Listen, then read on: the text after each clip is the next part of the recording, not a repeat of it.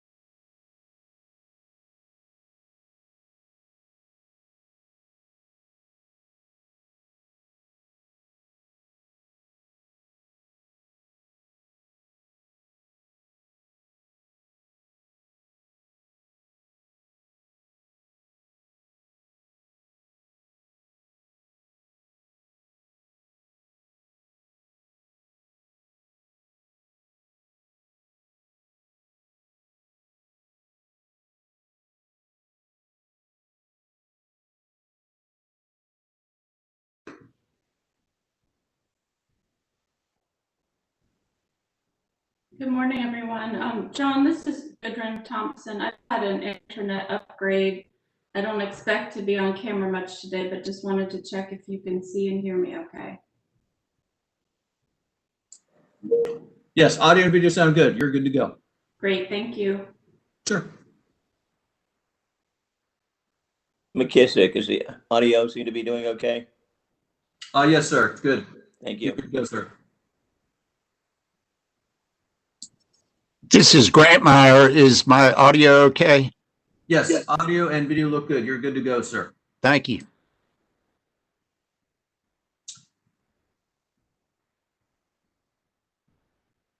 Anyone else need an audio video check? This is the last call.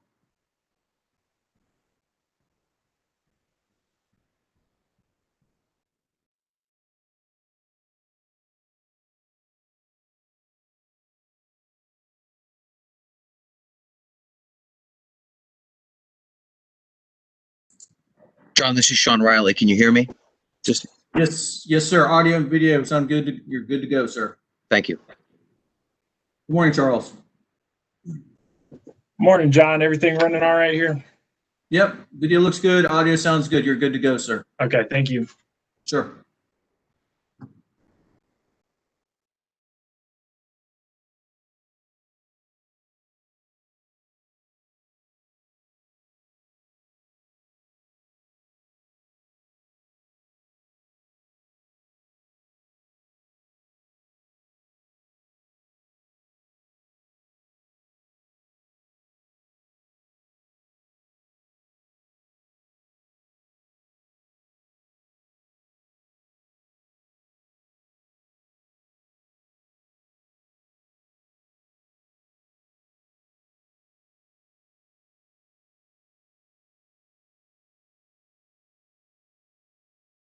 Good morning, fellow panelists.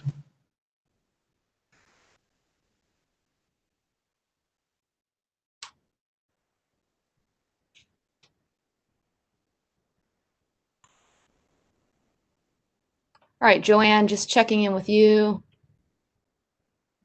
That's a glitch. I'm gonna need 1 second. Okay.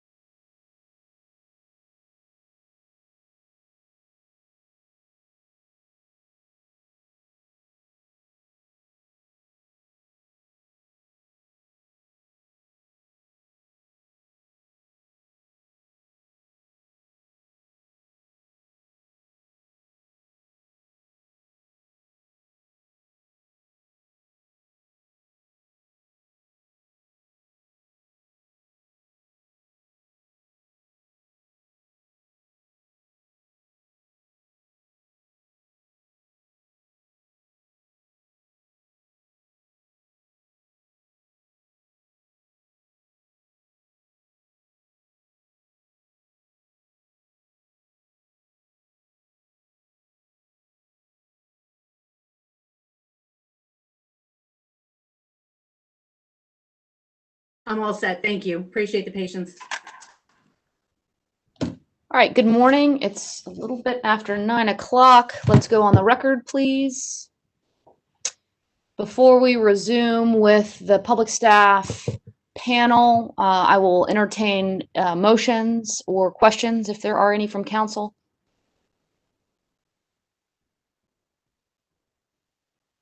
All right, hearing none. Mr. Mehta, you may proceed. Mr. Junis, Mr. Manis, I just remind you, gentlemen, that you are under oath. Thank you, Chair Mitchell, and good morning, Mr. Manus. Good morning, Mr. Junis. Good morning. Good morning. Mr. Junis, if you would turn to page 7 of your testimony.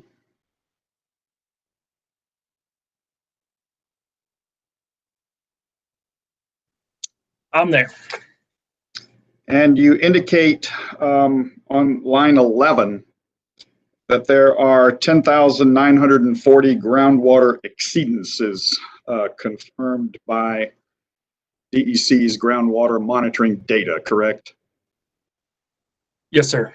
And all of that data was submitted by DEC to the environmental regulator, the DEQ, correct? Yes, sir. And if you flip over to page 46 of your testimony,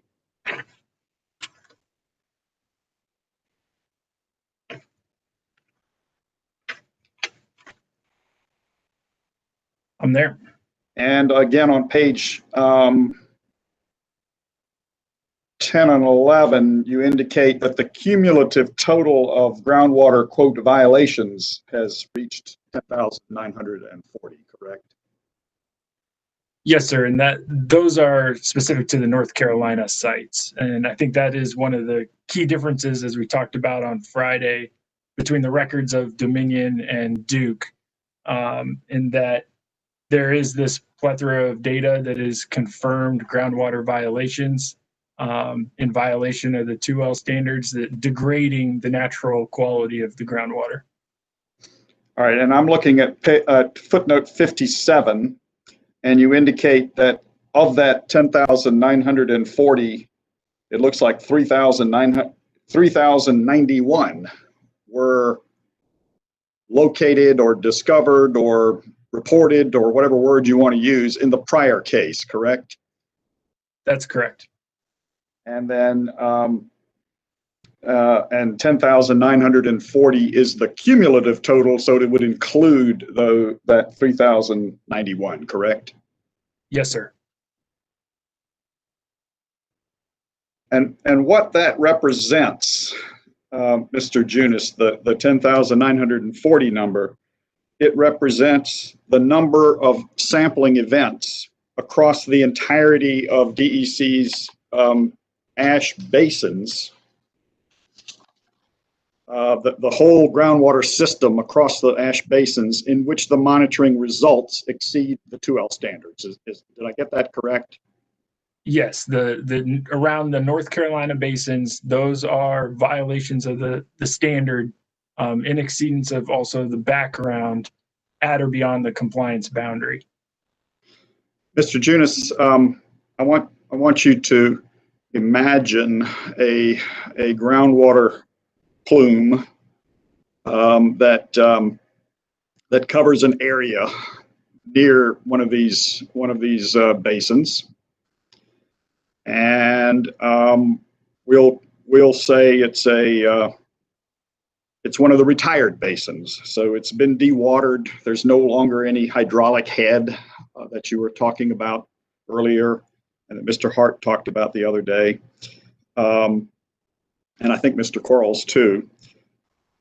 And let's also assume that, just like Mr. Hart was talking about, this is a heavy clay soil, and the contaminants in the plume are metals, so they're not really moving much.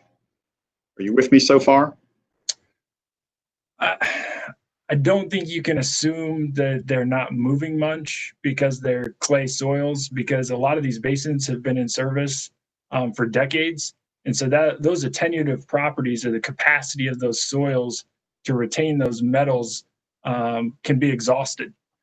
So they're not going to retain them as much. I will agree that the hydraulic head would be lower because you don't have a standing level of surface water, but there still is some push. I would say that the groundwater would be a little bit slower at that point, though. Okay, if it's moving very slowly, as Mr. Hart indicated, when you have metal contamination and heavy clay soils, whether it's a lessened attenuation, but it's still attenuated, right? And I would add that it is site specific regarding the amount of clay soil and then the layers of the soil levels, the mix of sand or silty soils. And it can even be specific to each basin. Well, that's a very good point, Mr. Junis. So in our imaginary plume, we're in one in which the contaminants are really not moving very much based on all of the factors that Mr. Hart and Mr. Quarles have already testified about. Are you with me? In general, groundwater moves slowly. Obviously, if there is that hydraulic pressure from a standing surface water, then it would move quicker. But I think we can keep moving with the scenario. Thanks. So let's say, Mr. Hart, in this area, in our imaginary area, there's a single groundwater monitoring well, and it is sampled under protocols established by the DEQ once a year. With me? Yes, sir. So you have, at the end of the year in which this well is sampled, one exceedance, or in your terms, a quote violation of the 2L standards, correct? Yes, sir. Well, let's say as a result of that exceedance, the DEQ says, well, we need more wells. And so they spend another year putting in 49 more wells, and they say, we're going to sample these, once a week, except just to make the math easier, we'll let you off on Christmas week, and we'll let you off in the week of the 4th of July, correct? Got with me so far? I am. I would say that is not a typical procedure in recognition that there's usually a site analysis of those subsurface conditions. And usually there's recognition that frequency would be quarterly or twice a year or annually. Weekly would be a very high frequency. All right, but still, we're operating in this site-specific example in which, for whatever reason, the DEQ wants it weekly. And you're right, it's an iterative process, correct, Mr. Junis? Yes, sir. So you put in some wells, you do some analysis of the results, you might put in some more wells, and it goes on like that, correct? Yes, because you're trying to assess the extent and severity of the pollution. Okay, and so by the end of the year, now we're sort of in year 2, as per the requirements of the DEQ, we've got 50, not just one wells, and they're being sampled weekly, except we're not doing it during Christmas week and during the week of the 4th of July. You with me? I'm following. So you've gone, and then they continue to sample through the 3rd year. And so now we have not just one exceedance or violation in your terms, we have 2,500, do we not? So you're saying in each of those 50 wells, you have an exceedance or a violation happening 50 weeks of the year.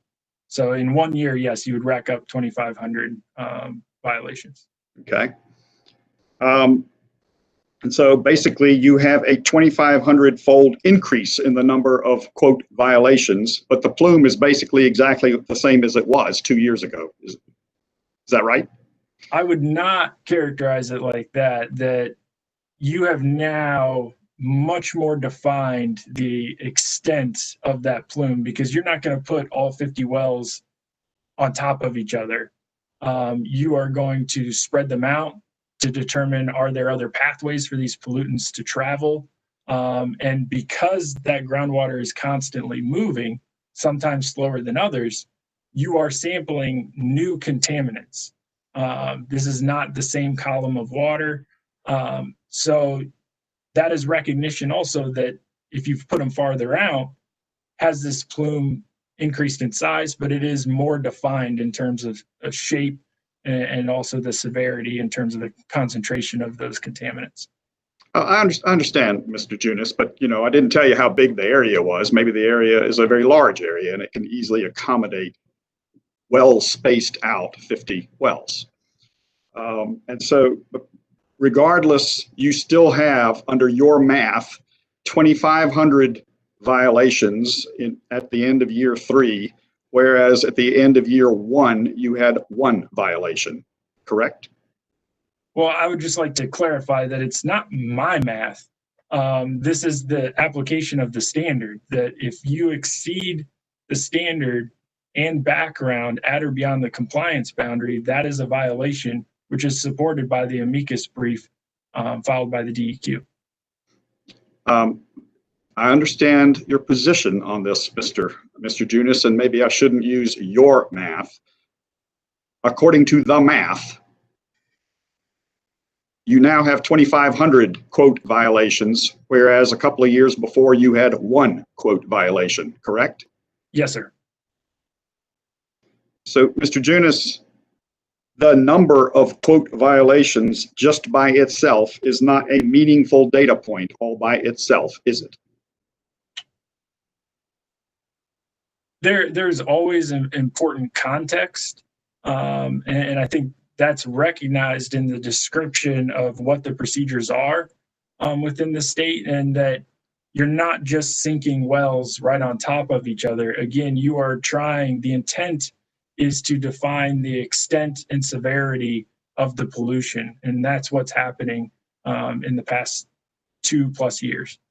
And I agree with you, Mr. Junis, that you should be looking at the context, but the context with regard to this example is, 49 more wells and a lot more frequent sampling, isn't it? In that example, yes, but I don't think that parallels very well to the reality that we're facing.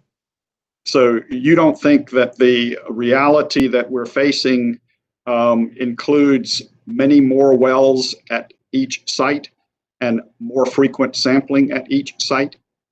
There are more wells and there are more iterations of sampling, but the example of weekly at one site, I don't think it is an appropriate parallel or comparison. Well, if you just made it quarterly, would it be? I think that would be more realistic, but I think you'll see, and this is discussed in some of the historic documents, that they may start at a higher frequency, and then based on what they're seeing and a greater determination of what those groundwater flows are, you may see a decrease in that frequency. But then as you're adding more wells, obviously there's more sampling events. And as you're adding more wells and adding more sampling events, and assuming they're hitting the same plume, Mr. Junis, your number of quote violations is increasing whether or not the plume is getting any worse, correct? Well, and that's where you're dealing with the iterative process that typically, if you're seeing a violation at one well, then you are going to add wells further out or in points where you think that pollution could be kind of sneaking through another pathway. So you're really confirming the existence of that plume, and again, the extent and severity. Mr. Manus, let's turn back to you for a moment. And as I understand your position, the coal ash costs that DEC has incurred and it seeks to recover in this proceeding are what you call, I think, deferred expenses, correct?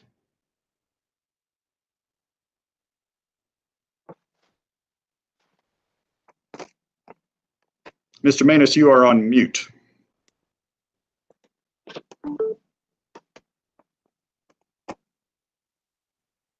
I apologize. Deferred expenses, yes, I believe that's the term I use. And given the controversy that we had in the last case regarding the use of that term, and I made a point to submit a data request to the company, in this case, data request 159, to untangle many of the statements that were made in the last case. And that the response to that data request clearly illustrates that when the company makes the deferral entries on its books, it is in fact deferring the GAAP ARO depreciation expense that it records for financial statement purposes. It makes a deferral entry for regulatory accounting purposes of that expense. And so, yes, I think the term deferred expenses is correct. Well, we did, as you indicated, go through all that in the last case, the last DEC case, certainly in great detail in the last DEC case, probably in less detail in the last DEP case. And the commission disagreed with your characterization of these costs as deferred expenses, did it not? Yes, but I did not feel that determination really reflected the true facts of the matter, and that's why I elicited additional facts from the company in this case that I believe do clearly illustrate that what the company is deferring on its books are in fact its ARO depreciation expenses that it records for financial accounting purposes before consideration of regulatory accounting entries.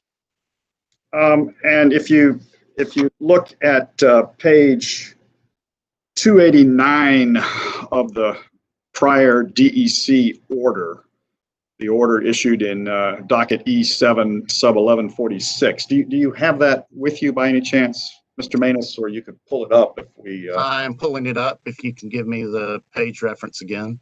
289. Yes, sir. And in the last full paragraph there, would you agree with me that the commission determined that your characterization of the costs as deferred expenses was, quote, very last sentence, quote, not persuasive, not supported by authority, and not determinative, correct?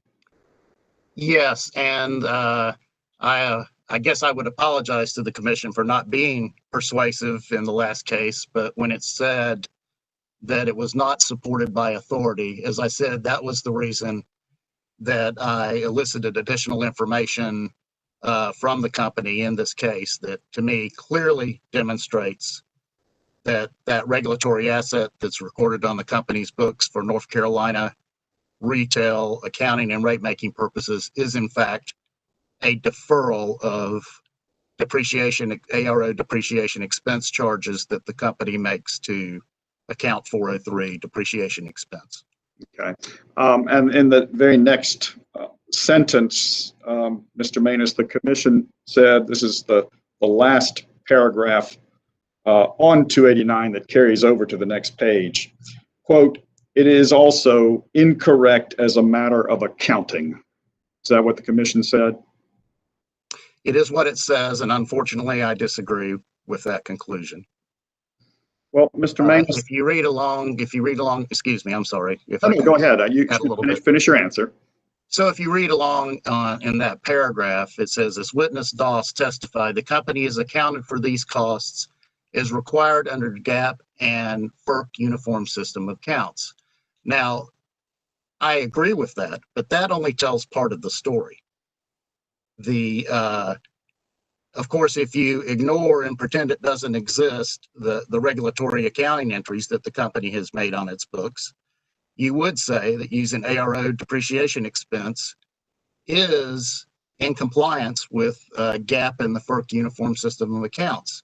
But the part of the story that that sentence does not tell is that GAAP and the FERC Uniform System of Accounts also allow for the recognition of regulatory assets and liabilities when rate setting authorities such as this commission make entries that indicate that they are not going to have revenue recovery at the same time that that expense is recorded, but they are going to, in effect, provide for recovery in the future. And when that happens, the company is allowed under GAAP and under FERC Uniform System of Accounts purposes to reflect those deferrals in the company's financial statements. And that is, in effect, what the company is doing. The commission, beginning back with the order in docket number E7723 about AROs and nuclear decommissioning expense, told the company, instructed the company in that case to, in effect, for regulatory North Carolina retail regulatory accounting purposes, to essentially reverse the income statement effects of AROs, and furthermore instructed the company not to reflect those in its financial statements for North Carolina retail regulatory accounting purposes. That's one of the reasons that, in addition to this deferral accounting, the ARO asset and the ARO liability that the company records for financial statement purposes are not reflected in rate base.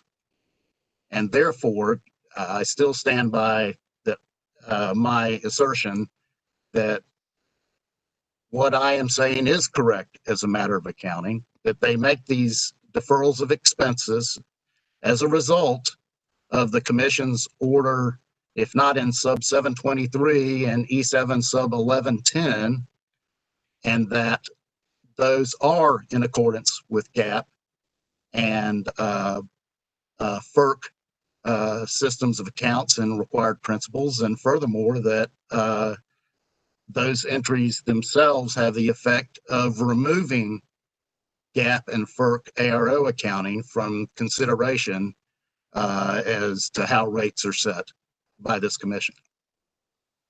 All right, thank you, Mr. Manis. And I would like, if you would, to turn to DEC Cross Exhibit 25, if you could pull that up for me.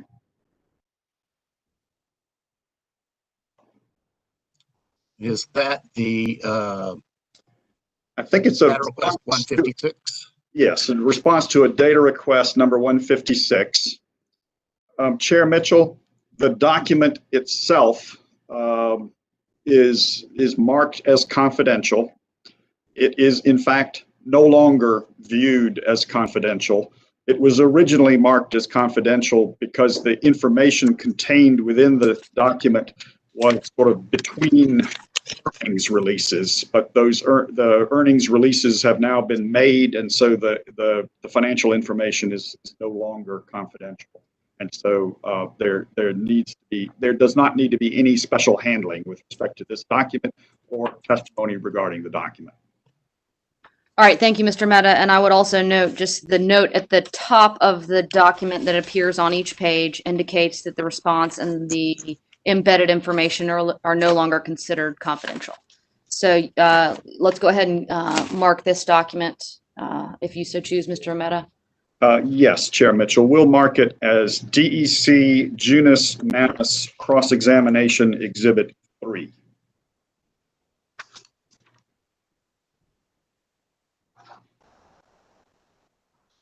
All right, the document will be marked DEC Junis Manis Cross-Examination Exhibit number 3. And as you noted, Mr.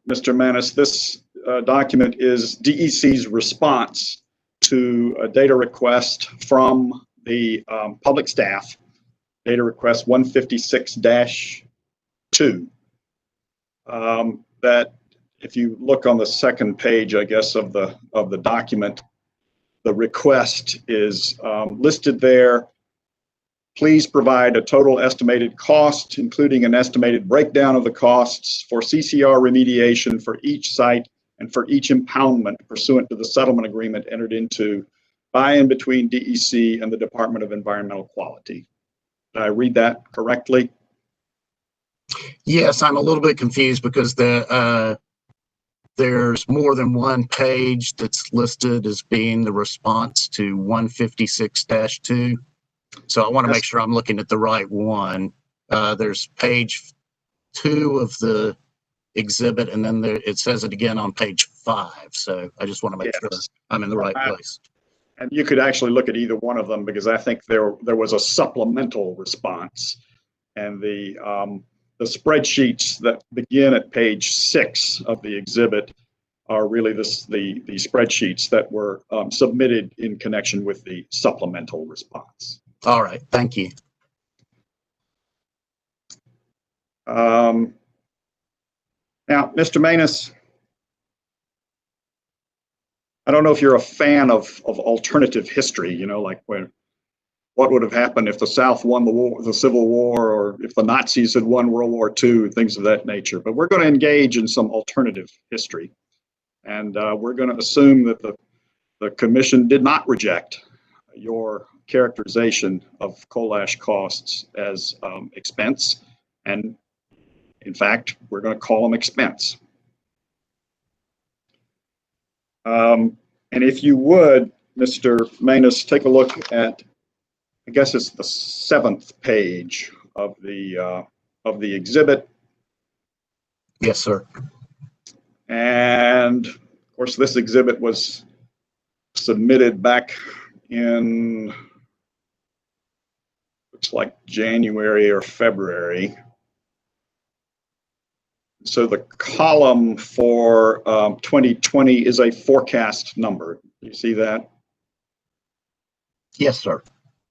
And it just rounding, it's essentially says 174 million forecast for 2020, correct?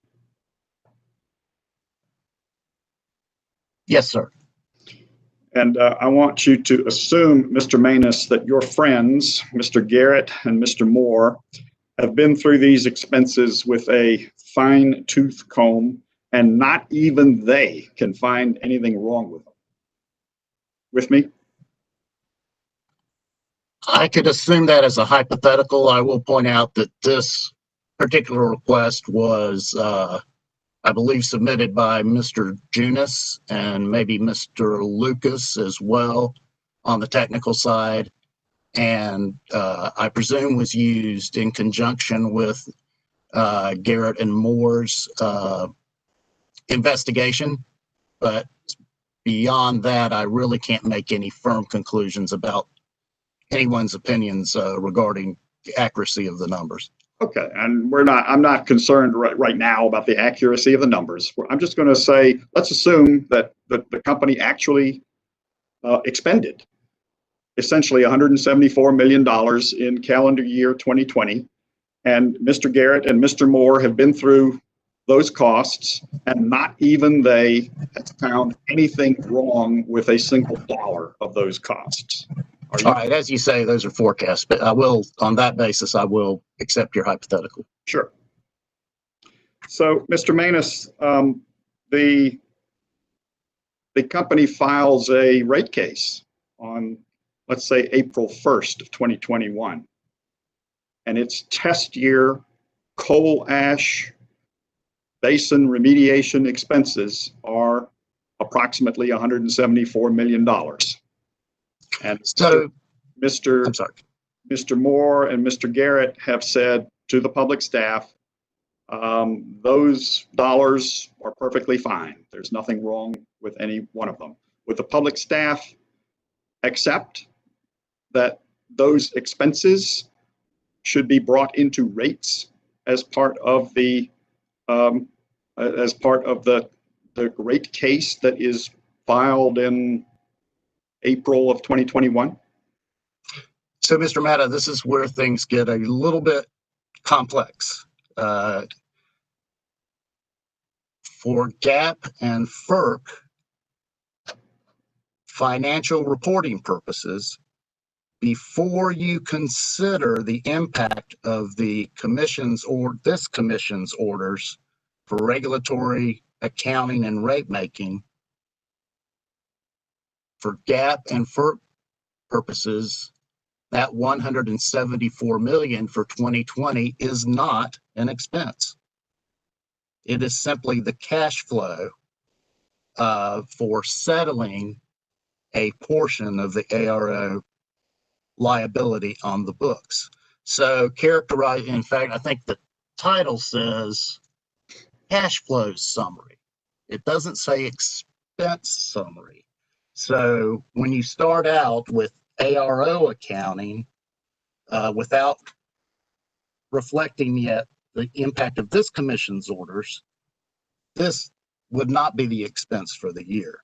The expense for the year would be an straight line depreciation amount of the ARO asset, which consists of an estimate of the present value of all of the expenditures that the company is forecasting to have regarding the retirement of these coal ash basins.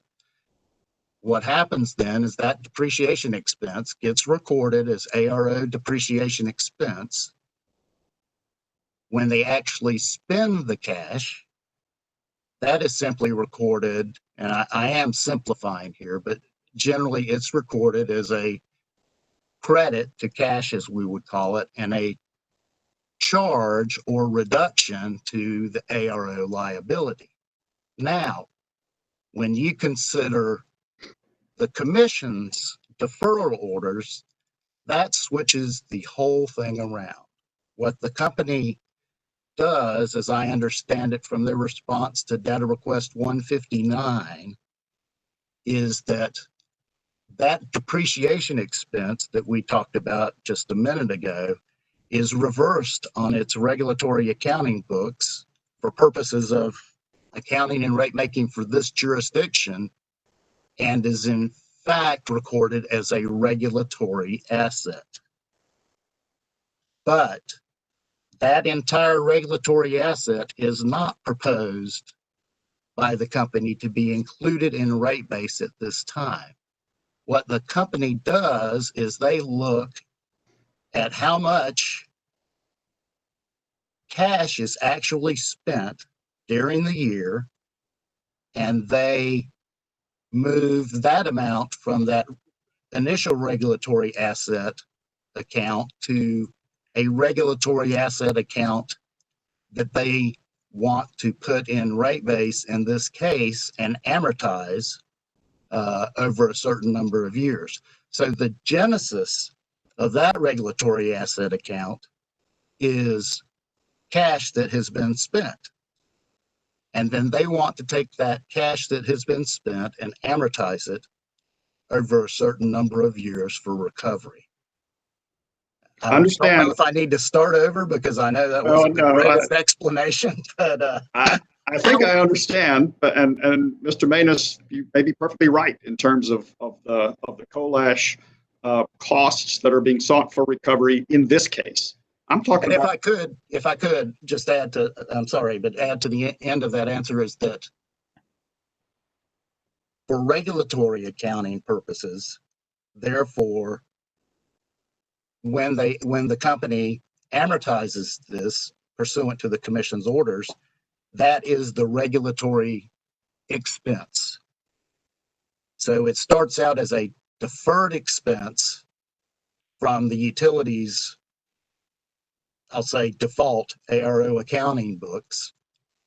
And then as cash is spent, they convert part of that regulatory expense or that regulatory asset to a deferred expense that they then want to amortize over a certain number of years and include in rate base. Okay, and again, Mr. Manus, I understand that what you just described is how the company is seeking recovery of coal ash costs that it has incurred in the period from, I think, January 1, 2018 through January 31st of 2020 in this case. I'm talking about Yes. next year's case. Okay. And in next year's case, they have actually spent $174 million. And you say that those $174 million are expenses. And why wouldn't then the company be entitled to include in rates that $174 million as a test year expense once Garrett and Moore have told us that there's nothing wrong with any of those expenditures? Well, since we're talking about next year's expense, the company could propose that. Historically, the company has proposed, and the commission has approved to place those cash expenditures into a regulatory asset account and amortize them over a certain period of time.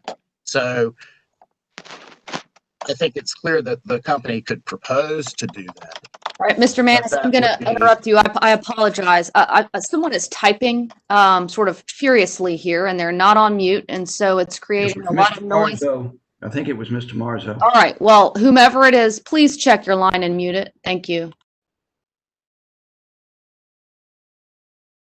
All right, Mr. Manis, Mr. Mehta, I apologize. Please proceed. Do you want me to proceed with my answer, or does Mr. Mehta need to? Let's start over just for purposes of the record and so everyone can follow along. Mr. Mehta, if you would you ask your question again? I'll try to remember what it was. Understood. Essentially, Mr. Manis, the question was premised on we're really talking in this hypothetical about not this year's rate case or the case that we're currently in, but next year's rate case, in which the company has in fact expended $174 million of test year expense, in your words, with respect to coal ash costs. And my question, I think fairly simply, was why isn't the company entitled under that circumstance, particularly when Mr. Garrett and Mr. Moore have said there is not a dollar's worth wrong in that $174 million? Why isn't the company entitled to bring those $174 million of test year expense into rates at the conclusion of the rate case that we've hypothetically said would be filed April 1 of 2021? So there's several levels of response to that. I think as I started my answer out, the company could certainly propose to do that. And at least theoretically, the commission could approve it. However, that would be at odds with what the company has proposed to date to do with these expenditures. And so it would be a change in what the commission has decided. Now, the next thing you have to consider is what would treating the expenditures in that way do to what the public staff has proposed, because it could present an potentially, at least in contemplation of 62-133B that deals with what can be in rate base, it could complicate the public staff's assertion regarding equitable sharing. And so that might create some actions on the public staff's part that would be a little bit different. Now, the other thing that would have to be considered, and I have no idea the answer to this question, it's certainly a legal matter, is what does it say about the action that the commission has taken in Dominion's recent rate case with regard to, they don't use the term equitable sharing, but with regard to making a decision to exclude the unamortized expenses from rate base for the purposes of setting just and reasonable rates. So that would, I think, have to be considered as well. And then the last thing, if what I am inferring would be you saying that the company would propose this, is if you were just going to include that as a test year expense, is it in fact the reasonable ongoing level of expenses? Because as you can see, looking at this work paper, those expenses change over time.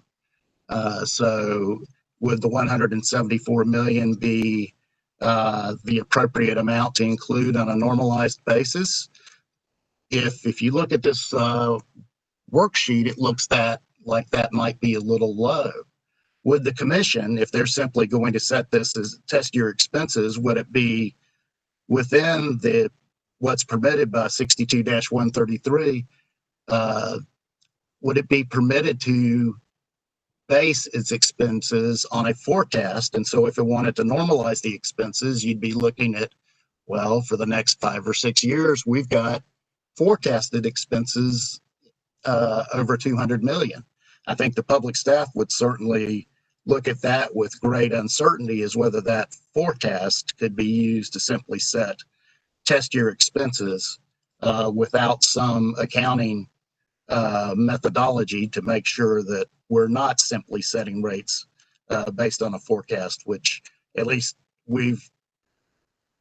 I would say 99% of the time said was not appropriate for rate making purposes.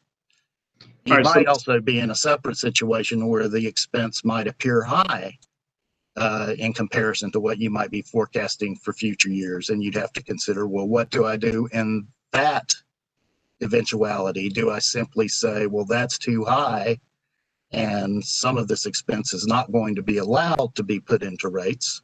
Do I set up another type of regulatory asset? So there's just so many questions about that. But I think fundamentally, to answer your fundamental question, the company could propose it, and then the interveners and the commission would have to figure out what to do with that proposal. All right. So, Mr. Manis, I understand that it's a very complicated situation. And if I understood your answer correctly, and it was a long answer, and I was trying to write some notes. I'm sorry. That's fine. You indicated it might complicate the public staff's equitable sharing argument, and I understand that. It might. And you indicate that it might implicate the commission's recent Dominion order, and I understand that. But you're not saying, Mr. Manis, are you, that the commission's Dominion order would necessarily govern the result in this case? This case will be decided, I assume, Mr. Manis, on the facts as the commission finds them in this case and the application of law to those facts, correct? I agree. I guess the first thing is we were talking about future cases. So we would have to assume something about how this case is going to turn out. We'd have to assume something about how the appeal of the last case is going to turn out. How any appeal that might come about in this case is going to be turned out. So it is entirely hypothetical.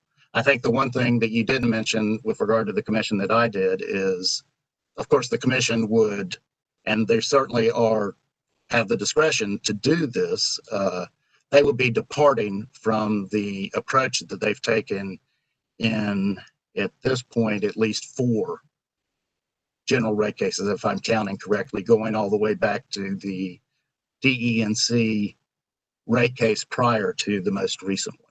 All right, and that's what your point was with respect to the historical treatment, actually, that the company proposed and the commission approved in prior cases.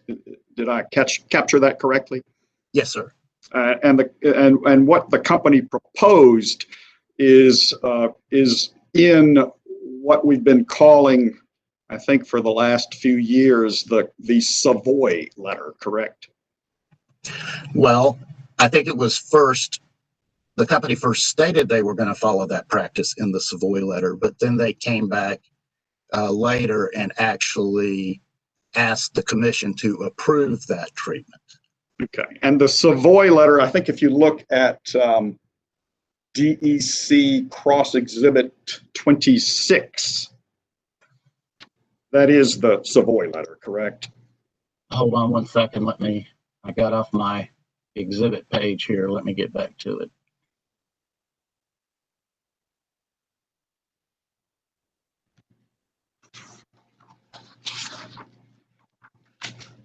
So just from looking at the first page, that does appear to be what we term the Savoy letter.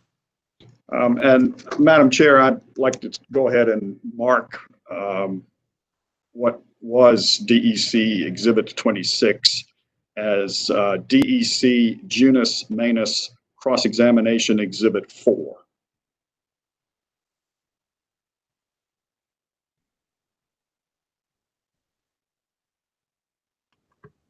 All right, Mr. Mehta, the document will be marked DEC Junus Manus Cross-Examination Exhibit number 4. Thank you, Chairman. Mr. Mehta, could I ask you a quick question? I neglected to write down the previous DEC Exhibit 25 that was the 150 response. Could you tell me, for just taking my notes, what number cross exhibit that is for this panel? Number 3. All right, thank you.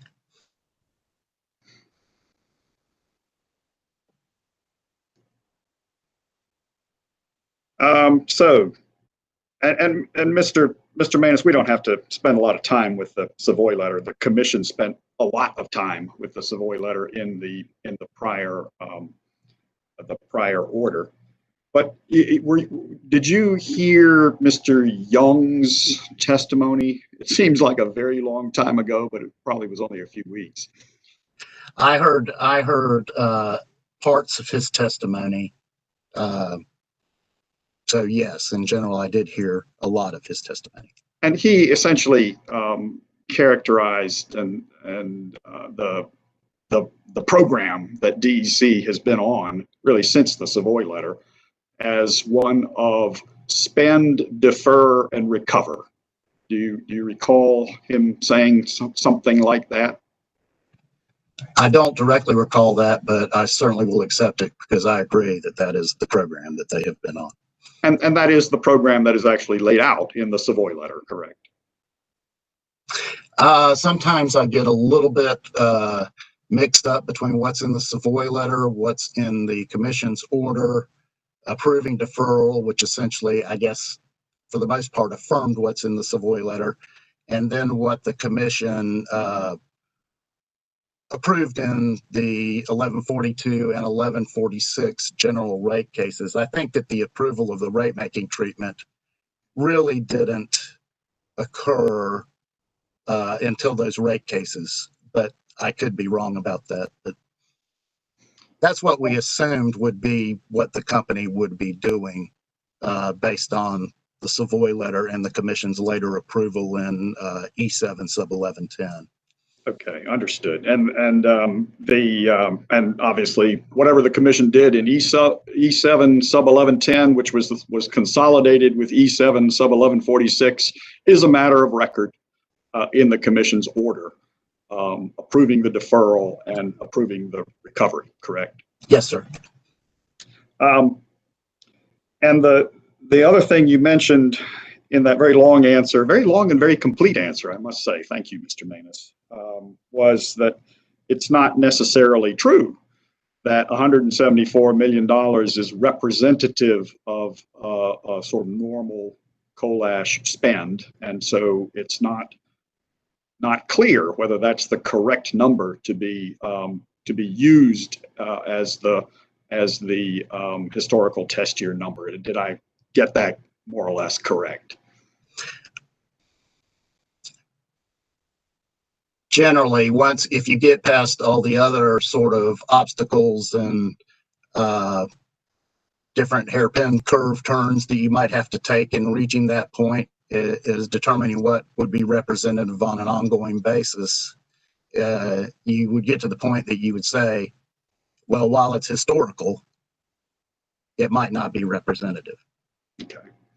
And the commission actually in the prior order dealt with the notion that the test year expense might be historically accurate, but not necessarily representative, did it not? And I'm looking particularly, Mr. Manus, at the bottom of page 322 of the commission's order in the prior case, E7-1146, where the commission is dealing with the proposal made by the company of a run rate.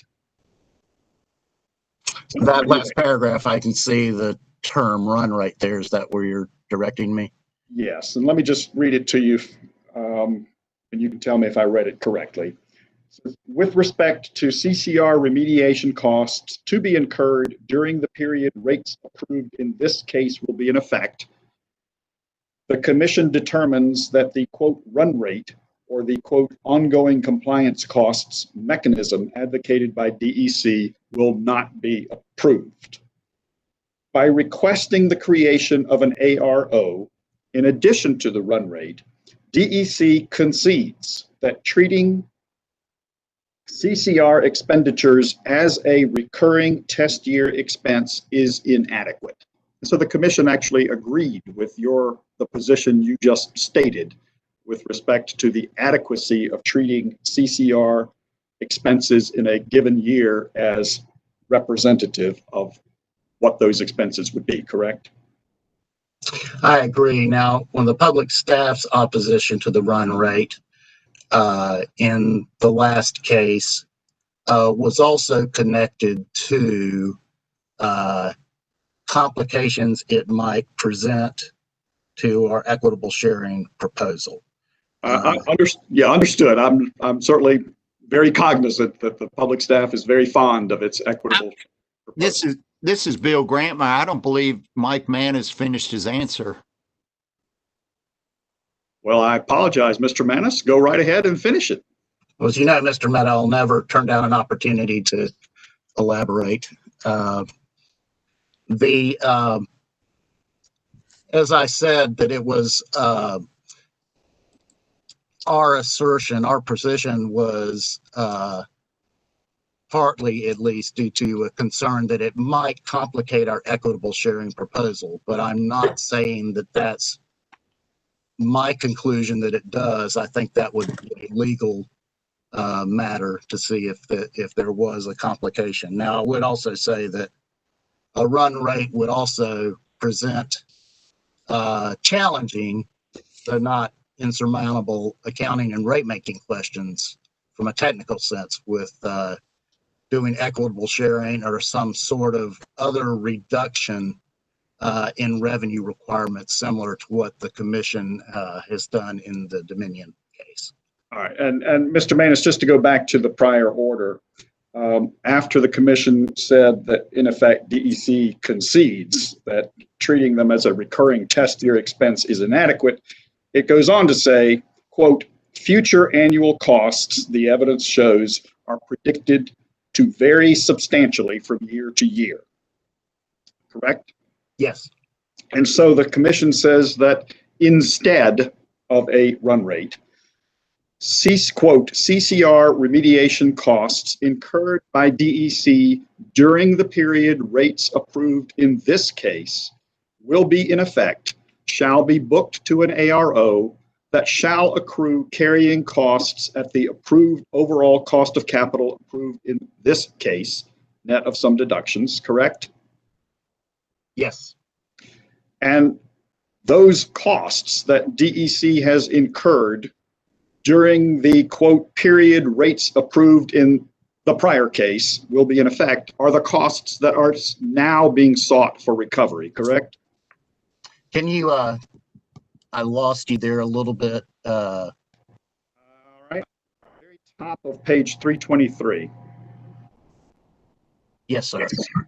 So the costs that DEC incurred during the period rates approved in this case, quote unquote, meaning the prior case, with me?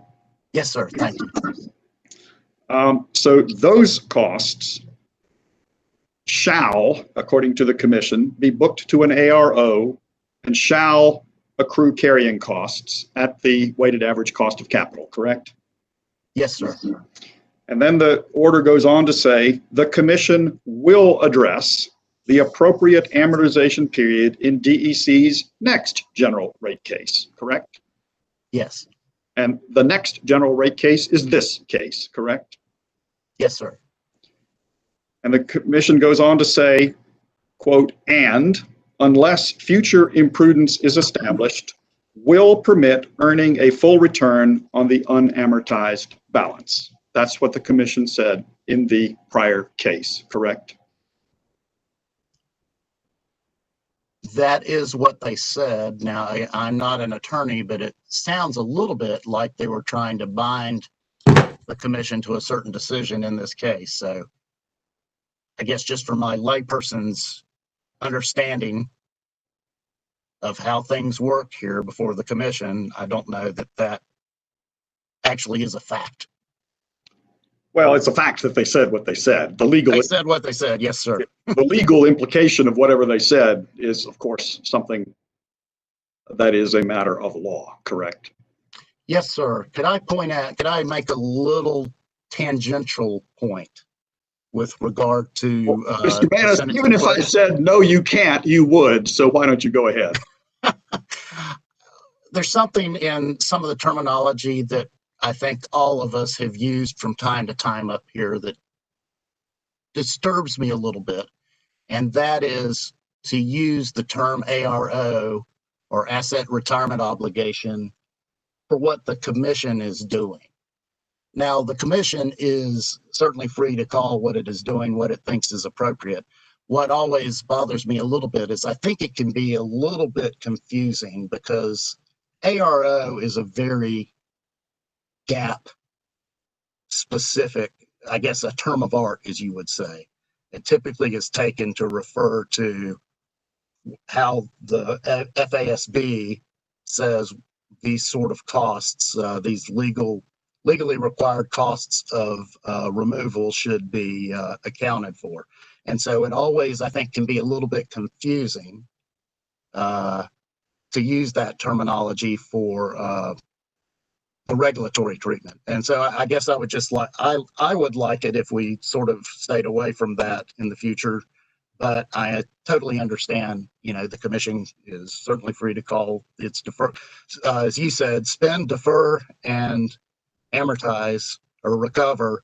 They could call it what they wish to call it. All right, just like Mr. Junis can call an exceedance a violation or a violation an exceedance or whatever the term is that right? No. All right, I'll turn back to you, Mr. Junis. Now, on page 37 of your testimony, you indicate that you are incorporating by reference your testimony and exhibits from the last rate case, correct? That's correct. And you indicate that the testimony and the exhibits are voluminous, which they sure are. That's correct. And you indicate that basically the principal topic is the history of known environmental impacts associated with coal ash, correct? That's correct. And you wouldn't actually hold yourself out as an expert on that topic, would you? I mean, I'm providing expert testimony. I've dove very far into this. I've worked on now the past two Duke cases, the Dominion case, and then these two Duke cases. And I would say, in my DEC testimony was the first real deep dive into what was known at the time and trying to put on that hat of that 1980s or 1970s Duke engineer decision maker of what should they have known and what they should have done based on that knowledge. All right, I understand. I mean, you've done a whole lot of reading. I appreciate that you have done a whole lot of reading, correct? A whole lot of reading that also has the context of my engineering experience and education. And so I think just as good as anyone else, I could provide some substantial insights regarding this subject matter. Tell me, Mr. Junis, what were you doing in the 1980s? It's a good question. For a very brief portion of the 1980s, I was alive. So, well, I think I guess I was not expecting that answer, but thank you. That's a very candid answer. When were you born? I was born in 1989. And in the reading that you did, Mr. Judah, kidding aside, the reading that you did included, as you've testified in your pre-file testimony, you cite to the 1981 EPRI manual, which is Joint Exhibit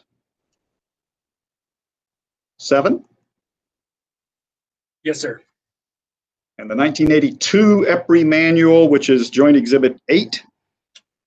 Yes, sir. And we went over those with Mr. Quarles at some length the other day. May have been Thursday or Friday. I don't remember exactly which, but last week sometime, correct? Yes, and I was listening to that testimony and wouldn't mind the opportunity to provide some additional context to those documents also. Okay. And you also mentioned the 1988 EPA report to Congress. And we looked at that one with both Mr. Hart and Mr. Quarles last week, correct? Yes, sir. And you conclude first, and this is on page 39 of your testimony, around line 17.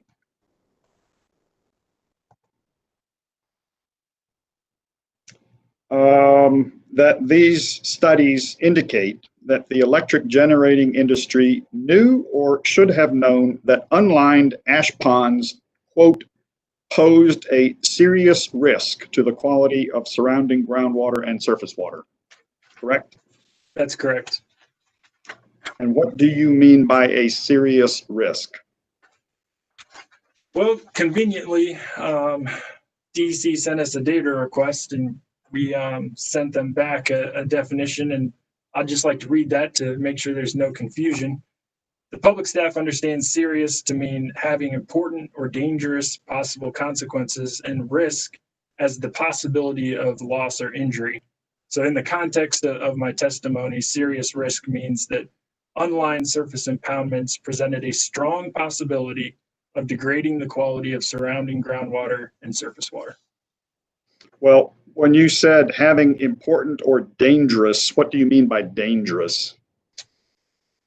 So dangerous would be the potential health effects of exceeding these standards. Many of the 2L standards are based on drinking water standards because that is the assumed best use of these groundwaters according to the 2L standard. Okay. All right, so you conclude further, and this is on page 42 of your testimony, and I'll paraphrase, you just tell me if I'm being fair, that DEC, being a large player in the industry, either knew or should have known about these EPA and EPRI documents and should have improved and modernized its practices in the 1980s in accordance with that available knowledge.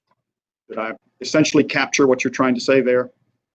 Yes, sir. And I would just add that, you know, given its prominence, DEC and DEP and their historic companies basically helped set industry standard. So it's kind of a cyclical defense of, well, we were using the industry standard while setting the industry standard. And in a number of these documents, it talks about in these late 70s, early 80s timeframe, a recognition of the potential risks tied to unlined impoundments, and that there was a national trend moving away from wet to dry handling. Okay. But DEC and DEP are not the only players in the industry, correct, Mr. Junis? Certainly not. And there were certainly other utilities in the industry that were doing essentially exactly the same thing that DEC and DEP were doing back in the 1980s, were they not? Yes. However, if you look at like the 88 report to Congress, it breaks down by EPA region, and region 4, which covers a significant chunk of Duke Energy's portfolio, was significantly skewed towards wet handling as opposed to other EPA regions. And that was because of the availability of water resources to support wet handling. Is it not, Mr. Junis? That's certainly a component, but I would not say that's the lone determination.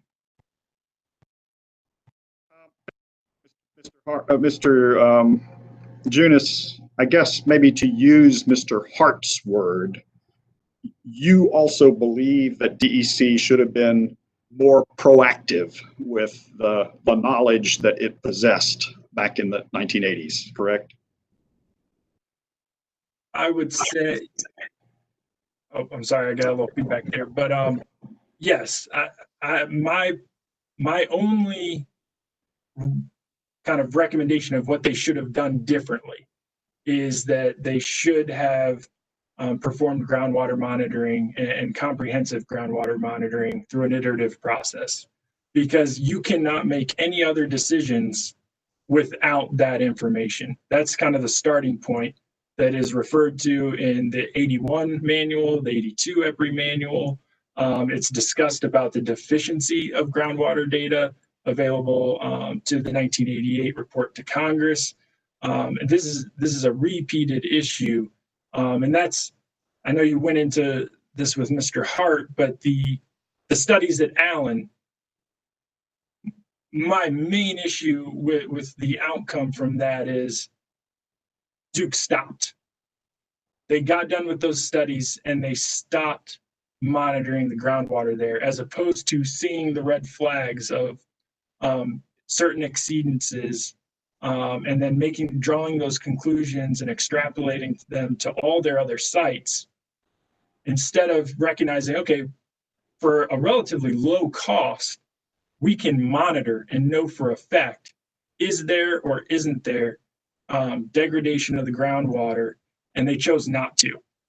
So that's my biggest problem with the historic handling of coal ash. So, Mr. Junis, let me make sure I understand. Is it your opinion that DEC should have closed ash basins and shifted to dry handling of coal ash, bottom coal ash, as well as fly coal ash, sometime in the decade of the 1980s? Again, you cannot make that decision without the underlying information. You needed groundwater monitoring and comprehensive groundwater monitoring to make that determination of whether there was or wasn't impacts that necessitated that change, or the possibility of other corrective actions to limit that spread. So, but Mr. Junis, if you're actually looking at it in 2020 hindsight, you would agree that had they done what you called comprehensive groundwater monitoring, they would have decided that it would be prudent to switch to dry ash handling as opposed to wet ash handling, correct?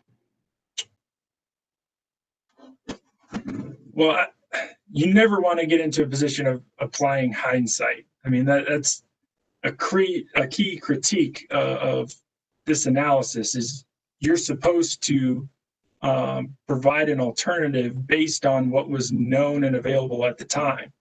And so trying to go back, you needed to do that assessment, that site-specific assessment, to then determine the course of action. And that's where you could have utilized the 1982 EPRI manual on upgrading these facilities potentially.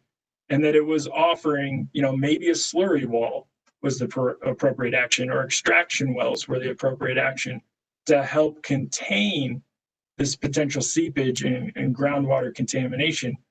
Or, a further choice, if those didn't work, or you decided it was significant enough, maybe you do shift to dry ash handling. But there's certainly a trend towards that. And so, Mr. Junis, if the decision is made to switch to dry ash handling,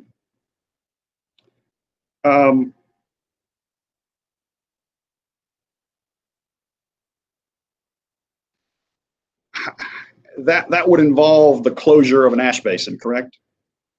That's correct. And how would, Mr. Junis, how would that occur back in the 1980s? It depends on how the company proposed to do it. Well, if you look, Mr. Junis, at, we'll look at Joint Exhibit 7.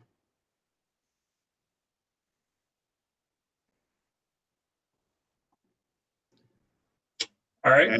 And page 3-3, which if you're looking at it on a PDF is page 102.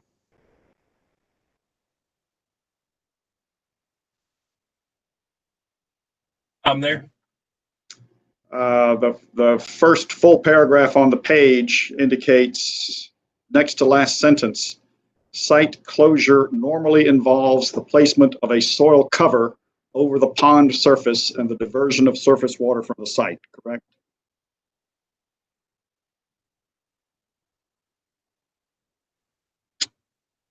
That is what it says. And if you look at the 1988 report to Congress, Mr. Junis,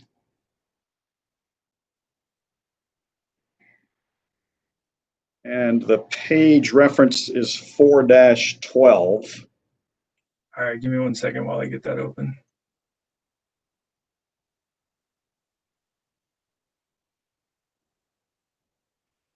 Do you know what page of the PDF that is? Yeah, I'm looking for it. I'll get it to you in just a second. It's page 151 of the PDF. It's also, if you're looking at the joint exhibit itself, it's Doc X 6516.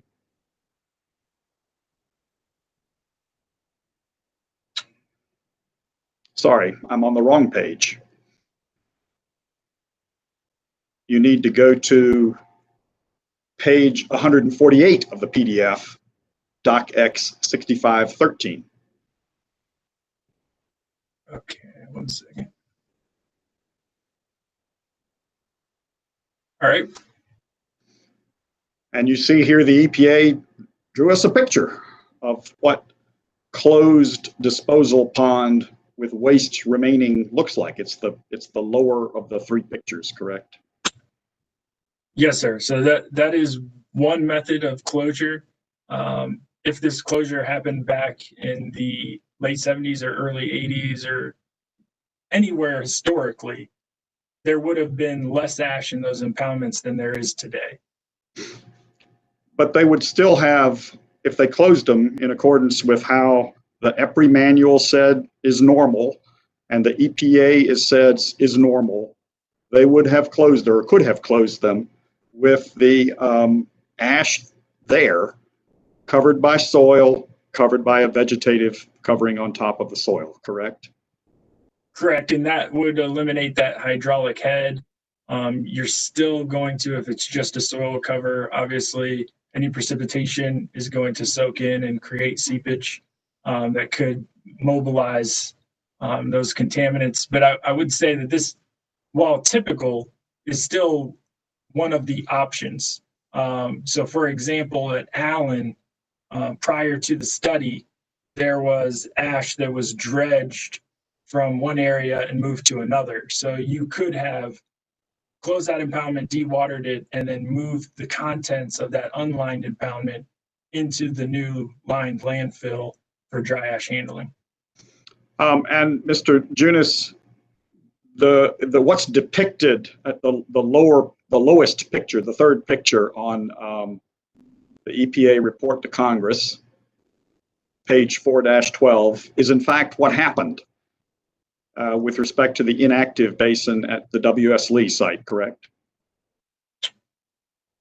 You said W.S. Lee. I mean, we were talking about Allen, but subject to check. That's what happened at W.S. Lee. And for that matter, it's what happened at the H.F. Lee site for Duke Energy Progress, correct? Again, subject to check. Yes. And today, as a result of the DEQ's orders, both inactive basins are being excavated, correct?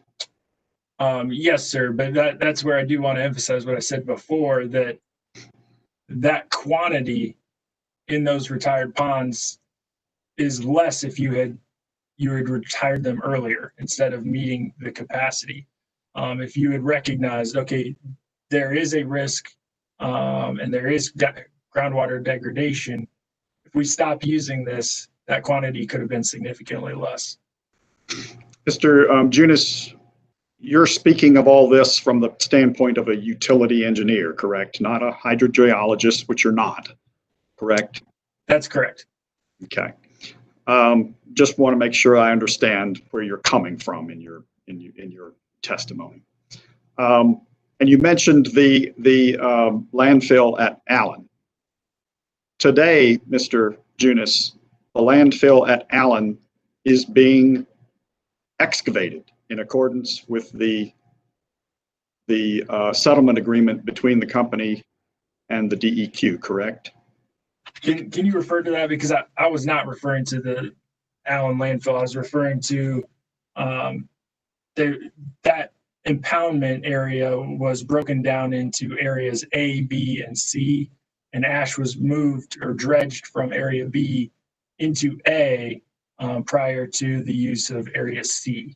All of areas A, B, and C are being excavated today, or will be excavated, in accordance with the originally dictates of the DEQ and now the settlement between the DEQ and DEC and DEP and the environmental groups, correct? Yes, sir. Back then, in the 1980s, Mr. Junis, the DEQ did not actually have any rules or regulations regarding how to close an ash basin, did it? That is correct. I will say, though, that many of these documents talk about the authority to make sure that there was safe practices.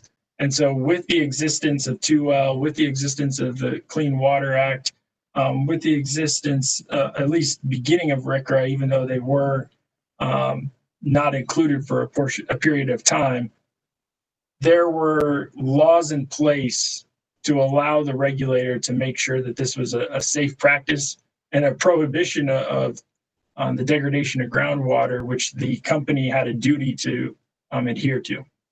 And in fact, Mr. Junis, isn't it true that even as late as 2013, the DEQ, the agency entrusted with the enforcement of the groundwater standards, had not, as late as that date, come to a conclusion on how to close an ash basin, had they?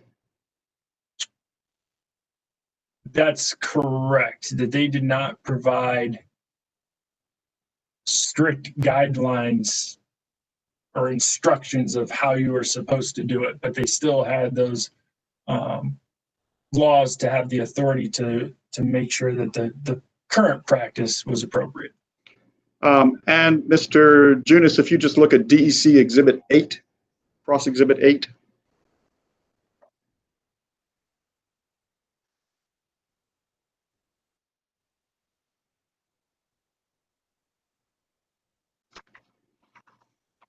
You got that in front of you?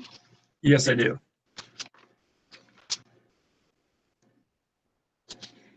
And Chair Mitchell, what Cross Exhibit 8 is a email chain from March and April of 2013 with attachments. And if we could mark that as DEC Junis Manus Cross-Examination Exhibit number 5, that would be great. All right, Mr. Mehta, the document will be marked DEC Junis Manus Cross-Examination Exhibit number 5. And Mr. Junis, looking at Cross-Examination Exhibit number 5, again, it's an email chain, so you start at the bottom and work up, correct? Typically, yes. And going from the bottom to top, we first have an email from Deborah Watts, who's at DEQ, correct? Yes. And she's sending it to Alan Stowe, who's with Duke Energy, correct? Yes, sir. And she states in the first sentence of her email that she's enclosing ash pond closure guidelines that DEQ staff, particularly the aquifer protection section, has developed over the preceding year, correct? Yes, sir. And she goes on to state that much of their draft guidelines were based on what was previously discussed with DEQ regarding Weatherspoon closure, correct? Yes, sir. And Weatherspoon is one of, at the time, DEP Progress's retired coal-fired plants, correct? Yes, sir. So sometime back in 2012, Duke Energy had engaged in discussions, at least in 2012, engaged in discussions with DEQ regarding closure of Weatherspoon, correct? Yes, sir. And Ms. Watts states further that she would like Duke Energy's feedback on their draft guidelines, correct? Yes. And in fact, the email at the top is Mr. Stowe's response saying, I've attached our feedback, correct? That's correct. And Ms. Watts also says that after she's received the feedback from DEC and DEP, she's going to solicit feedback from the environmental groups, correct? What page are you on at this point? I'm sorry. Still, I guess it's still her email. So it's the bottom of the first page, and it's the second full paragraph. Okay, I see that. Yes. And now, when you look at the feedback, and unfortunately, when you copy these as a PDF, all of the interlineations that you get in a red line sort of disappear.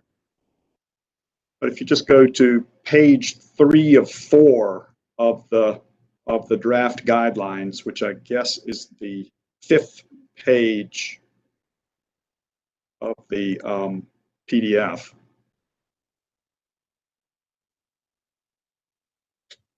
I'm there. Yeah, let's actually go up page 2 of 4. So the 4th page of the PDF. Okay. And at least the draft that was presented back to the DEQ presents 3 closure options, correct? Close in place, clean, and hybrid.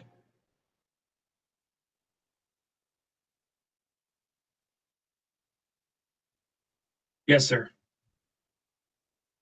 And 2 of those options, the closure in place and the hybrid, involve leaving ash in the pond, correct?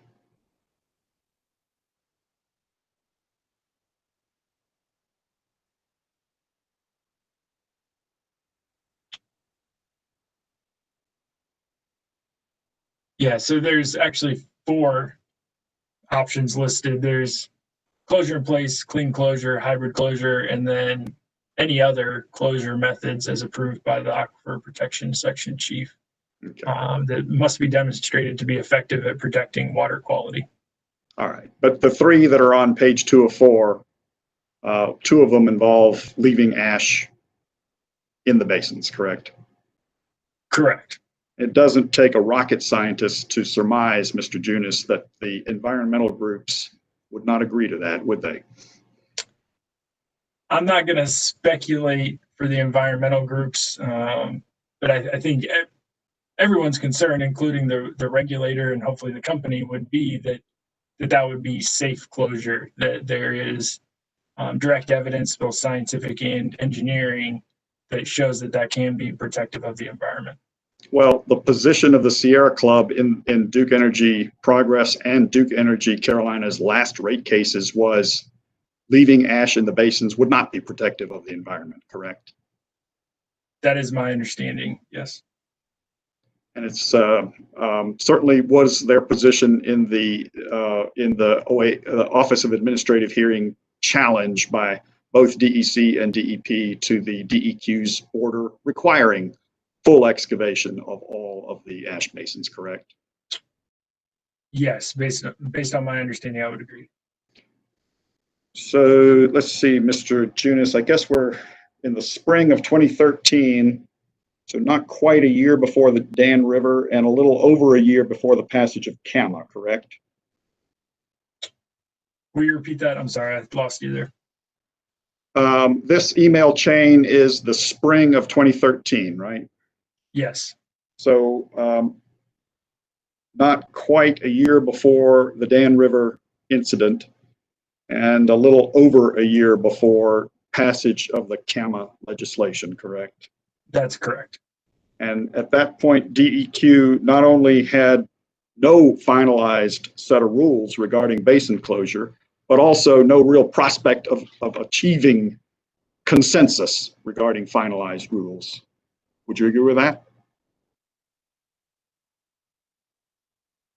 I mean, I don't necessarily want to draw a conclusion from this lone set of documents. Obviously, that's the aquifer protection section, but there are multiple divisions within the Department of Environmental Quality that would be of interest or concerned about pond closure and the construction of new storage units.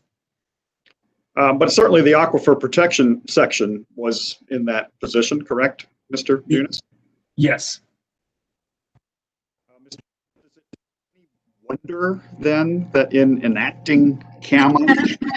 I missed the question. Can you repeat it over? Sure. Mr. Junis, is it any wonder that in enacting Kama, the General Assembly undertook to tell DEQ precisely how DEQ should supervise and implement the closure and specified the time frame for closure of what the General Assembly deemed to be high priority sites? Can you repeat that again? I'm not sure I caught what the question is. My question, Mr. Junis, is it any wonder that in enacting Kama, the General Assembly undertook to tell DEQ precisely how DEQ should supervise and implement basin closure and specified the time frame for closure of what the General Assembly deemed to be high priority sites? Yes, the high priority sites were determined to be excavation within a relatively short period of time. That wasn't my question, Mr. Junis. My question was, is it any wonder that the legislature told the DEQ how to do it in Kama? To make sure I understand what you're asking of me, you're saying because of this document and that they had not determined exactly how closure should happen, that then that is why the legislature predetermined it for the high priority sites? Well, I guess my question is, this is a conversation that had been going on for a long time, correct? That is, how to close a basin had been going on for a long time. Yes. And there was no clarity about it back in the 1980s, correct? From the DEQ. That's correct. And there was no clarity about it 30 plus years later in 2013 either, was there? While there was no strict guidance of how to do it, there were regulations in place that had to be adhered to. So kind of the benchmark of success or the goals to be accomplished were prescribed by law, that you were not to degrade the groundwater or surface water. And so that would probably be the guiding principles when trying to determine proper closure. And obviously the company did close some impoundments during that period of time. Well, which period of time are you talking about, Mr. Junis? Well, you said the 80s and 90s, and obviously some of these impoundments were at least made inactive or a surface cover put on. Okay, you're talking the W.S. Lee and H.F. Lee type closures, correct? Yes, sir. Okay. I think it was a rhetorical question, and we can move on, Mr. Junis. All right, I apologize for not understanding there. That's perfectly fine. Mr. Junis, let's go back to the 1980s, and I realize that you were not born, or for most of it. But let's say your proactive utility decided to go ahead and close the basins, or decided to retrofit the ash ponds. Something of the, some impact like that, okay? You with me? I understand. And actually, on the subject of retrofitting and the ash ponds to line them, Mr. Junis, you know, do you not, that the Sutton, in 1984, the Sutton plant built a new ash pond, correct? Yes, that sounds correct. I don't recall it. And the new ash pond was lined with a clay liner, correct? That sounds familiar. Maybe like a 1 foot clay liner. And whatever the thickness of the liner was, it was proposed and done in conjunction with the DEQ at the time, correct? Yes, and I'm trying to recall. Obviously, that's a DEP site, but I recall there was even some interaction with the Corps of Engineers on that site. So there were lots of regulators involved in the selection of the clay liner for that site, correct? I wouldn't say every party necessarily signed off on that selection, but that is what resulted. Well, who didn't sign off? Who from the regulatory community didn't sign off? Again, this is a DEP site, not subject to this case, but my recollection is that the Corps of Engineers expressed some concerns, but obviously it was the duty of the North Carolina DEQ to have final say in that. And it had final say and it signed off, right? That's correct.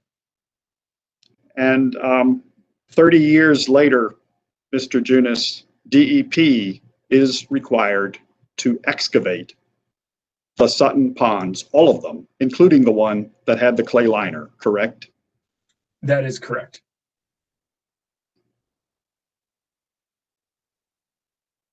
So, and Mr. Junis, again, putting yourself back in the 1980s, closing ponds, converting to dry ash, building landfills, installing groundwater monitoring systems, all of that thing, those things cost money, correct?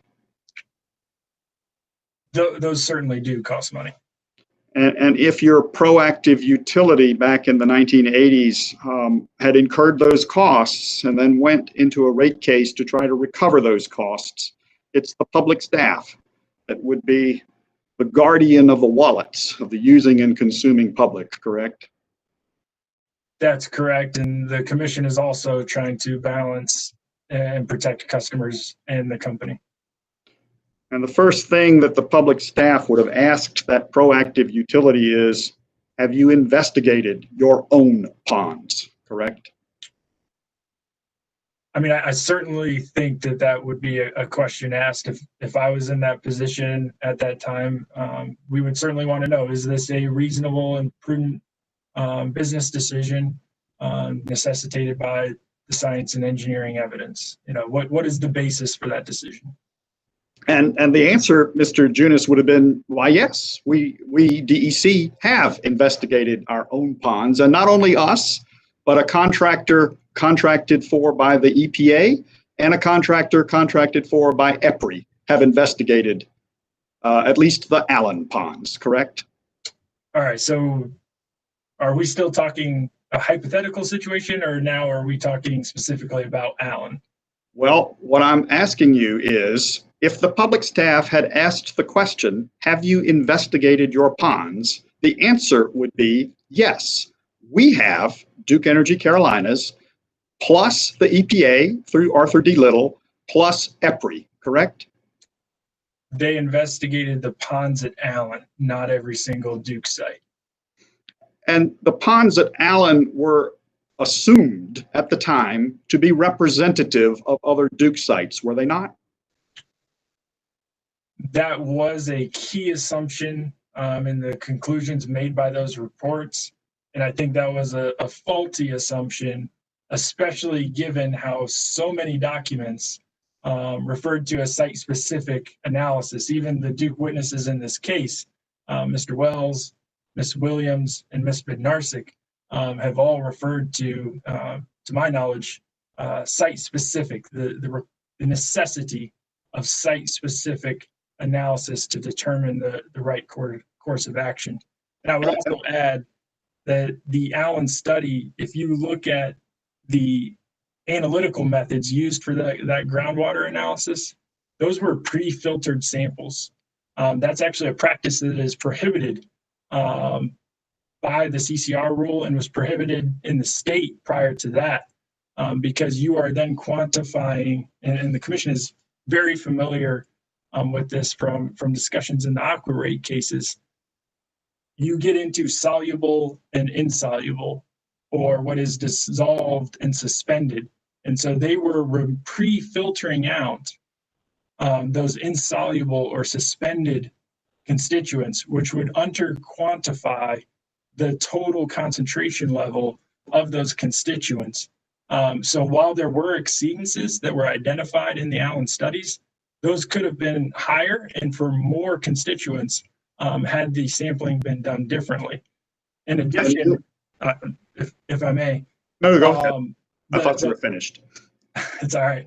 The leachate testing, that is a methodology to estimate. And it is very clear in the Allen study that they say there has not been a steady state reached for the actual leachate. And so the study states that while the current conditions are approximately 80% groundwater and 20% leachate, they expected that to conservatively flip to 80% leachate, 20% groundwater. And so that means that they expected, and they state in the report, that they expected the concentrations to go up. And from that, Duke stopped looking. They stopped monitoring groundwater despite that conclusion within the data. So, and I just want to make sure that that's clear, this breakdown between 80-20 and then flip-flopping. I want you to think about, you have a cup and you put 20 or 80% water, so almost close to full, and then you pour 20% coffee. So it's going to tint a little bit, but it would be closer to water than coffee. Now in the reverse, if it's 80% coffee and then you add 20% of water, that's still going to look a lot like coffee. It might have lightened it up a little bit, but that would be characteristic of coffee. And that's the switch here between the amount of leachate, 20%, to then the expected being 80% leachate that is seeping into the groundwater at the Allen site. And what did Duke do in 1985 after that study? They did not monitor at that site for multiple decades. All right. So Mr. Junis, what you just told me essentially is looking at that study from the vantage point of 2020, in which you are, you have all kinds of criticisms regarding that study, and I assume the EPA Arthur D. Little study, and I assume the EPRI study that was done by a different environmental contractor. So that was the culmination. The 1985 report addressed that, and while the sampling, the analytical methods is some hindsight, but it was recognized in the past because the Federal Register in 1976 clearly delineates between total and dissolved. And that's this difference of what is mobilized or soluble and insoluble. So that is not completely guilty of hindsight analysis. And then you could have certainly, from a 1985 eye, reading that report, made that conclusion about the leachate. That is clear as day. There is no 2020 hindsight in that analysis. All right. And so, Mr. Junis, again, going back to the public staff being the guardian of the wallets, the public staff would have also asked DEC at that time, what does the EPA think about all this, correct? Yes, and I would say that the EPA was still looking at it. The difficulty for the EPA, and Ms. Williams has some great experience and insights into that, is that they were trying to create a regulatory construct that fit the entire nation. And the 88 report makes it very clear that there was varying practices of how to store or dispose of coal ash. And that's a clear distinction. I would say a landfill is more indicative of disposal, while a wet impoundment is more storage, because that there was a lot of actions necessary to consider it kind of the final closure of those impoundments. And Mr. Junis, when we look at what the EPA concluded in its years-long study of coal ash in the 1988 report, it concluded, did it not, that the current waste management practices were adequate, correct?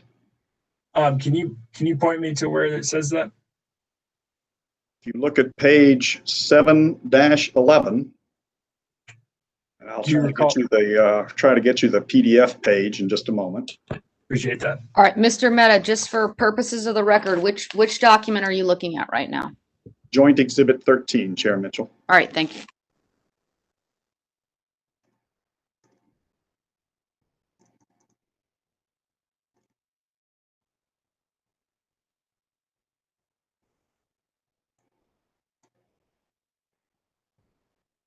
So I believe that is Doc X 6720.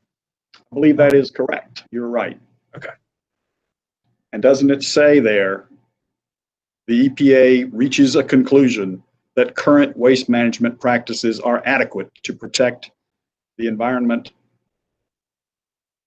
Yeah, yes, sir. And I included all three of these conclusions in my sub 1146 testimony that I do reference or incorporate by reference. I would add, though, that is based on the information they had. And one of the key pieces in this document is how little groundwater monitoring was occurring at the sites that were surveyed. I believe it was about a quarter of the impoundments and landfills. This is not just specific to impoundments, had groundwater monitoring. That is deficient, and the EPA recognized that, and that's why, they continue to study this issue. And it's interesting. This document says we'll issue a determination in 6 months. That determination didn't come out until 1993. And they did continue to study this issue, didn't they, Mr. Junis? Yes, sir. And they continued to study it up until 2015, when they came out with a rule on how utilities are supposed to operate, correct? Yes, sir. And even so, it's even continuing to be modified, because I think the EPA was striving for better. And that's one of the most concerning parts of Ms. Bednarsik's testimony. I believe, was that last week? It's been so long. She stated very authoritatively that based on reviewing all this historic documentation, that if she was in a position to decide, she would have done nothing different in the management of coal ash over that period. I have great concerns about a scientist or engineer looking back over decades of time and not finding one thing that could have been done better or differently. I could say in my testimony, I could go back, that was filed this year, there is always room for improvement. And that's pretty scary to conclude that nothing would have been done differently. Well, Mr. Junis, I'm very gratified to hear that the public staff has this attitude towards a proactive utility. Would you accept, Mr. Junis, that climate change presents a serious risk to our environment? I think we're getting into. Objection, Chair Mitchell. That goes beyond the scope of Ms. Reginas' testimony. Chair Mitchell, I have listened time and time and time again to cross-examination that is, quote, wide open in North Carolina, and I believe that any question is not beyond the scope of cross-examination in North Carolina. Well, I don't know if I necessarily agree with you, Mr. Mehta, about that, but I will overrule the objection and I will allow it to proceed. But first, we're going to take a break. We will go off the record. We will come back on the record at 11 o'clock. Thank you. Thank you.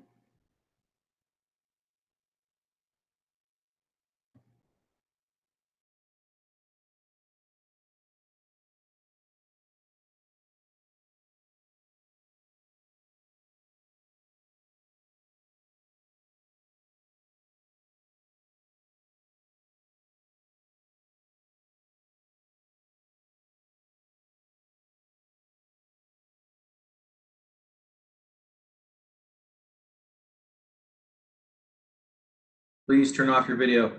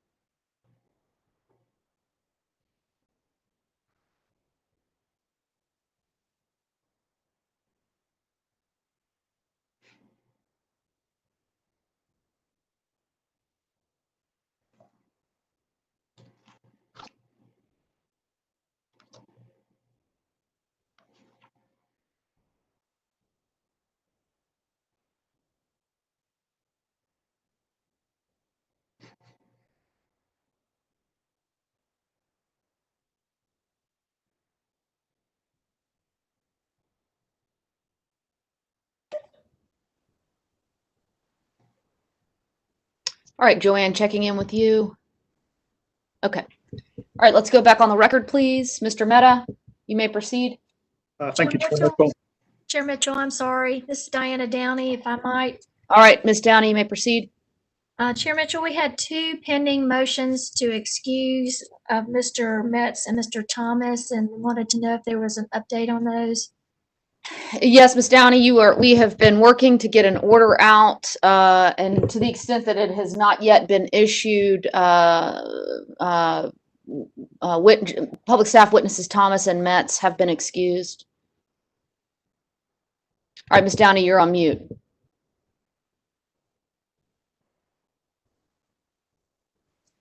In light of that, Chair Mitchell, would now be the appropriate time to move their testimony into evidence, or do you want me to wait? You may proceed and move their testimony at this time. Thank you, Chair Mitchell. I would move that the second supplemental testimony of Dustin R. Metz filed September 8th. Actually, I'm going to interrupt you, Ms. Downey. Just thinking this through. Let's hold your motion until the conclusion of the current panel, and then after we've moved in any evidence with respect to the panel, then we can get to your motions for public staff witnesses Metz and Thomas. So please help me remember that when we get to that point in time. Will do. Thank you. All right. Mr. Mehta, with you, please. Thank you, Chair Mitchell. So, Mr. Junis, when we were, just before we broke for the morning break, I asked you if public staff accepts that climate change presents a, quote, serious risk to our environment. And I would respond to that the public staff hasn't taken a position on climate change, and we would defer to the expertise of the environmental regulator. And our role is that we seek the least cost method of compliance with environmental regulations typically. And you would have sought the least cost method of dealing with coal ash back in the 1980s, wouldn't you have? Least cost compliance with the environmental regulations is how that was termed. Okay, and the compliance with environmental regulations is the purview of the DEQ, correct? That's correct. But obviously, that speaks to the material evidence when a utility comes in for recovery of their expenditures, that the environmental aspect would be part of the considerations of the commission. So, Mr. Junis, do you personally believe that climate change presents a serious risk to our environment? Objection again, Chair Mitchell. This goes beyond the scope of Mr. Junis's testimony. Chair Mitchell, again, I mean, without going to the extreme, cross-examination in North Carolina is not confined necessarily to the scope of the direct testimony. All right, I'm gonna overrule the objection, and I'm gonna allow Mr. Junis to answer the question. All right, Mr. Mehta, do you mind repeating the question? Do you personally believe that climate change presents a serious risk to our environment? And Mr. Mehta, how do you define serious risk? The same way you do, Mr. Junis. All right. And when you refer to climate change, that's a pretty broad term in terms of the potential impacts of it. Is that correct? Well, how do you define climate change? I would say I would determine that, or my definition would be fairly broad of climate change. And personally, I do believe that it poses a serious risk. And one way to address that serious risk is to decarbonize, correct? The generation of energy. That is one method, yes, sir.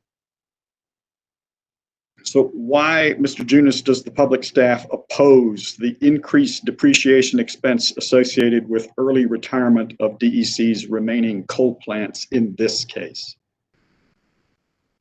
I would just say that is not in my testimony. You would have to refer to another public staff witness regarding that issue. May I respond in part to Mr. Meta's question? Well, Mr. Manus, you would do it whether I said yes or no, so go ahead. Now I'm asking permission of the commission and you, Mr. Meta. No, go ahead. We're not into restricting the record in these proceedings, Mr. Manus. Please go ahead. In the DEC case, that is an accounting issue being testified to by public staff witness Boswell. In the DEP case, it's a little bit different. It's primarily an issue that's being addressed by our energy division employees. So I just wanted to make that clear on the record. Sure. But Mr. Manus and Mr. Junis, it is an issue, it is a proposition that the company has made, early retirement of the remaining coal-fired plants, that the public staff opposes, correct? In the DEC case, the public staff is opposed to imposing on ratepayers in the very next few years the entire undepreciated cost of the plants. It's not an argument about whether or not the plants should be retired. But it's an argument about who should pay for them and when, correct? It's an argument that obviously we cannot go back and charge past ratepayers for those costs. It's an argument about what pattern of cost recovery would result in fair and reasonable rates for the customers now and going into the future. Okay. And Mr. Junis, another way to decarbonize is to build really large battery systems, utility scale battery systems, correct? There are a multitude of methods to help address climate change. There are some questions, and I'm speaking about this personally now at this point, because that's how you framed the beginning of this line of questioning. And, you know, you have to weigh the impacts of any path. So a battery has its own impacts. So that's how I would answer that. Well, you're aware, Mr. Junis, are you not, that utility scale battery systems, while they're under development, have not really been tested out and shown to work at that scale, correct? I'm not familiar with utility scale battery storage. Well, would you accept, subject to check, that utility scale batteries are a technology that is available? But, well, let me put it this way: batteries are a technology that is available today, correct? Can you refer to me to my testimony of how this is related? I'm drawing a little bit of difficulty in answering this line of questioning. Mr. Junis, I'm just asking you a question based on your experience with the public staff. Okay, the public staff understands, does it not, that batteries today are an available technology that could assist in the decarbonization of the generation of electricity, correct? I would say that is a question better suited for one of my colleagues in the energy division.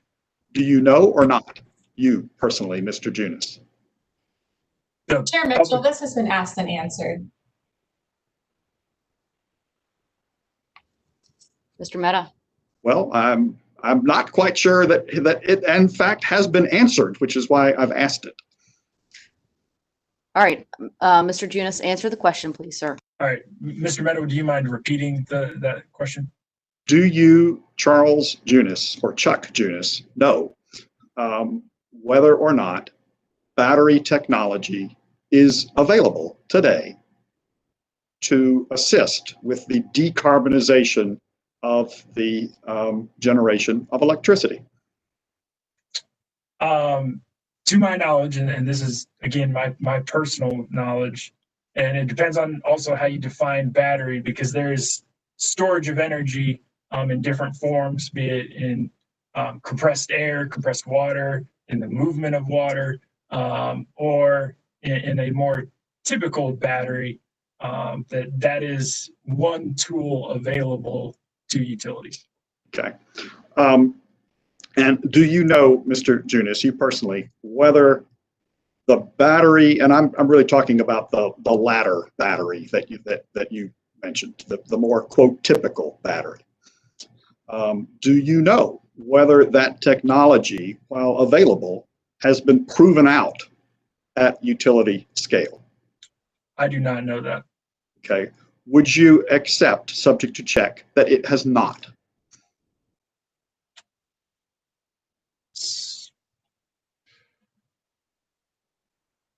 Is that generally on a, worldwide, and, at when you say utility scale, there's just so many factors there that I'm not sure I can agree with that. Okay, well, let me try to narrow it down. Would you accept, Mr. Junis, subject to check, that in the United States, utility scale battery storage has not been proven out as a technology? Subject to check, I would accept that. Okay. Would the public staff, Mr. Junis, be in favor of a utility within the public staff's regulatory ambit of being an early adopter of utility scale battery technology, even though that technology is not proven, might not work, and would probably cost more money? Again, I believe that question would be better suited for one of my colleagues in the energy division.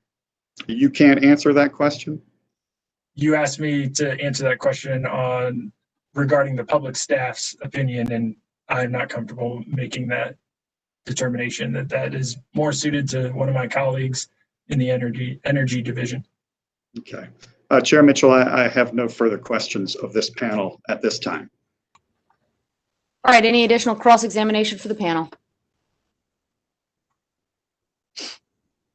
All right, redirect for the panel.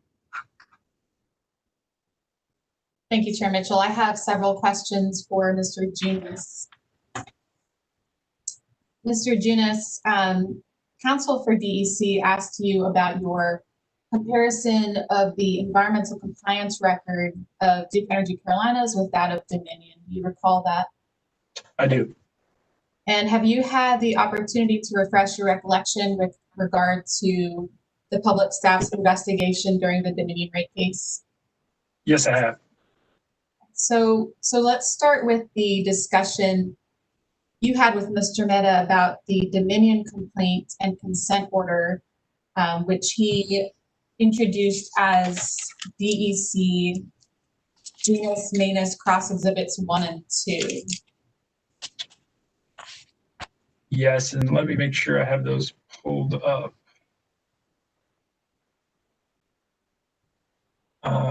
So those were DEC potential exhibits 22 and 23, correct? Yes, that's right. All right. So, go ahead. I'm sorry. So, Mr. Junis, with regard to the seats referenced in those documents that Mr. Mehta asked you about, if I can get you to turn to the consent decree, which was DEC potential cross exhibit 23. And if you can please turn to page 3. Yes. Which is page 6 of the PDF. And can I have you read paragraph H?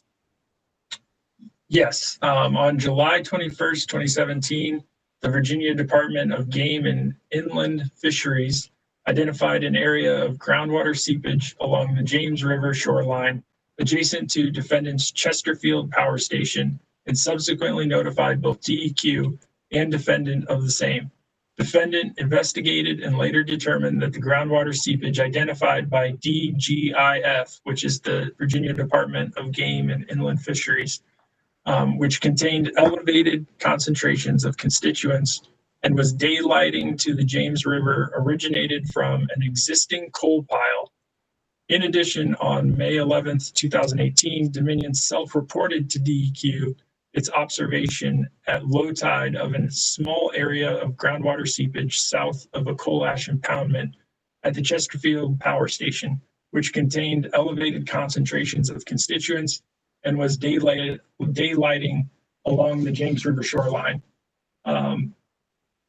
Close quote. I would just like to clarify that Mr. Mehta asked if we were aware of said seeps in the DEC investigation. And I helped Mr. Lucas with his testimony, and Mr. Lucas's testimony in docket E22 sub 562 exhibits 10 and 11 detail our knowledge of these seeps related to the Chesterfield power plant. In comparison or contrast, DEC and DEP in the joint factual statement had identified nearly 200 seeps. And then if you look at my page 44 of my testimony in this case, you will see a description of the SOCs, or special orders by consent, that were entered into by DEC. And they paid upfront penalties for at Cliffside, Allen, Cliffside, and Marshall. They paid an upfront penalty of $156,000 due to the alleged violations of seepage from 5 deliberately constructed seeps and 16 non-constructed seeps. And then at Ballew's Creek and Buck, they paid an upfront penalty of $84,000 for 2 deliberately constructed seeps and 10 non-constructed seeps. And then in addition, the federal plea agreement addresses seepage at Riverbend. So the records for DEC and DENC are quite different regarding seeps. Thank you. And the seeps you just read about in the consent decree, did you take those seeps into account when you made your recommendation in this rate case? I did, as part of our comparison of the environmental records and the determination of our equitable sharing. And Chair Mitchell, I would request at this time that judicial notice be taken of the direct testimony and exhibits of J.B. Lucas filed on August 23rd, 2019 in docket number E-22 sub 562.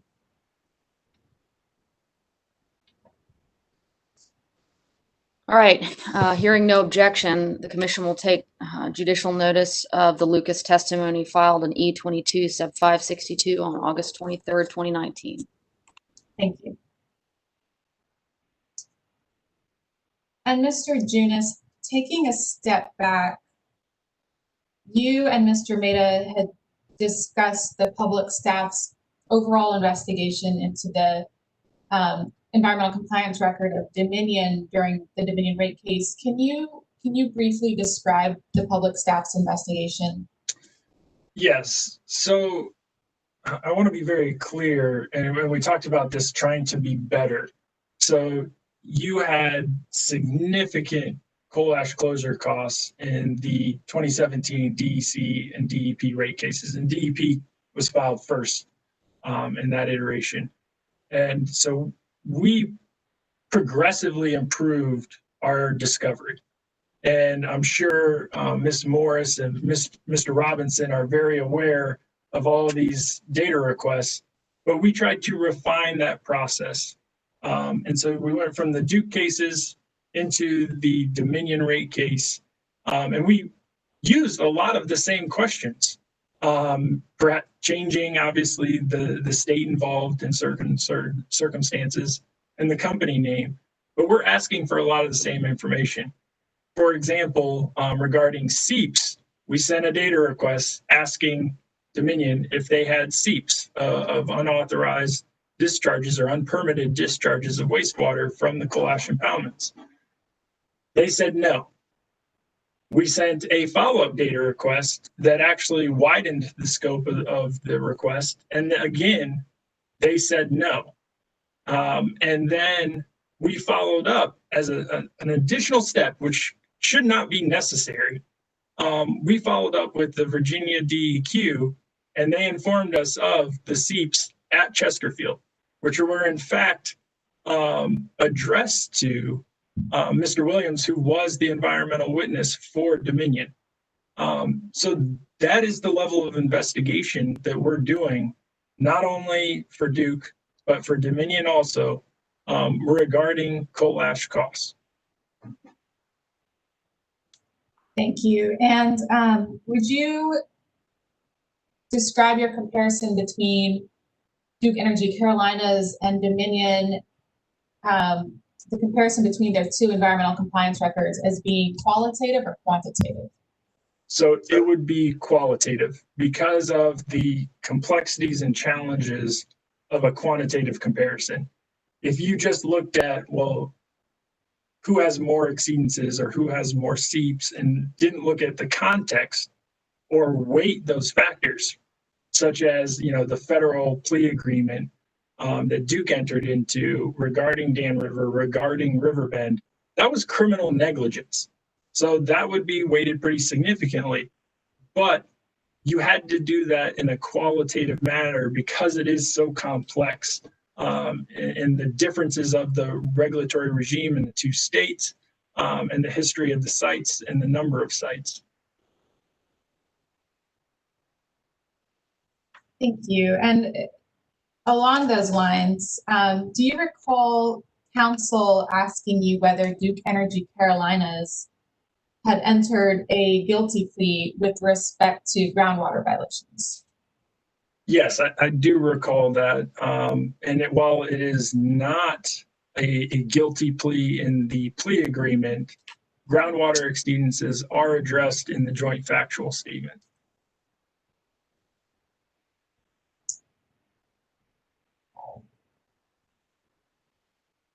And if we can just take a look at that quickly, I believe the joint factual statement is in the record as Hart Exhibit 3. Do you have that with you, Mr. Junis?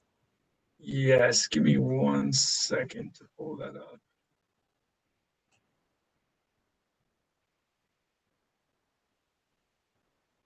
And that was also incorporated by reference into my testimony from the sub 1146 case as Junis Exhibit 31 was the joint factual statement.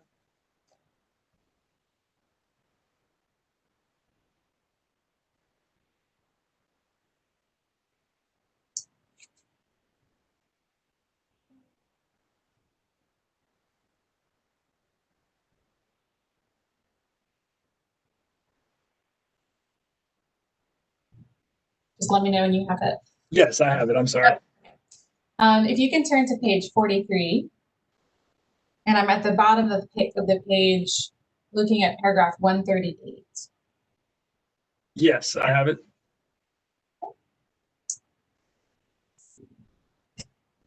If you could, for me, begin reading about halfway through the paragraph, beginning with monitoring of groundwater. Yes. Monitoring of groundwater at coal ash basins owned by Duke Energy Carolinas and Duke Energy Progress has shown exceedances of groundwater quality standards for pollutants under and near the basins, including arsenic, boron, cadmium, chromium, iron, manganese, nickel, nitrate, selenium, sulfate, thallium, and total dissolved solids, close quote.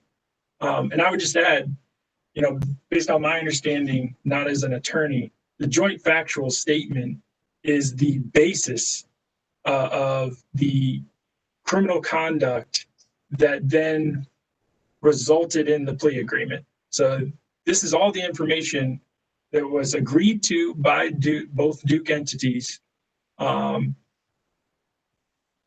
the prosecutor, that this is the information that is relied on for that plea.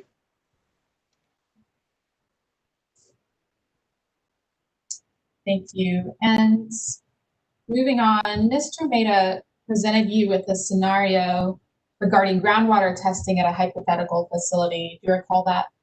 Yes, I do. And under this scenario, a facility would be testing wells on a weekly basis, except for 2 holidays every year. Is that right? Yes, that was the hypothetical scenario. Okay.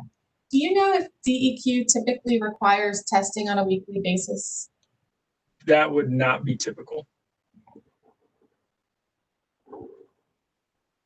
And do you recall council stating in a question that exceedances are in your terms violations? He did say that.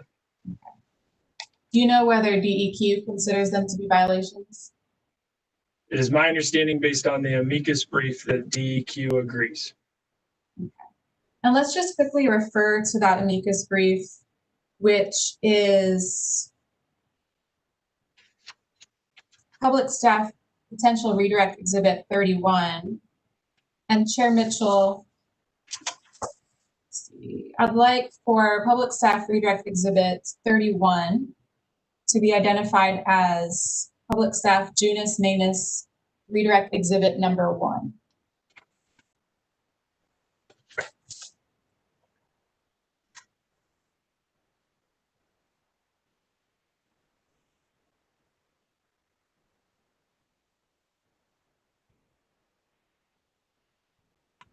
All right, the document will be so marked.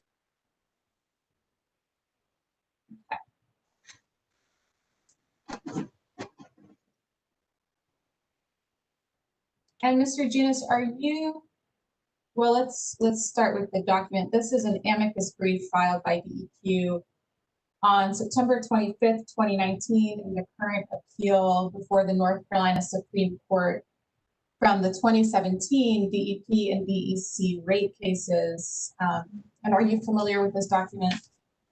Yes, so this is also Junus Exhibit 10 to my testimony in this rate case.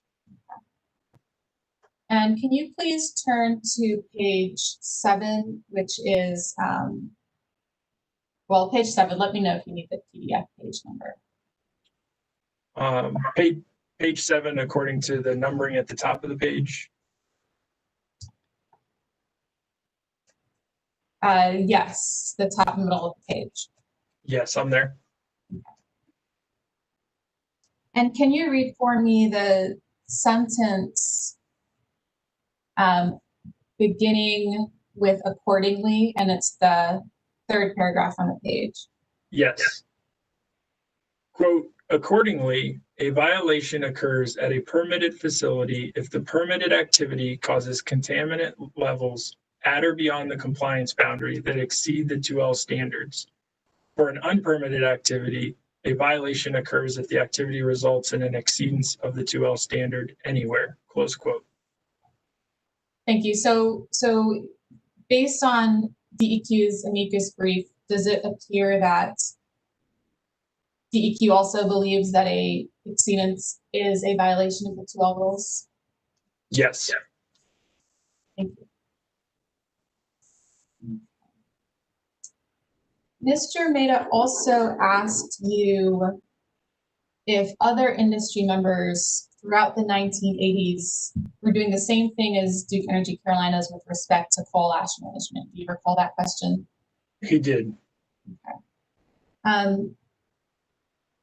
Was Duke Energy Carolinas responsible for complying with the 2L rules during that time, regardless of whether other industry members were doing the same? Yes, Duke was did have to adhere to the 2L standards since 1979. The degradation of groundwater was prohibited.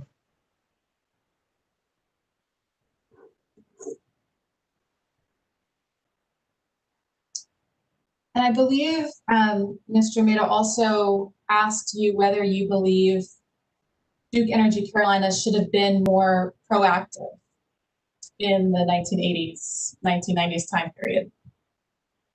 Yes, a few times he used the term proactive regarding a utility, hypothetical utility. And is that your position, that Duke Energy Carolina should have been more proactive? It's my opinion that Duke Energy should have been a responsible utility and that it would have been reasonable based on the information available to start groundwater monitoring earlier. Thank you. Those are all my questions. All right, questions from the commissioners, beginning with Commissioner Brown Bland.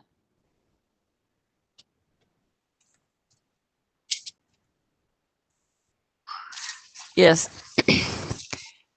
Mr. Jonas, I have a few questions, and some of them are just clarifying about what's meant or intended, but we'll just kind of walk through it. So, Mr. Jonas, you once again, this is the third time, or maybe the fourth, that we've heard about the culpability versus the not imprudence position of the public staff. Can you succinctly state what the culpability is and how it's different from imprudence? Yes. So culpability is Duke's responsibility or duty to comply with environmental regulations, and they have failed to do so. That is evidenced by the groundwater violations. That is evidenced by the violations of GS 143-215.1, which is the unpermitted discharge of wastewater. And that is evidenced by the federal plea agreement, amongst other things. With that duty, you get into the complexity of determining what the cost would have been incurred if CAMA and the CCR rule didn't happen, or are these costs exceeding what would have been the minimum requirement of the CAMA or the CCR rule had there not been environmental violations. And this distinction and the complexity of how do you recreate a record, and that's the issue. Typically, a prudence analysis involves not only a recognition that it was imprudent or unreasonable to make that decision, but then you have to come up with a feasible alternative. And that is nearly impossible to do with the amount of time that we're covering and the lack of information that would have been necessary to determine that alternative path. I think there's one more point. Oh, so in the DEP rate case, we sent a data request to the company highlighting a number of periods in time and asking the company of what it would have cost to do each of those actions. That information included groundwater monitoring of a certain number of wells. That included different forms of corrective action, and that also included dry ash handling. And the company said that they were unable to do that and also referred to it as impossible. And so that's where our inability to do a typical prudence analysis leads us to the ability of the commission within its discretion under GS 133D in setting just and reasonable rates that an equitable sharing is appropriate to balance the costs between the company and ratepayers. So, am I understanding you correct that you equate, and the public staff equates culpability with a duty? Yes. And notwithstanding Duke's answer to your data request and other discovery attempts, if there was unlimited time and resources, do you agree that other feasible alternatives could not be determined based on supporting evidence?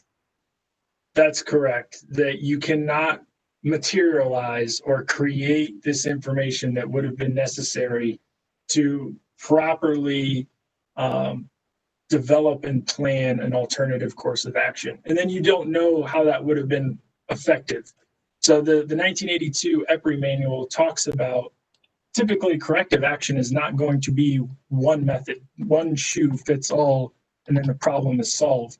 It may take a group or system of corrective actions to solve the problem.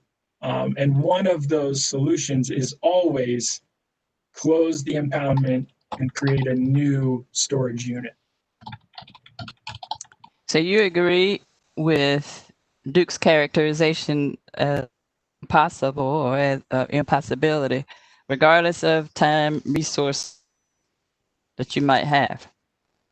Correct, which basically eliminates a long-term prudence analysis and to quantify the cost difference or cost impact of their failure to meet that duty to adhere to environmental regulations. Now, is the use of culpability as the public staff uses it a term you've seen in regulatory rules or statute or other jurisdiction? Where did public staff come to settle on the word culpability? So I would compare culpability to responsibility, duty, basically the requirement to adhere, and that they have some accountability for that. All right. On page 8 of your direct testimony, let's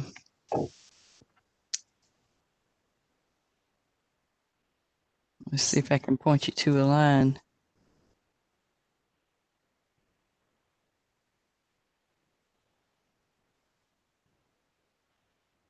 So right around, say, lines 13 forward.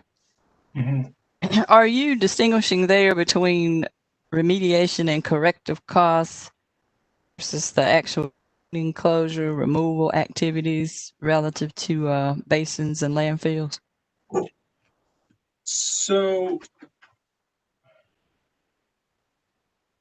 what we're saying there is that CAMA and CCR rule kind of superseded the existing regulations.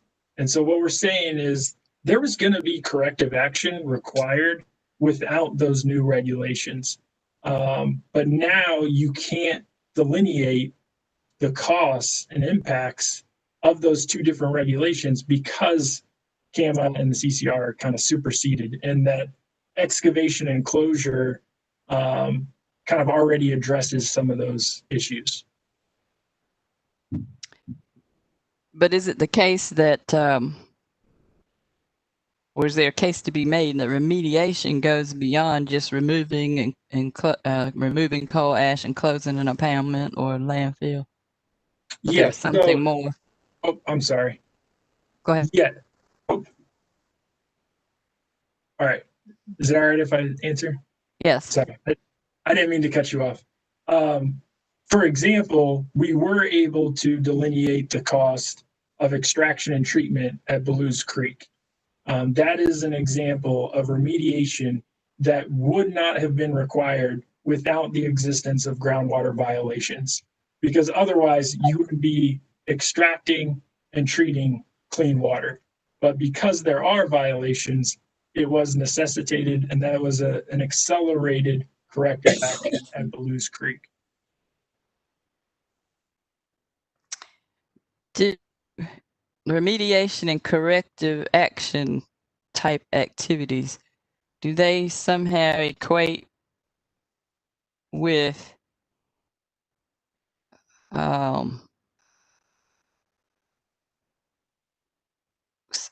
say fines and penalties that you mentioned, like on page 64 of your testimony? Fines, penalties, or the equivalent, you say there. I'm sorry, let me flip to that page to make sure. So that would be a direct cost. So like the SOC upfront penalties that would be something that should absolutely not be allowed for cost recovery.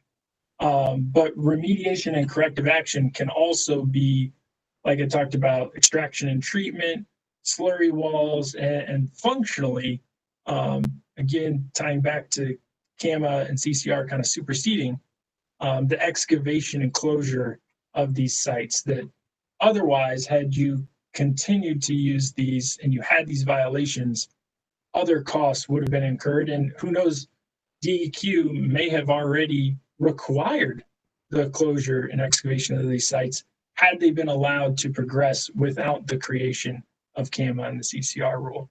So it kind of took away that option and delineating what the cost would have been without them.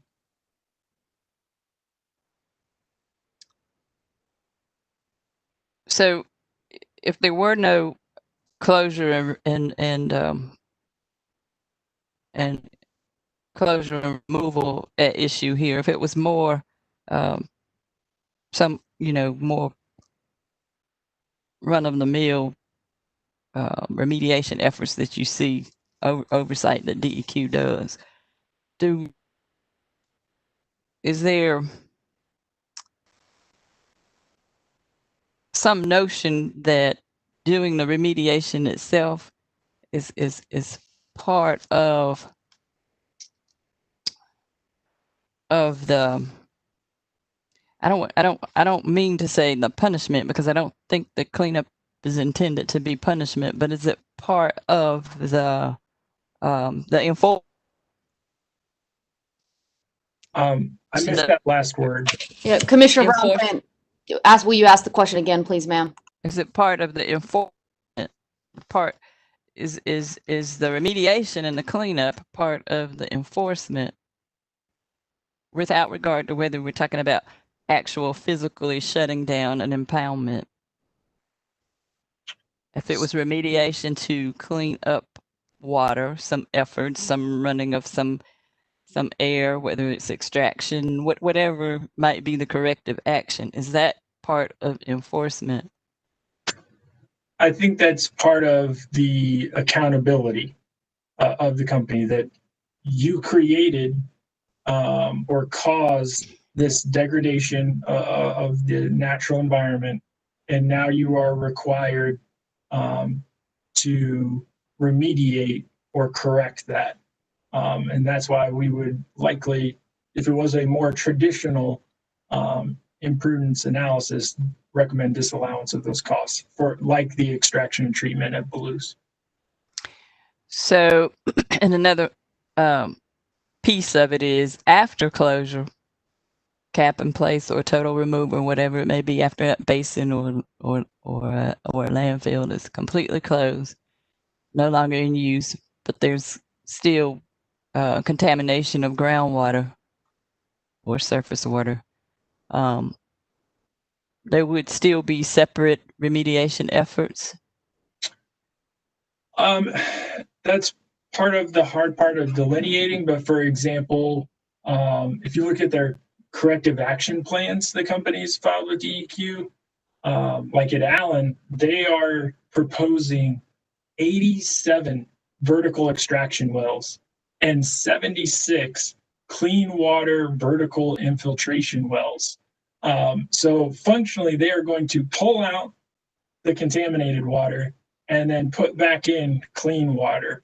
That would be a comparable cost that could be subject to a more traditional imprudence analysis.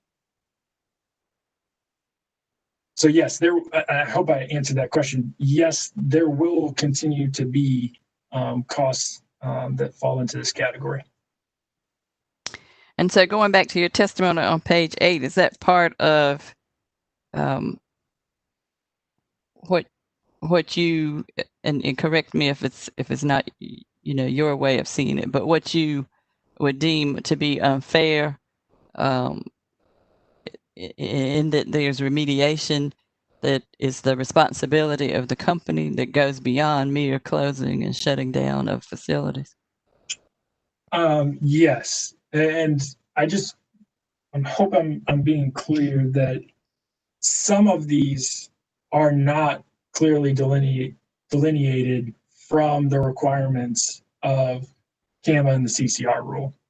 And so those fall into our equitable sharing and support that environmental piece of the equitable sharing. All right, and on page 9, line 4, there you talk about the difficulty in identifying cost of corrective actions for environmental violations. So you're saying it's difficult to identify the cost. Is it difficult or also to identify the actions? Yes, and that's the delineating the actions, because, like, for example, digging up this coal ash in some of the impacted soils changes what would have been the corrective action if perhaps they stayed in place or if that was required through an existing regulation. The CAMA and CCR are much more prescriptive. And so, again, it kind of supersedes the existing regulations, which the company has been shown to be out of compliance with. Do you not know the actions that need to be taken? Can those not be identified even if you can't distinguish the cost? Well, I think part of the problem is that it has changed or determined what actions are being taken. And so that's where excavation eliminates perhaps a string of actions that would have been taken alternatively. That's once that has occurred, correct? Once that excavation, is that what you mean? I mean more prospectively. I'm asking you about more prospectively. You go in, you're developing a corrective action plan. Is that not something that's fairly easy to identify? There may be several methods to do that, but the actions that need to be taken are in a general way at least known. Well, I would say to that had these been, let's say, kept in place, the corrective actions to manage that would have been different than in a situation where you excavate. While there may be overlap and some similarities, it is a different approach. So to create kind of these cost alternatives, that creates the complexity. So in terms of the use of the word difficulty, there's difficulty in determining cost, as I understand it, because we're going back in time, and we don't know what was available in terms of cost. We can't find the cost numbers now, or no one will provide them. We have to update the cost to today's dollars, or we have to push today's dollars back to yesterday's dollars, whatever that may be. So there's a whole magnitude of difficulty around the cost. Is there equal difficulty in determining the actions, or does science, the state of science, then and now, know? Is it easier to quantify, define what corrective actions are? So yes, there is equal difficulty, if not more difficulty, in determining the possible actions, and that's where we talked about materializing information. Because you didn't do the groundwater monitoring and assessment, you didn't know which would be the best methods for corrective action historically. And then, even if you did implement some of that corrective action, we don't know how effective it would have been. Would it have required additional corrective action? Would at that point, while you're continuing to monitor, would you have determined that closures required, or you're going to switch to dry ash handling? There's so many different possibilities that's where you get into kind of the impossibility. All right, and also, I think we're on page 9, down around line 18. There you refer to 62-133D, and realizing that you're not an attorney, but this is part of your testimony, and I believe Mr. Manus has brought it up as well. is it the public staff's position, to your knowledge, that 33D allows the commission discretion, I guess, in how it reaches the just and reasonable rates? Yes, that it is within the commission's discretion to consider these material facts, and then in that determination of reasonable and just rates, that equitable sharing fits that. And I'd be happy if Mr. Mays has anything to add.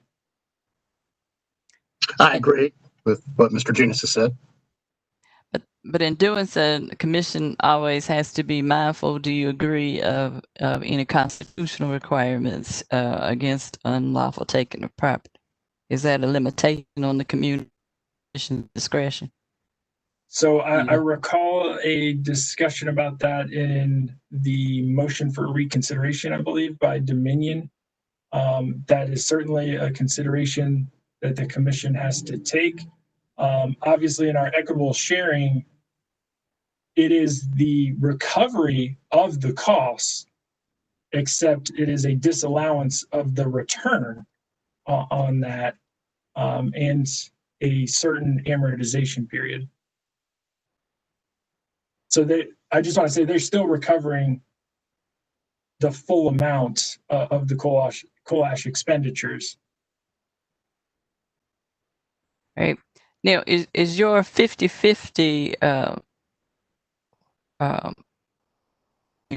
I guess in general, the position you brought to us 3 or 4 times now is equitable. You call it equitable sharing. And in this case, in fact, it's proposed as equal sharing, correct? 50-50? Correct. We believe that that is both equitable, and in this case, it is equal. And that has been our recommendation in all 4 Duke Energy rate cases dealing with coal ash closure costs, remediation and closure costs. And is that 50-50? Is that more, what's the basis for the 50-50? Is that more than speculative or arbitrary? What supports 50-50 versus 60-40, 70-30? How is the public staff determining that exact sharing amount? And what's that based on? Yes, ma'am. So that is a qualitative figure that is based on both Mr. Manus's testimony regarding the abandonment of nuclear plants and the cleanup remediation of manufactured gas plants, that historically this commission has done a sharing. So there's a baseline based on the magnitude of the costs in Mr. Manus's testimony.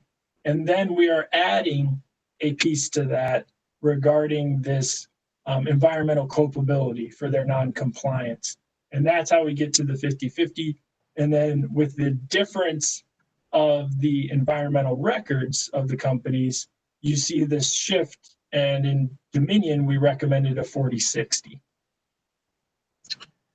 Commissioner Brownbland, would it be all right if I added a little bit to Mr. Yes, I was Houston's going to ask you to, so right on time. Well, it seemed to me and I can't remember if it was the DEP or DEC order in the last 2 rate cases, but there seemed to be a misunderstanding perhaps of my testimony. I clearly, and I think my testimony on close reading reflects this, equitable definitely does not mean equal. And I've tried to reiterate that point in the Dominion and in these 2 current rate cases.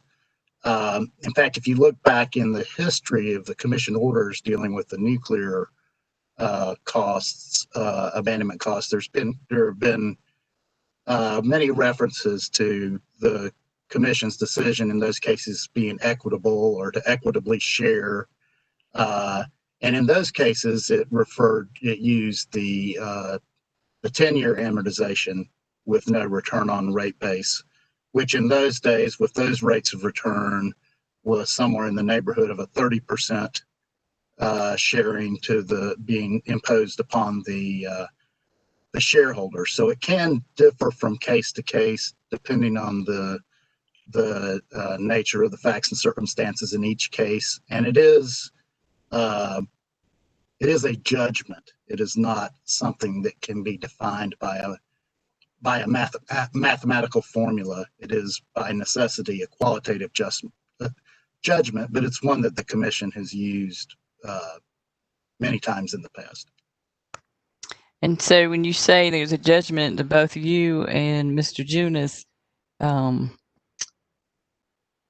I hear in there that there's, subjectivity, that there's some objectivity based on some calculations and what's at stake. And then on top of that, there's some subjectivity applied based on behaviors, actions, forthcoming, whatever it may be. Is that accurate? Or do you have something else to fill it out with? Well, I think we also look at it in the context of history. What has the commission done historically when it has approved a sharing, even when there's been no evidence of wrongdoing or culpability, such as with some of those nuclear cases and a couple of other non-nuclear cases, and sort of looking at as a qualitative baseline. What do you do then when you have a case like this in which we believe culpability is present? In the end, though, it is a judgment. Using the word subjective, I don't want to make it appear that it's an arbitrary judgment, but it is a qualitative judgment. And so, qualitative is the way of saying there's not a hard and fast way to settle on the exact proportion of sharing. Is that accurate? Yes. Yes, not in a mathematical or, I hate to use the word, quantitative way. All right. So, Mr. Junis, on page 12, line 19 there, you reference past management of coal ash, and I would take that to mean past decisions and past activities taken, has resulted in risk of future contamination.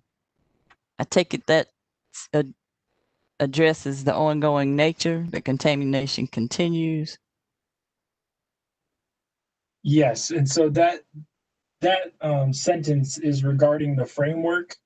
And so the company's actions and omissions of actions resulted in a regulatory environment that the EPA in North Carolina addressed, that they created this risk and the contamination could continue to spread. And so one way to fix that is excavation and then corrective action. So today, are there new and discrete instances of contamination, would you say, as opposed to past contamination? Yes, until there is clean closure, there will be the continued risk of the spread of contamination. And I think that speaks to partially why the legislature required alternative water sources, that there was this untenable risk to surrounding neighbors' water quality. And you indicated risk, but I guess my question is, to your knowledge, are there actual instances of contamination that occurs today, or you would consider it past contamination, or is it new contamination? So at certain sites where ash is still in the impoundments, there continues to be seepage and the spread of, I would say, new contamination. If the plume grows, I would say that growth is new contamination. So the contamination is not all historical. That's correct. All right. On page 13 there, you talk about traditional imprudence leads to 100% disallowance of cost.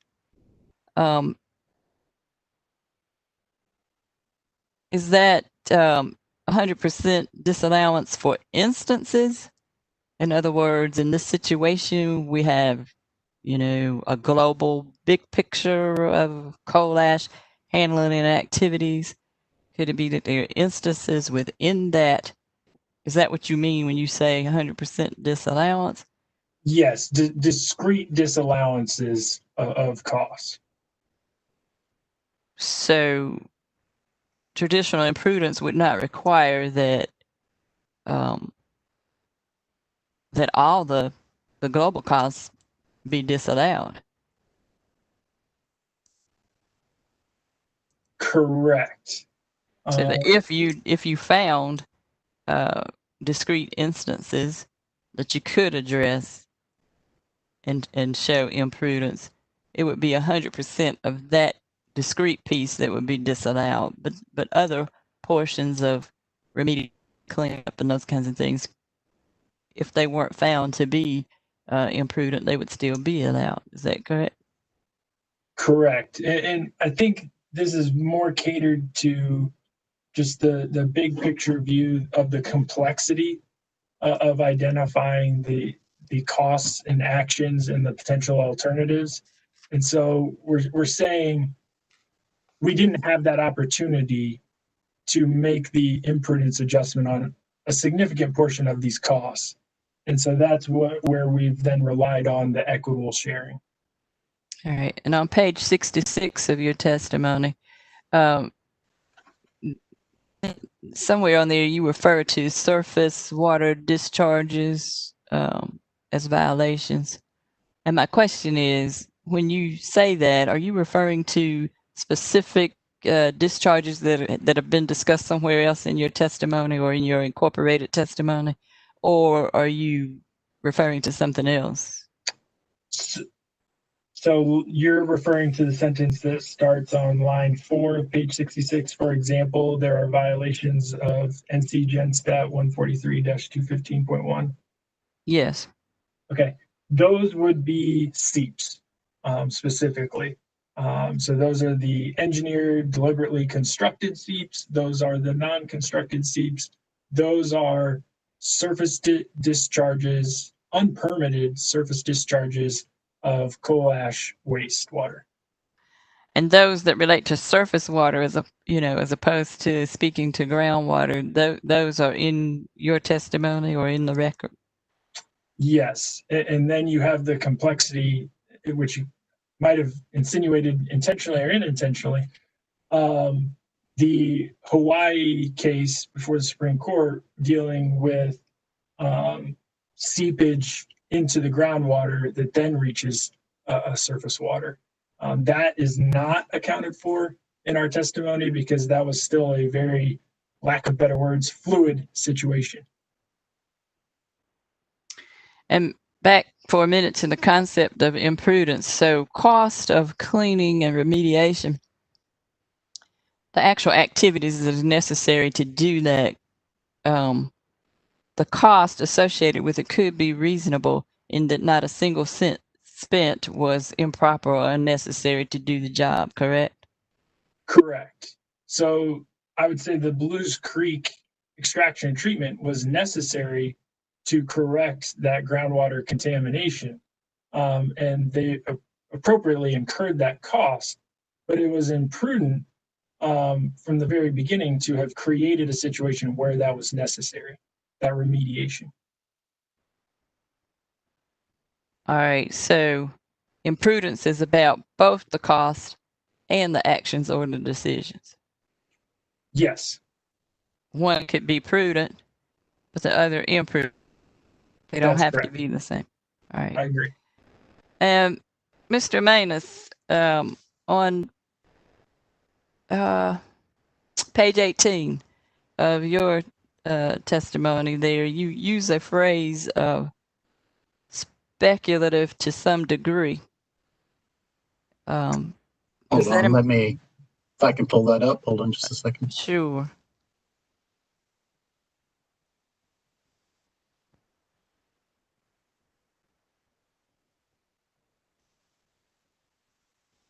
Yes, I see. Does that imply, or did you mean to imply that there is some degree to which to which some are not speculative? I actually there am just referring to what Mr. Junis testifies to. Is there, Mr. Junis also testifies that it's very difficult to quantify the cost for such actions as the costs of taking an alternative course of action in the past would be speculative to some degree. And I don't know if I was directly quoting a word from his testimony or just paraphrasing, but it was meant to convey the meaning of Mr. Junis's testimony as to when equitable sharing would be the path to take.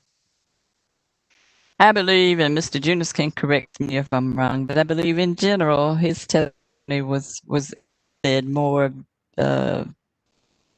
picture, as I said, more global. So I think he used phrases sort of more along the lines of 100% or impossible to quantify or more speculative. And so I'm asking you, I guess, was this a pullback? I'm sorry,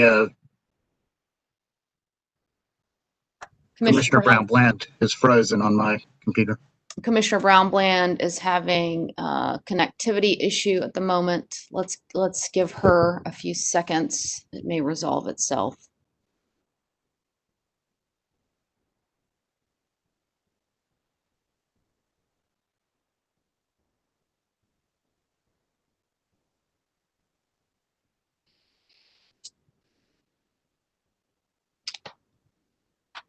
All right, Commissioner Brown-Bland, are you back? Can you hear us?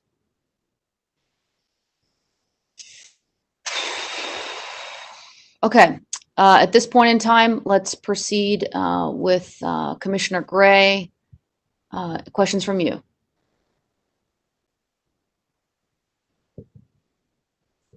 No questions at this time. Thank you. All right, thank you, sir. Commissioner Claude Felter? I do not have questions for the panel. Okay.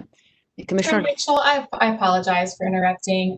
It appears that Mr. Grantmeyer had some redirect questions for Mr. Manus, but was having some technical difficulties and was unable to alert you at the time. Would it be acceptable for him to ask those redirect questions now or at a later time? All right, we now have Commissioner Brown-Bland back, so let's let her finish with her questions. All right, and I'm just about at the end. So I'm asking is, Mr. Manus, is there some degree there of indication that there's something built in that's not so speculative? Into equitable sharing, or just in general? Well, just in general, as to your testimony there at the bottom of page 18. Well, I think the implication is, there have been specific adjustments recommended in the case to be disallowed from Mr. Garrett, Mr. Moore, and Mr. Junis. And so those would not be speculative. So, but the speculative here is meant to refer to the difficulty to quantify cost to the extent that we don't believe that the evidence can be generated to determine a specific dollar amount prudence disallowance. And therefore it goes into, I guess in terminology we typically use, into the equitable sharing bucket, where we believe there's some culpability, but we can't identify the evidence to generate a specific dollar amount for a prudence disallowance. And on page 25 of your testimony, you indicate there, let me see if I have a line at the top, 1 through 4. You say, it is your understanding that equitable sharing of prudently incurred utility costs has been ruled to be lawful in past cases. I point you there to your use of the word prudently. Does that indicate that you still need to make some determination of prudence in order to determine what costs can be shared?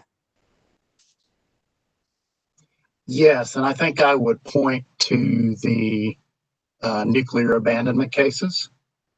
And I can't recall in every one of those cases. I know that, for example, in the Harris Unit 1 case, E2 sub 537, the public staff and its consultants made assertions of imprudence that the commission eventually chose to share between the customers rather than talking about the whole amount being imprudent. But in the earlier cases, there are several cases where at least the public staff and the commission did not make allegations of imprudently incurred costs, but instead said that those costs should be equitably shared between the customers and the stockholders of Duke, CP&L at that time, or Virginia Electric and Power Company. We would say, and the commission's orders would reflect that the use, for example, in those cases of a 10-year amortization with no inclusion in rate base of the unamortized balance would more equitably share the burden of those costs between the ratepayers and the shareholders. So that existed without any finding of imprudence on the part of the companies. If the record supported some showing of imprudence, and those costs could be pinned down in a way that went beyond speculation, would it be under equitable sharing that those imprudent portions of cost, discrete items or what have you, would be pulled out first before you would even look at the equitable sharing? What should be Yes. equitably shared? Yes, and that in fact is our proposal, our recommendation in this case, that the imprudence adjustments recommended by other public staff witnesses be removed from the balance and disallowed in their entirety, and then the remainder be equitably shared.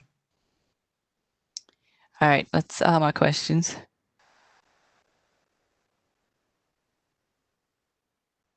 All right, Mr. Grantmeyer, you may proceed with your redirect. Yes, on redirect. Chair Mitchell, before we get there, I believe that the proper procedure is for the public staff to get all of its redirect questions out, and then we go to commission questions.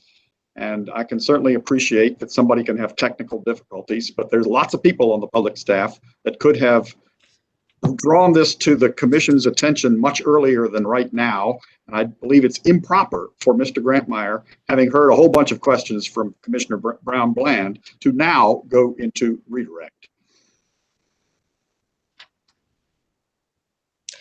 All right, Mr. Mehta, I hear your objection. I'm going to allow Mr. Grantmeyer to proceed. Nevertheless, Mr. Grantmeyer, please, going forward, this goes for all council, going forward, given that we are connected remotely and there are connectivity issues from time to time here. If it is your turn to present during the course of the proceeding and you are unable to because you are not connected, you must take action to alert me to that fact, whether through co-counsel or waving your hands around wildly so that I can see you or some other manner. But Mr. Grantmeyer, we're going to allow you to proceed here, and I would ask that you please make efficient use of this time. Yes, this is to Mr. Manis. You were asked also by the Commissioner Brown Bland how the 50-50 split was devised. And in your direct testimony, Mr. Grantmeyer, I'm going to interrupt you here. We are on redirect exam. I'm allowing you to proceed with redirect examination. This is not questions. Okay. Mr. Mita also asked the same question. How did they arrive at 50-50? So I'll go on redirect. And did you say in your testimony, one is the large amount of the coal ash costs they're trying to recover? Objection leading. Restate the question, please. Did you or did you not refer to the large amount of coal ash cost? Objection. Basis for the objection. Well, did you or did you not is basically leading. Mayor Mitchell. All right, Mr. Grantmeyer, let's restate the question, please. Ask it in a non-leading way. What were the other factors that you pointed out in your direct testimony that contributed to the 50-50 split? In addition to the position, Mr. Junius, regarding culpability, we talked about, I talked about that in general, there's a history of approval of sharing for extremely large costs that do not result in any new generation of electricity for others. And that even if the reasons for equitable sharing set forth by Mr. Junius were not present, the public staff still believes that some level of sharing, perhaps comparable to that previously used for abandonment losses on canceled nuclear generation facilities, would be appropriate and reasonable for DEC's coal ash costs. And one of the reasons for that, I'm sorry? Go ahead. The total amount of costs is extraordinarily large. And this is referring to my original testimony, so the balances have changed somewhat since then. But the total amount of costs that were incurred during the January 18 through January 20 period were approximately $330 million on a system basis. North Carolina retail amount that the public staff is presenting, or the company is presenting for amortization, was approximately $243 million, which would be about $104 per North Carolina retail customer. So even without the removal of the unamortized amount from rate base, I would think that a 5-year period would be much too short for an expense of this magnitude. We also have to consider the fact that this is just a small piece of the pie, so to speak, that the company will most likely be asking for in the next few years. We'll be talking about billions of dollars that most likely will come up in future rate cases related to coal ash sharing. Additionally, you have to keep in mind that the incurrence of these costs is not really providing any additional benefits to customers in terms of additional electric service or improvements of service. You also have to consider that these costs, incurrence of these costs, has not been the result of an economic analysis that pointed toward an action that would be economically advantageous to the ratepayers. And finally, we have to take into effect that equitable sharing helps mitigate the intergenerational inequity of present and future customers paying for costs that, to the extent you can say that they were the result of, at least you can say they were related to service to customers in past decades, and it would just not be fair to impose all of those costs on present and future customers. Also, what, if anything, did you say in your direct testimony about coal ash costs being used and useful? Well, the coal ash costs we're talking about here, as I've testified previously, they're expenses, and they're not property that would be used and useful under 62-133B. They're costs related to service that was provided in the past, and for that reason, they should be rightly regarded as expenses related to past service, and not in any way assets related to future service to the customers. Now, you were asked about the sub 142 Duke Carolina's case, and if I were to summarize your testimony, you respectfully disagreed with the commission's decision. Is that correct? The 1146 rate case? Yes, that- Duke yes. Carolinas. And, Yes, I did. and would it be fair to say that you agree with that the commission got it right in the Dominion case? As far as the end result, not necessarily deciding on equitable sharing? Well, I think that personally, I was pleased that the commission did decide in that case that it was within its discretion to exclude the unamortized balance from rate base and not allow it to earn a return. Of course, we believed that the amount of sharing as an end result should have been higher in that case, that it should have been 40%. I think the commission's order, in effect, shared about 26% with the shareholders. But I would say that I was pleased that they did find it within their discretion to deduct that amount from rate base and did, in fact, take that action. Thank you. I have no further redirect. All right, at this point, we've come to our lunch break. We will go off the record. We will go back onto the record at 1:30.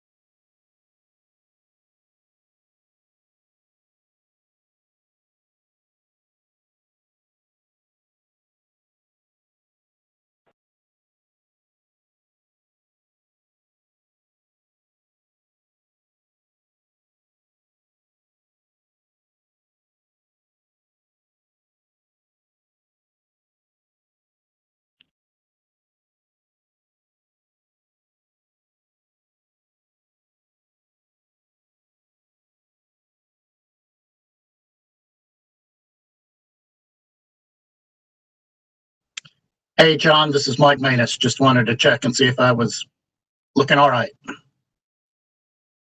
Oh, your audio video look good. You're good to go.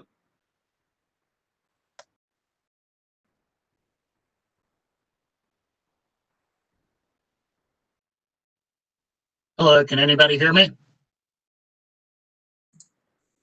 Yes, your audio. Yes, we hear you.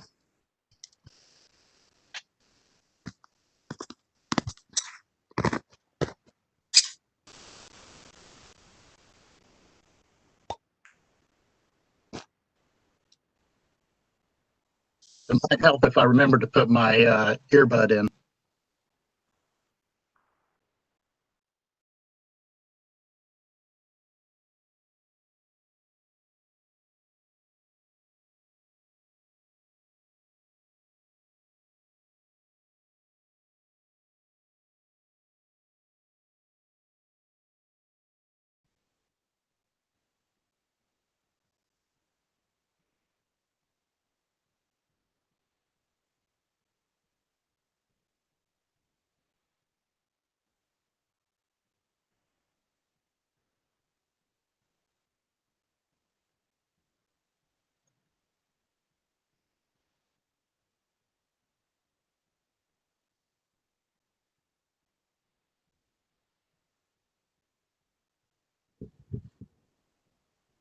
All right, Joanne, you ready? Okay. Let's go back on the record, please.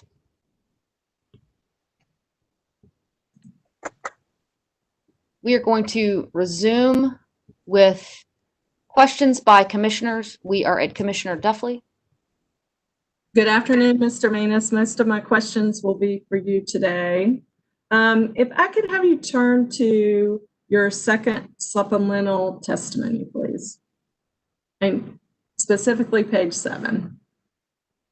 The second supplemental? Correct. Let me pull that up. Hold on one second.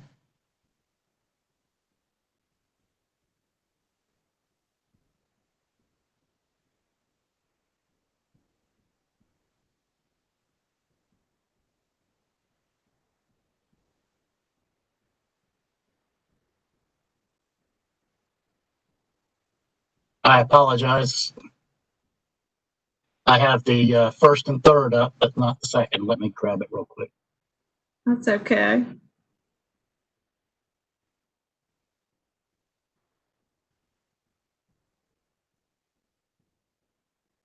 And you probably don't need it. If you do, we can stop and you can find it. But according to your testimony on page 7, you state the public staff is in agreement with allowing the company to obtain a carrying charge or carrying cost on coal ash expenditures incurred between rate cases. Is that correct? That's correct.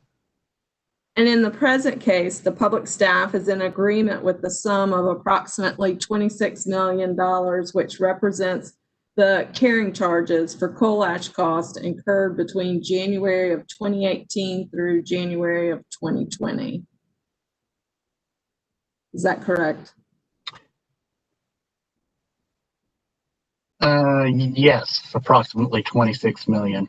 I will say, and I don't know if it's in the supplemental testimony or the original testimony, that I do at least raise the possibility that perhaps the commission should take those carrying costs into account in future cases in determining the overall amortization period.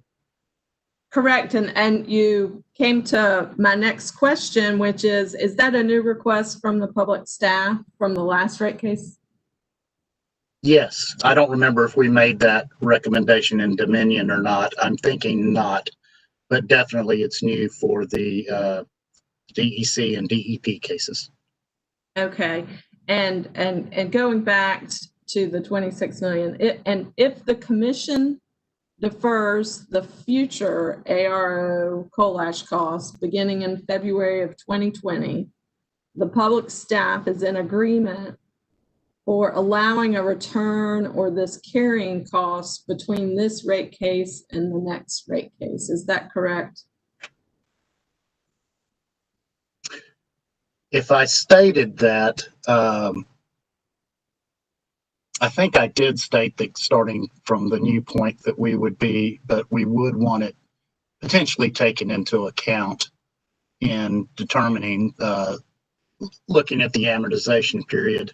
I guess that a part of this is because since the costs are so large and going from case to case like we have, at least at the beginning, the commission has started down a certain path, but we don't know if they're going to continue in that path. And then we have the appeal to deal with and other facts and circumstances. So there might come a time when we would say, well, you should we know what's going to happen now, and maybe it'll be set up in a way that allowing those carrying costs might not be necessary. But for the time being, we're not opposing that as we go forward until a decision is made on the particular costs considered in each case. Once things settle down a bit and it's been pretty settled how it's going to be handled, then we might make a different proposal. Right, but sitting here today, if the commission defers these future coal ash costs, your testimony indicates that the public staff is in agreement with allowing a return or carrying charges, because your testimony states it potentially will allow the company to stay out longer between rate cases. Is that accurate summary? That's one of the reasons, yes, along with the not knowing what the commission's final determination will be with regard to those costs in that case. Okay, thank you. Now, if I could have you turn to your third supplemental and settlement testimony. Yes. And if you could go to page 10 and specifically footnote 2. Yes. If you could help me out here and more fully spell out, and I think you were doing it with Mr. Mehta this morning somewhat, what you're trying to say in footnote 2, and specifically, are you saying something different than what you state in the sentences beginning right after footnote 2 to the end of that section, which ends on the next page on line 17? Are you saying something different? And you're talking about the end of, to the end of on line 17? Right, so you see where footnote 2 Yes. is on line 18? So in the footnote, are you saying something different than what you state in those next 3 sentences? No, I think it's just variations of the theme. The point of footnote 2 was just to point out that through discovering this case, it's become clear specifically clear that the company is deferring expenses that are recorded on its books for purposes of ARO treatment, that they're doing a regulatory deferral of those ARO depreciation expenses. So those, as the footnote states, a portion of those costs that would have otherwise already been written off to expense absent the commission's approval of deferral. So in other words, to illustrate, if they recorded in 2019 a certain amount of ARO depreciation expense, what they do for regulatory purposes for this commission's jurisdiction is to reverse that entry and record the amount in a regulatory asset instead, that they don't propose for rate-based inclusion, but then when they actually spend money, they reclassify part of that regulatory asset to another regulatory asset representing monies spent that they do propose for rate-based inclusion. And so the genesis of all that is a recording of a regulatory asset that defers ARO depreciation expenses that are recorded on their GAAP and FERC books, and not deferring a piece of the ARO asset itself. Okay, thank you. So I don't plan on asking you detailed questions regarding the coal ash recovery. Those have been sufficiently stated in this case, as well as through various briefs of the parties. But I did want to ask you one hypothetical. And it's based upon the positions that the public staff has taken. So hypothetically, if the commission were to allow the company to defer ARO-related coal ash costs and amortize over 5 years. So in this case, allow all of the costs, defer over 5 years with a return like the company is asking for. Would you agree that the commission has the authority to do so based upon the positions taken by the public staff? Although you might not agree with the decision, would you agree that the commission has the authority and discretion to make such a determination if supported by the evidence in the record?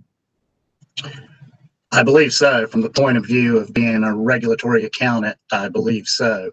And it sounds to me it would pass legal muster, although I would leave that to our attorneys to make a final conclusion there. But it seems like to me that the commission would have that discretion to do so. Okay. Is it okay if I apologize, Commissioner Duffley. Is it okay if I add to that? Of course. Please add your thoughts. So, and I agree with Mr. Manus with the exception of that the commission must take into consideration all of the other material facts. We strongly believe, and this is laid out in the appeal, that the environmental record was not appropriately considered as part of that previous decision. Okay, thank you. Turning back to Mr. Manus, if I could change subjects here. So there were some questions and some discussions in this proceeding related to the creation of a run rate for future coal ash expenditures. And it was in response to DEC's testimony that if the commission ruled the same way that it did in the last Dominion Energy North Carolina rate case regarding coal ash recovery, that DEC's credit metrics would suffer and that the company would be downgraded.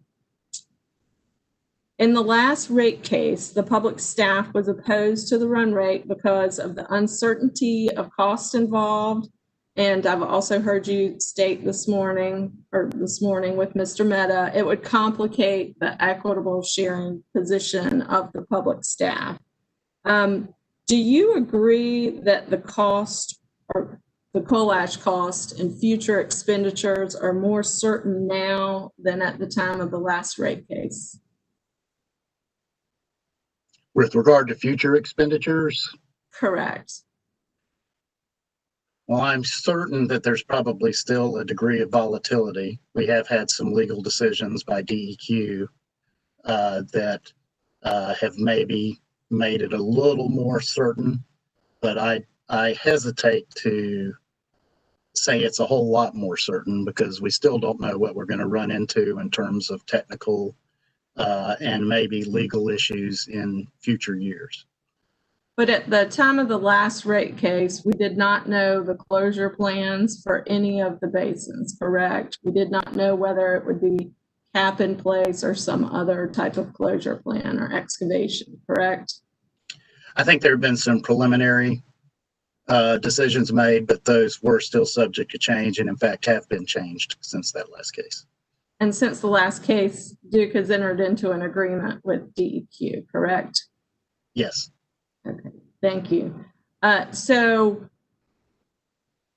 there probably, I heard you say that you think there's still some volatility there, but in the sense of great volatility between cap in place versus excavation, those decisions have been made between the two rate cases, correct?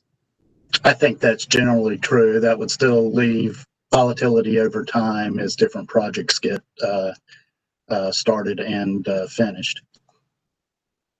So in your opinion, should the commission revisit the run rate at this point, or should the commission just continue with the spend, defer, and recover mechanism? And specifically, what I'd like to hear when you answer whether the commission should look at this other type of recovery mechanism and compare the two recovery mechanisms, like what would be some of the benefits of allowing some portion of the ongoing coal ash cost to be collected as an expense in base rates? And then what would be some of the challenges, concerns, or pitfalls of allowing such a mechanism? Well, preliminarily, as I would state, as sort of an overall statement, that the public staff still does not support a run rate, and I can't see us changing that position or even considering changing it prior to the previous cases coming back with a decision or a remand from the Supreme Court, and then getting put back before the commission to decide if anything needs to be done in regard to the Supreme Court's opinion. After that, I don't think it can be denied that if it is known what the expense or the pattern of recovery of costs should be from the customers, that there is some benefit to having that being recovered in a timely manner. That is some benefit. I would say that I don't think we should, or I don't think the commission should consider doing that without some sort of true up and deferral mechanism at this point, because I don't think the costs are certain enough to, and I mean, just expressing my personal opinion now, I don't think the costs are certain enough or level enough over time to simply have a run rate that wouldn't look at looking at having that trued up through some sort of annual mechanism, or at least something that would occur in a rate case. I do think also that to the extent that the commission does make a decision in Duke, in these cases, eventually similar to what the public staff has recommended or similar to what Dominion has recommended, then we're going to have to take great care, if there is going to be any sort of run rate, to factor in what sort of sharing or other adjustments would need to be made to fairly divide that cost between the shareholders and the ratepayers. It will be, I believe, more complicated if we are going to have some sort of sharing or disallowance of costs, that it's more complicated to do that with a run rate. Probably not impossible, but it's more complicated. And I think in that case, you would almost certainly have to have some sort of true up, tracking and true up mechanism to make sure that the customers and the shareholders came out where the commission wanted them to come out. Okay, and you stated at the beginning of your answer that you felt like the public staff would be opposed to the run rate, and I've heard the reason for the complications. It would make the whole process more complicated from the aspect of this equitable sharing. But are there other concerns or challenges besides that one challenge? Well, I think also, and maybe you may have meant to include this in sort of that universe of equitable sharing, but also from the perspective of what the commission did in the Dominion case. If that was the way the commission went in the Duke cases, and after all the appeals, the way I think that you would have the same sort of complications. Other than that, sitting here today, I think the main complication, once everything has been settled, other than what I've spoken to before, is you need to decide to whether have a tracking mechanism, a true up, what sort of carrying costs, if any, would be allowed, what sort of return on refunds, true up refunds to the customers would be set in place.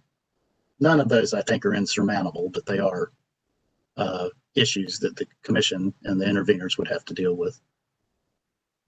So Commissioner, if I could just add, a complication would be, and Mr. Manis has kind of hit on it with a possible true up, is the review of those cost expenditures. In that while these are identified as expenses, this is not a repetitive incurrence of the same costs year after year, like you would think of as testing or sledge hauling. This is a complex grouping of costs tied to excavation, corrective action, liners, landfills. I mean, there are so many different costs grouped into this ARO, and an opportunity to review not only that the actions, but also the costs are prudently incurred. That's where I think Mr. Manis was hitting on with the true up, that would be a necessary part of a potential run rate, which I don't think either party has appropriately addressed in this proceeding as opposed to the previous rate cases. Okay, thank you, Mr. Junas. And Mr. Manis, could you quickly put your hands on Duke filed a late filed exhibit on September 2nd of this year? I might have to ask for help from council as to where to find that on our server. Might be easiest just to go to the docket portal. You're right. All right, I'll pull it up that way.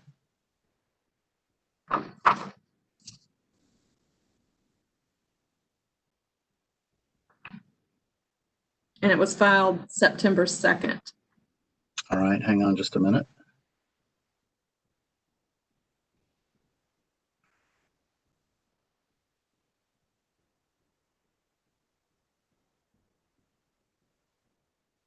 In this case?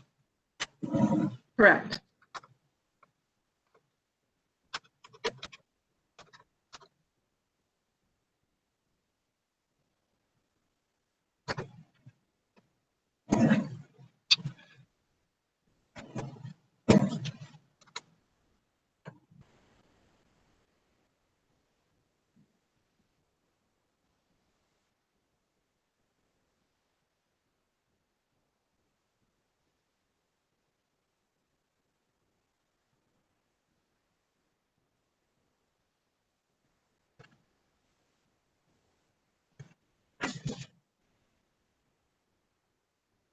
All right.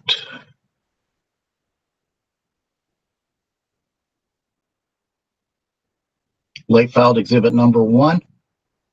Correct. And so this is a late filed exhibit that DEC provided regarding the impact on the company's credit metrics when various hypothetical scenarios are put upon them. Correct. Have you had a chance to look at this late filed exhibit? I have reviewed it very generally, not in any detail. Okay, if It's you probably it would be something that that Mr. Hinton would probably pay more attention to than I would in the normal course of our division of labor. Okay, so if you could go to the last page. Yes. And so my question is with respect to the last 2 lines. In the third to the last line, it says approximate average retail rate impact. Do you see that on the left-hand side? Yes. The full column.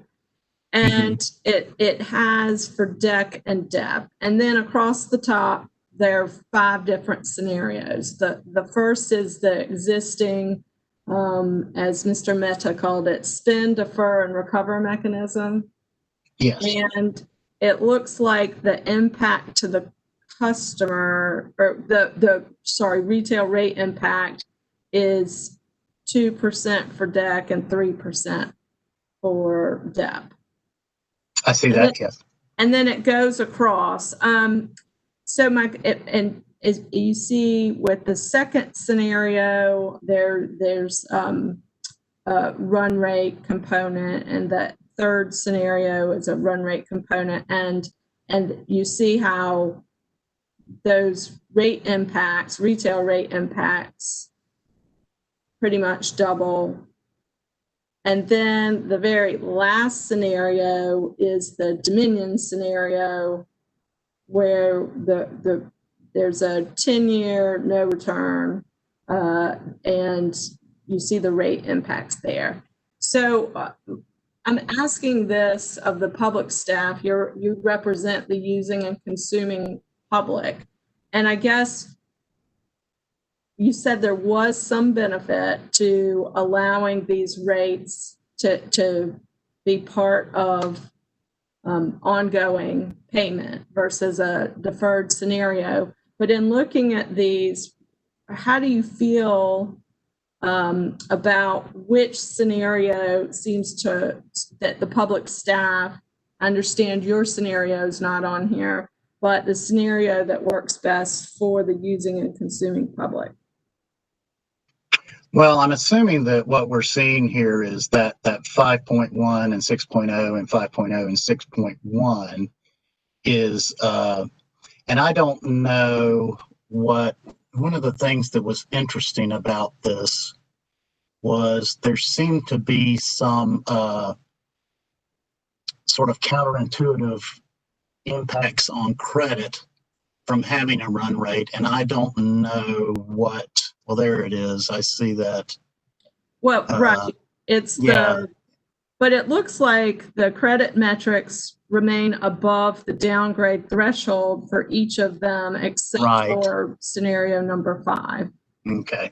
I just wasn't sure whether it took into account any impacts on cost of debt or equity in those average retail rate impacts. So I'm assuming from what I see here, and I haven't dug into these numbers at all, is that you're seeing the year 1 impact when, and in the early years, you would have somewhat what we would call a doubling up of both the amortization of what had been spent before, and then the attempt to recover in current rates and on a more contemporaneous basis, the costs as they were being incurred over time. So I'm giving just some general, almost speculation here, but I would expect that after a few years, let's say 5 years, you would have a drop, so that you'd no longer be picking up amortization of costs before 2020, but you would just begin doing the run rate with hopefully a smaller true up each year. And then the other benefit is that you'd be done with it sooner. You wouldn't have a 5-year run out after the last year of amortizing the last 1 or 2 years of cost. You would just hopefully recover it in the last year that the monies were expended, and then have hopefully a very small true up to be amortized. So there's benefits. There's a higher cost of switching in these early years, and then a lower cost in the later years. So that's the benefit. And I think it's a benefit to the company for the most part. To the customers, I guess in a general sense, they would rather have the recovery stretched out further. But then you also, if the commission isn't going to disallow any sort of return, you're going to have additional return that's going to be built into stretching that out further. So, sorry to interrupt. Please continue. So I think there's pluses and minuses. it's probably that switch is going to cause an impact. Unless you somehow sort of phase it in, it's going to cause a pretty significant impact in the first 4 or 5 years, which then should level out at a lower number over time. And let's assume a perfect scenario that we did know the exact cost from a public staff position. Is it more beneficial? Let's assume that the commission would grant a return on the unamortized balance. Is it more beneficial to the customer to have a run rate where it could be higher up front, or is it more beneficial to the customer? It's kind of like a 15-year mortgage versus a 30-year mortgage. What, from a public staff perspective, which do you find is more beneficial to the customer? To pay a return and stretch out these large costs over a period of time, or to put these costs in as an expense and, as you said, get through them more quickly? I think that's, and again, it's sort of a multi-layered question and answer, to the extent that you're only looking at what would provide the lowest rates to the customer, stretching it out, at least at first glance, would provide for lower rates for a period of time. But if you stretch things out too far, then you might impact the company's credit ratings to a certain extent, or the metrics at least, that might cause some unexpected effects down the road if you have too many regulatory assets on the books that are being put off and put off and put off. If you're talking about a longer base amortization period, let's say something like the public staff is proposing, but even with a return, then that 5.1, 6.0% impact is not going to be quite as large, and it's more comfortable to me to talk about a transition to some sort of run rate. If you're talking about a 5-year amortization period, it's not so comfortable, because then the shorter you make that amortization period, the higher this 5.1, 6.0% is going to be. Okay, thank you. And did you have anything else you wanted to add, benefits or concerns regarding a potential run rate? Not that I can think of here at the minute. Okay. Excuse me. So if we could move to, let's just go to your testimony summary, page 4.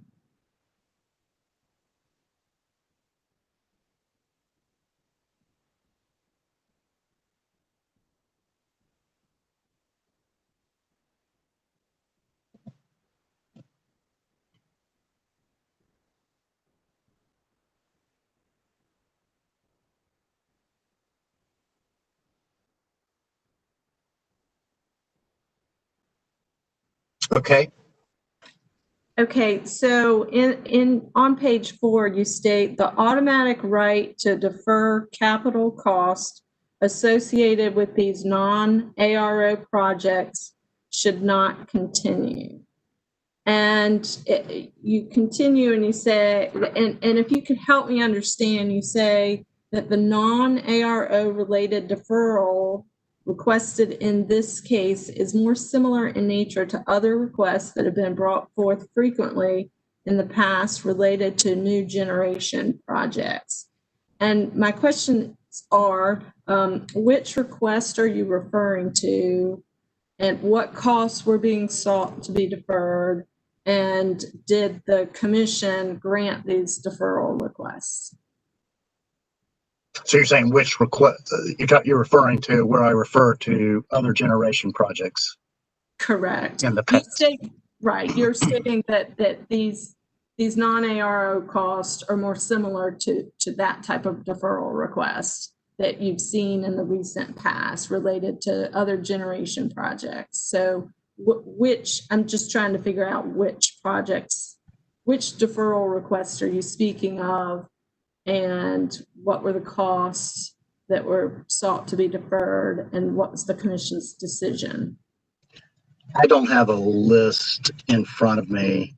I believe with regard to Duke, the most recent one may have been the Lee combined cycle plant. But these are fairly frequent when the commission comes in for rate cases, that they'll have a plant that's going into service a few months before the rate case rates are going into effect. And they will request that the capital costs, meaning the depreciation, return on investment, between the date that the plant goes into service and the date that the rates go into effect, that they be allowed to defer those and then amortize them over some period after the rates have gone into effect. Correct, and usually those are granted by the commission, correct? They are sometimes the public staff and the company or another intervener in the company might have concerns about the amount of costs. There may be particular items where we may raise concerns, sometimes to the commission, sometimes just internally, about should this be included, should this not be included. There have been a few cases in the past where the public staff has opposed deferral altogether because we didn't think that the magnitude rose to the level which would justify deferral. I believe in the case I'm thinking about, which was a Duke case, the commission disagreed with us and allowed the deferral over our objection. So I would say, except for that one, that there a lot of time we may be nibbling around the edges to try to settle what should be included and what should not be included. But generally, I think the commission has a history of approving those. I'm thinking there was one back several years ago regarding a Dominion plant where the plant had really gone into service quite a bit of time before the rate case came about. And I'm struggling to remember the outcome of that. I can't remember if the commission allowed it or not, but then they tried to put some boundary lines around when these types of things, deferral requests would be acceptable and when they would not. There was one case in which we opposed, but then based on, I believe, the commission order, we came back, or actually it was based on data that we had misinterpreted from the company. We came back in supplemental testimony and agreed with the deferral, finding that it would. I think that was Warren County. It may have been. That sounds like that may have been it. Yes. So I'm just trying to seek your position here, and what I think I've heard is the effect. What with it, if hypothetically, let's assume that most cases the commission does allow for this deferral. Clearly, both mechanisms lead to the same result, but what I heard you state in your testimony is that public staff would just like the option to be able to oppose this type of deferral. Is that a correct assumption, or are you saying something else? I think that is generally the correct assumption. As I state more completely in one of my testimonies, whether it was the initial or supplemental that's summarized here, the public staff was a bit surprised when, in this case, for the first time, DEC proposed deferral and amortization of these types of costs, which were not ARO related, but were related to facilities being constructed to deal with the ongoing production ash. When we read the terms of the commission's order, of the company's request in the commission's order in sub 1110, we, and the 1146 rate case, we felt like that they were within the bounds of the commission's order. And so we didn't oppose it in this case.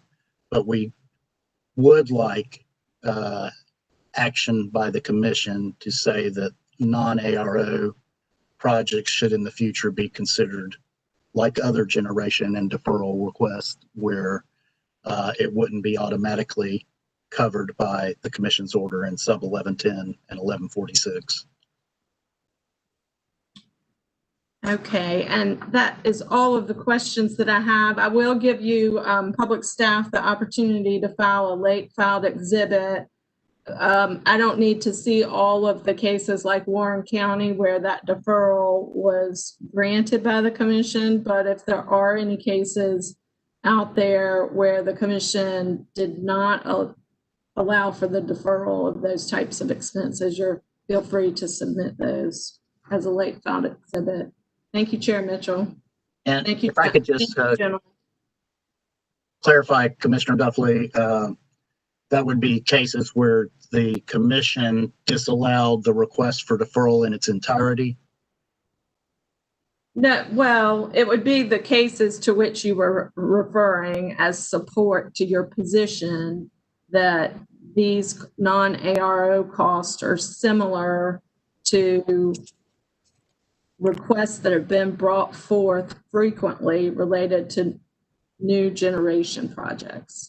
Okay, so it would be all of the cases, not just the ones I misunderstood and thought you were just asking about ones that the commission had disallowed, but you're saying you'd sort of like to see all of the. No, you did. Cases.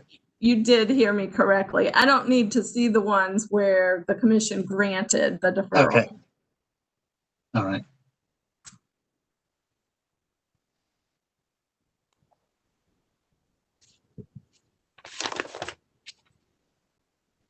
All right, anything further, Commissioner Duffley? No, Chair Mitchell. Thank you, gentlemen. All right, Commissioner Hughes. No additional questions. Thanks. Okay, and Commissioner McKissick. Just one or two questions, Madam Chair. First, I want to thank the witnesses for providing such insightful testimony. I think so many of the questions that were in my mind originally have been asked and answered, and so it leaves me with very little to really try to get some clarity on. But I guess one issue I'm still wrestling with somewhat is the equitable sharing, and trying to understand exactly what the standards would be for culpability. I mean, we know what the standards are for imprudence, and we understand why, in this case, there would not be grounds for finding imprudence. But in terms of culpability, what I'm looking for is what could be articulated as a standard that applies not simply to the facts of this case, but to other cases that the commission might consider if they're going down the path of equitable sharing. And I understand that there are the nuclear power plant issues that were out there and things of that sort, and other projects that have been large, that, you know, there was a basis for the commission to take some action employing a similar kind of concept. But can the two of you help me articulate what this standard should be in clear, concise terms, which are applicable on a broad-based basis, not just based upon the facts of this case, in terms of what was known or reasonably should have been known, and what actions they might have failed to have taken, you know, in terms of environmental measures to mitigate things somewhere many, many decades ago. That's it. Mr. Manis, do you want to start or me? Well, I was going to say, if you're specifically talking about culpability, it probably does start with you. If we're talking more generally about sharing, it would probably start with those cases in the early 80s, in 1983 forward, where the commission first, to my knowledge, started discussing an equitable sharing of those abandonment costs. Those did not involve the concept of culpability.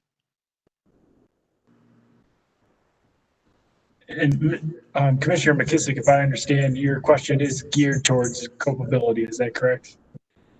That's correct, because I gather here there's been discussion of there being culpability, that Duke did not intervene at an appropriate time, knowing that information was out there dealing with the impoundment facilities for coal ash, and that they did not take appropriate measures.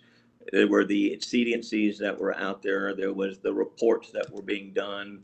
There were measures that were out there that really would have, informed them that they needed to do something other than what they did. Okay. So, I mean, I understand what it looks like here in terms of what you're arguing. But when you start using a term like culpability, which is broad and rather expansive, I like to know that it's more than just a subjective feeling that could be arbitrary based upon the way you see and feel it. So help me try to put my arms around what that term, what are the standards, A, B, C, and D? I mean, we know what they are for imprudence. We got A, B, C, and D. What are they for culpability? If that's a concept that we're embracing, more than just the concept of equitable sharing. Because that's what's being contended here. Is that not correct?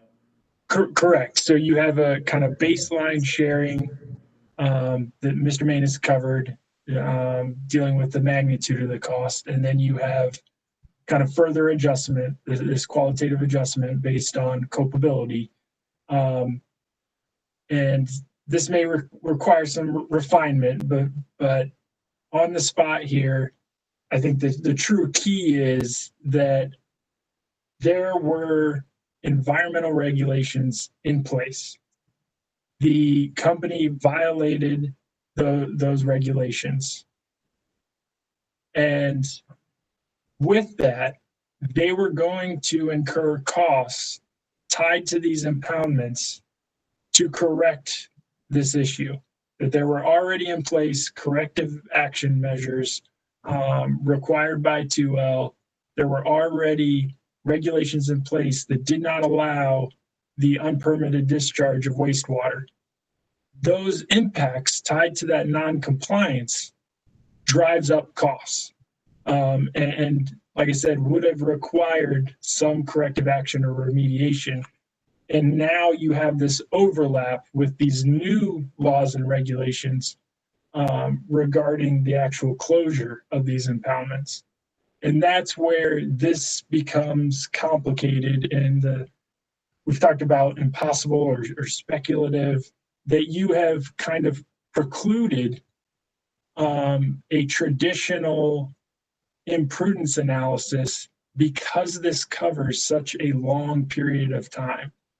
And that you cannot reasonably create a alternative or feasible alternative throughout this period of time. You would have to materialize so much information and create all sorts of, and you can't create one path. There are tens, if not hundreds of thousands of paths, because you have multiple sites, different corrective actions, different storage options, and at what point in time determines how much ash was in each of those impoundments or storage units. So the possibilities are endless, and that's what really complicates this. And so if you had to boil it down, okay, is there, and maybe this is even still too suited to this case, but was there an environmental or regulatory requirement in place over this period of time? Has it been shown that they did not adhere to that requirement? And does that significantly impact the costs that are being sought for recovery today? And would there have been an alternative route of actions that could have been taken in the past that would change the costs incurred today? Now, I recognize that if they had done something differently in the past, there would have been costs associated with that and recovery of those costs through rates. But you would also recognize that those costs would be either mostly or entirely recovered already to this point and tied to customers that actually benefited from that electric generation. And that's another disconnect in this case, that a majority of these costs are tied to previous customers that will be fielded by present and future customers. Does that help? And we can kind of go back and forth if this requires some further refinement, or maybe we're given an opportunity to provide a late filed exhibit to maybe lay this out more succinctly. If I could Sure, go ahead. add a little bit of that. I think also, in addition to what Mr. Junis said, with regard to some of these costs would have been already in rates, already been recovered from the correct customers. That's certainly true, but I think you also have to recognize that, so to speak, the chickens are coming home to roost now. That these costs are going to be incurred now, and they're the result of actions or inactions in the past. That we can't, as Mr. Junis says, we can't describe the alternative path, but we can certainly see where exorbitant costs are being charged to the customers now, or requested to be charged. Well, I appreciate those thoughts. Perhaps if there could be a late filed exhibit that provides as much clarity and specificity as possible, that establishes kind of a bright line, not just for the facts of this case. And I understand it may well be that whether there's regulations that existed that were violated, and you go into all the details as to what could or could not have been done. I guess I'm just trying to analyze this as objectively as I can, based upon the facts that are not only applicable to this particular case, but to what we as a commission might do moving forward in the future, were we to embrace equitable sharing as what should be done, as recommended by the public staff. Thank you, Madam Chair. I don't have any further questions. I think you guys did a great job over the last 2 days. It's been very helpful and insightful. And I think Commissioner Brown-Bland clearly earlier got to a number of questions that were in the back of my mind. So I look forward to reviewing that late file exhibit. Thank you. Thank you, sir. Chair Mitchell, before we get to questions on commissioner questions, may I just follow up with Commissioner McKissick on his late filed exhibit request? And to the extent that the public staff takes him up and makes a late filing exhibit, the company would like the opportunity, Commissioner McKissick, to respond to that particular filing to the extent that we feel it necessary. And if that is acceptable, we will certainly do so. Commissioner McKissick's on mute, but I will go ahead and respond as I believe he did, which is that would be acceptable, Mr. Mehta. Thank you. And I actually have a question for Mr. Manis, and I'm going to request an exhibit of you, of the public staff and Mr. Mehta. I'm going to make the same request of the company and encourage you all to work together in developing this exhibit if it is possible and it saves everyone some time and effort. But Mr. Manis, you have testified today about the accounting treatment for the ARO related coal ash associated costs. And it would be helpful for the commission and for the commission staff to see an exhibit that shows the various journal entries associated with the accounting that you have described today.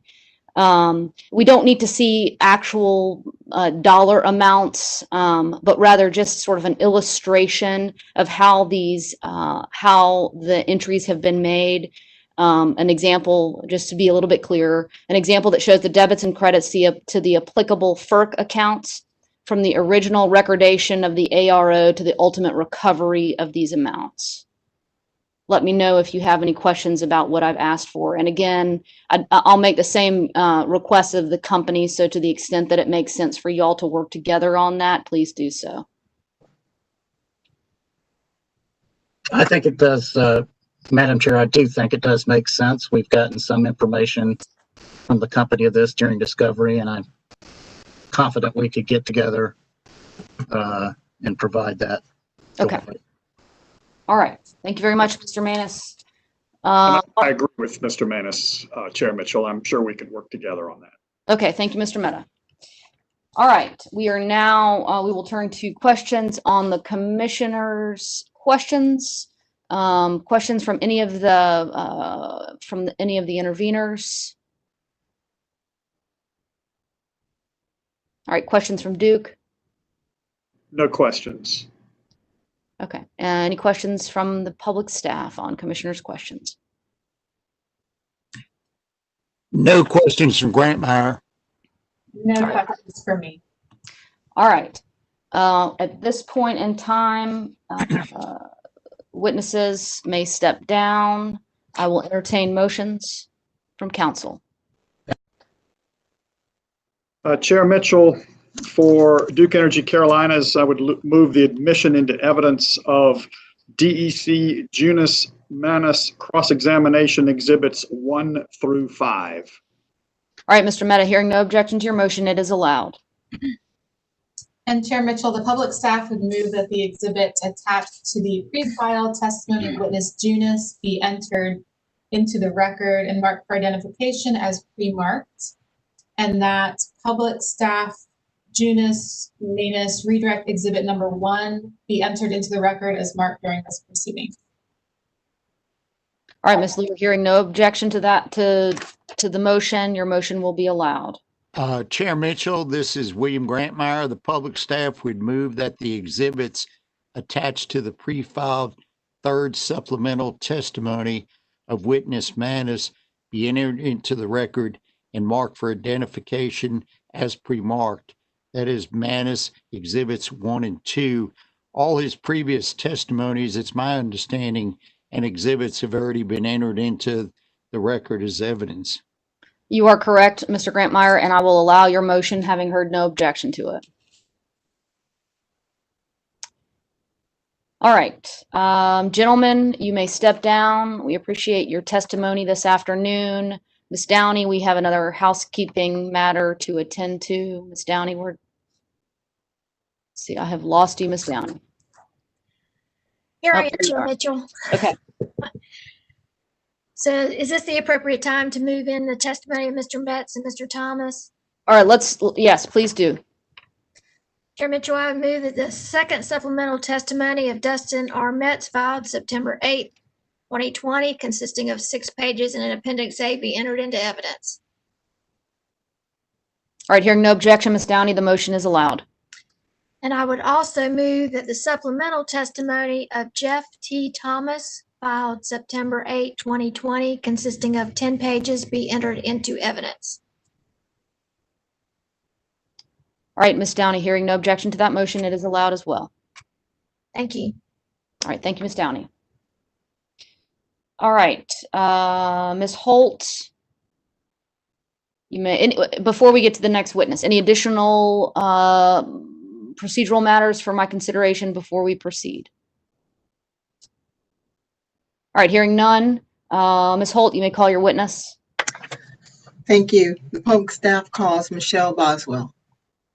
All right, Ms. Boswell, let's see, there you are. Would you raise your right hand, please, ma'am? Do you affirm that the testimony you're about to give shall be the truth, the whole truth, and nothing but the truth? I do. All right, Ms. Holt, you may proceed. Please state your name, position, and business address for the record. Michelle Boswell, 430 North Salisbury Street, Raleigh, North Carolina. I'm the accounting manager with the accounting division electric section. Ms. Boswell, you provided testimony regarding excess deferred income taxes in the Duke Energy Carolinas and Duke Energy Progress Consolidated hearing, did you not? I did. Since that testimony, On September 8th, 2020, did you pre-file second supplemental and settlement testimony consisting of 12 pages and 2 exhibits marked Boswell Second Supplemental and Stipulation Exhibits 1 and 2? I did. Do you have any changes or corrections to your pre-filed second supplemental and settlement testimony? I do not. If I were to ask you those same questions today, would your answers be the same? They would. Do you have any changes or corrections to your exhibits? I do not. Ms. Boswell, did you prepare a summary of all of your testimonies? I did. Chair Mitchell, I would add that Ms. Boswell's summary was provided to the parties and to the commission on September 8th, 2020. And at this time, I move that Ms. Boswell's second supplemental and settlement testimony and her summary be entered into the record in this proceeding and copied into the record as if given orally from the stand, and that the exhibits attached to her second supplemental and settlement testimony be identified as marked when filed. Ms. Boswell is available for cross-examination.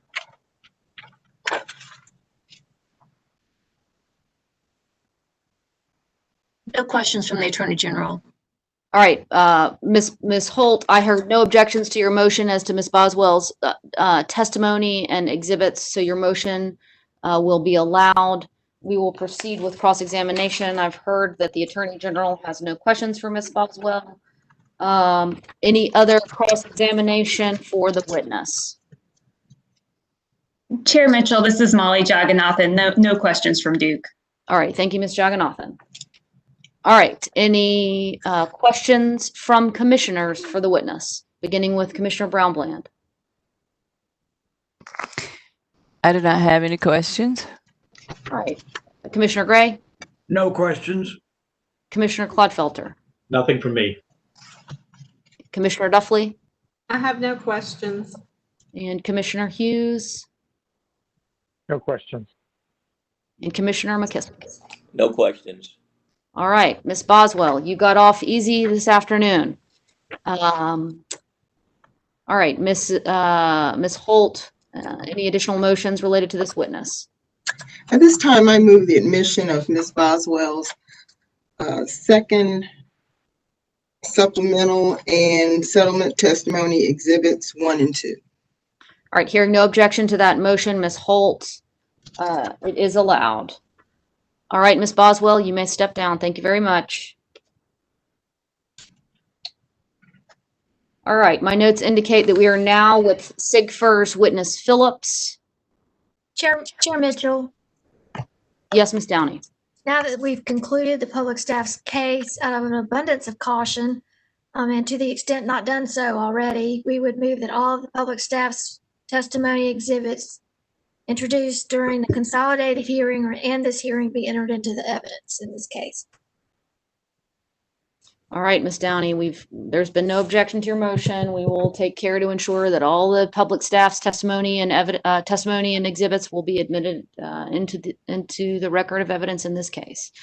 All right, Ms. Kress, we're with you. Call your witness, please, ma'am. Thank you, Chair Mitchell. SIGFR calls Nicholas Phillips Jr. to the screen to borrow from Mr. Neal's quote there. All right, Mr. Phillips, would you raise your right hand, please, sir? Yes, I will. Do you affirm that the testimony you're about to give shall be the truth, the whole truth, and nothing but the truth? Yes, I do. All right, Ms. Kress, you may proceed. Thank you, Chair Mitchell. Good afternoon, Mr. Phillips. Would you please state your full name for the record? Nicholas Phillips, Jr. And by whom are you employed, Mr. Phillips? I'm employed by Brubaker and Associates in an office in a suburb of St. Louis called Chesterfield, Missouri. Okay, what is your business address, please, sir?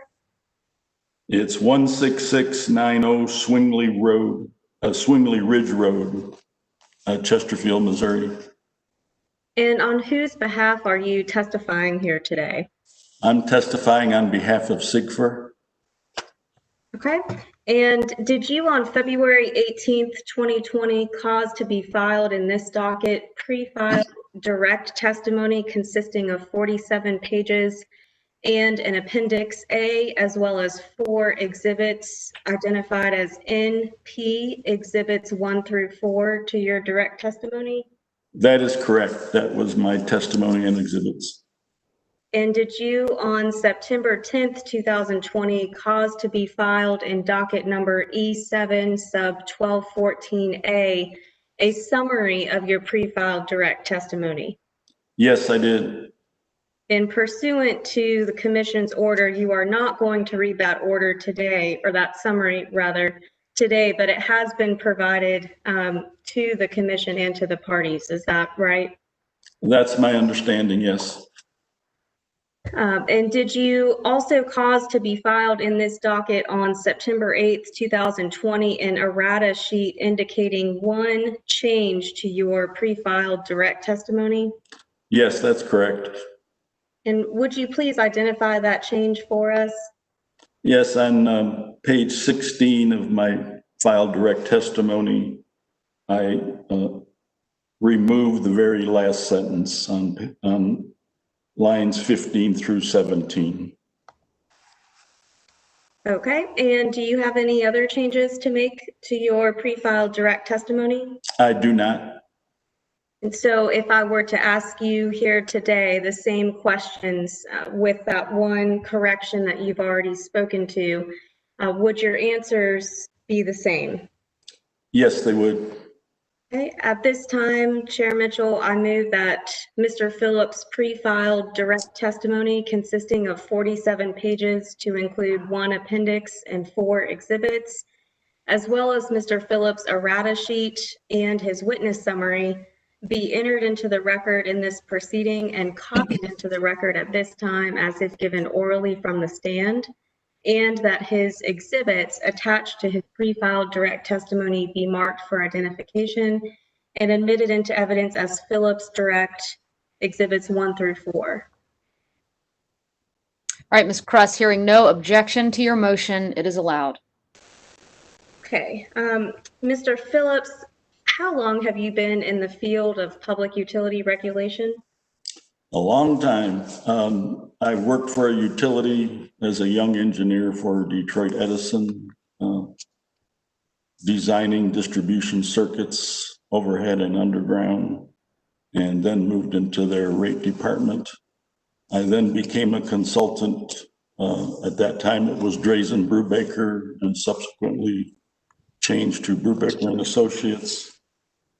Along the way, I guess pertinent things, I've been hired by and testified for the Office of Regulatory Staff of South Carolina, and presented testimony on their behalf in 2 Duke proceedings. And I guess I've been hired to do an arbitration involving the Catawba plant there, owned by Duke and others. Chair Mitchell, at this time, I would like to ask permission to ask Mr. Phillips a series of questions on direct examination as part of SIGFR's response to public staff witness Floyd's 2nd supplemental testimony filed in this docket. This was something that was discussed by the parties during break off the record. And it's my understanding that the parties are aware that I plan to ask some questions this morning. So assuming that they don't have any heartburn, I know they are planning to do cross, whereas cross was previously waived. So I would just ask your permission. All right, hearing no objection from any of the parties, you may proceed, Ms. Kress. Thank you. Mr. Phillips, just diving right in here, were you surprised to learn that there was opposition to a few of the provisions contained within SIGFR's settlement? Yes, I was. Why were you surprised? Well, we filed a settlement after months of negotiations with Duke trying to resolve issues in this case that was prolonged, I guess, due to the COVID. So Chair Mitchell. Objection, relevance. I don't see how this is relevant. I would contend it's absolutely relevant to the prejudice that Sigford would contend we faced as a result of Mr. Floyd's second supplemental testimony. Which is why he's up here today. That's actually incorrect. He's up here today because the commission denied Sigford's motion to excuse him after no parties had any cross, because the commission indicated that it wanted to ask him some questions. All right, Ms. Kress, I'm going to allow you to proceed. I'm going to overrule the objection. Ms. Kress, please move efficiently through your questions. They should be tailored to address the issues that were raised in the supplemental settlement testimony filed by the public staff. So please proceed, but proceed efficiently. Understood. Thank you, Chair Mitchell. Could you finish giving your answer, Mr. Phillips? Why were you surprised? I was surprised because after negotiating with Duke, this settlement was filed, I think at the end of May. And then there was a second settlement between the public staff and Duke 2 months later. And they didn't mention any problems with our settlement. In fact, I thought the public staff did a good job. They expanded and defined a few things in our settlement better on the grid improvement plan and lowered the ROE. We had asked for some cost of service studies and rates to be looked at, and the public staff actually expanded that. So with that in mind, when Mr. Floyd filed his second supplemental testimony and took issue with some aspects of our settlement, I was surprised. Did you have occasion to listen to Mr. McLawhorn's and Mr. Floyd's testimony provided in this case? Yes, I did. And I believe you insinuated as much in your last answer, but just to be clear, you have had occasion to read Mr. Floyd's second supplemental pre-filed testimony in this docket? Yes, I did. Okay. After hearing and reading such testimony, do you feel as though you have a better understanding about what exactly the public staff takes issue with in regards to the Sigford settlement? Yes, after reading it and listening, I thought that their main issue had to do with subtracting some curtailable or non-firm load from the peak demand allocator.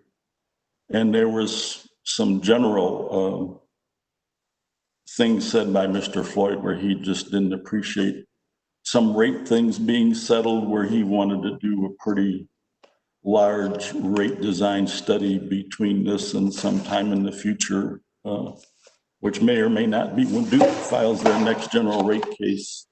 So after reviewing it, I didn't think it was worth all the trouble that's come about from this, because I guess I'll go on.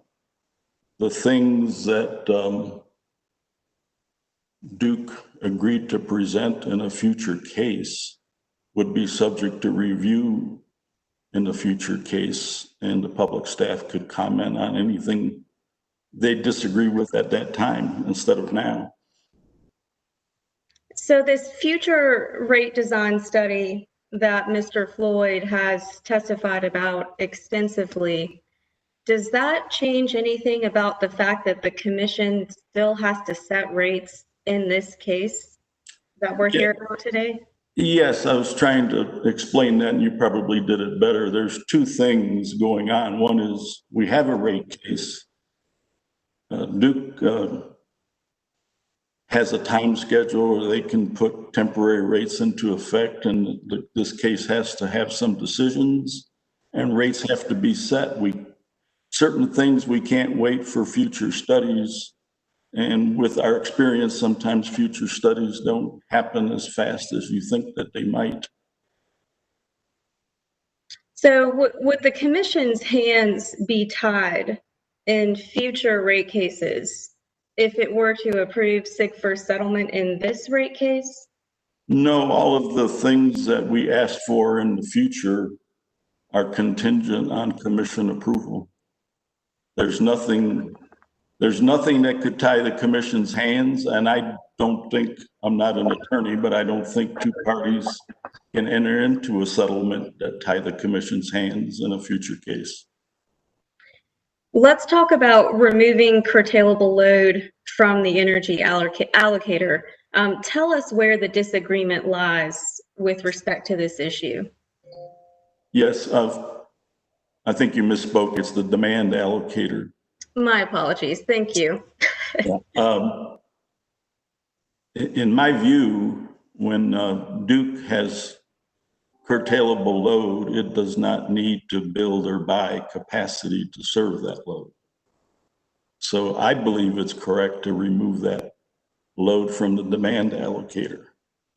The second, this is an unusual proceeding because if Duke called a curtailment on its peak day, that day occurred in the winter of the test period, and we're allocating cost on the summer peak day. So you need to make some adjustments even if Duke didn't call a curtailment. Finally, another thing, and I don't want to get into the weeds and prolong this hearing, but if you give customers a credit for substandard service, and service that Duke can shut off is substandard service, so you deserve a lower rate or a credit. So if you have a lower rate or lower revenues and you allocate rate base based on the total firm load and curtailable load, I think you have a mismatch. And with less revenues, you would lower the rate of return.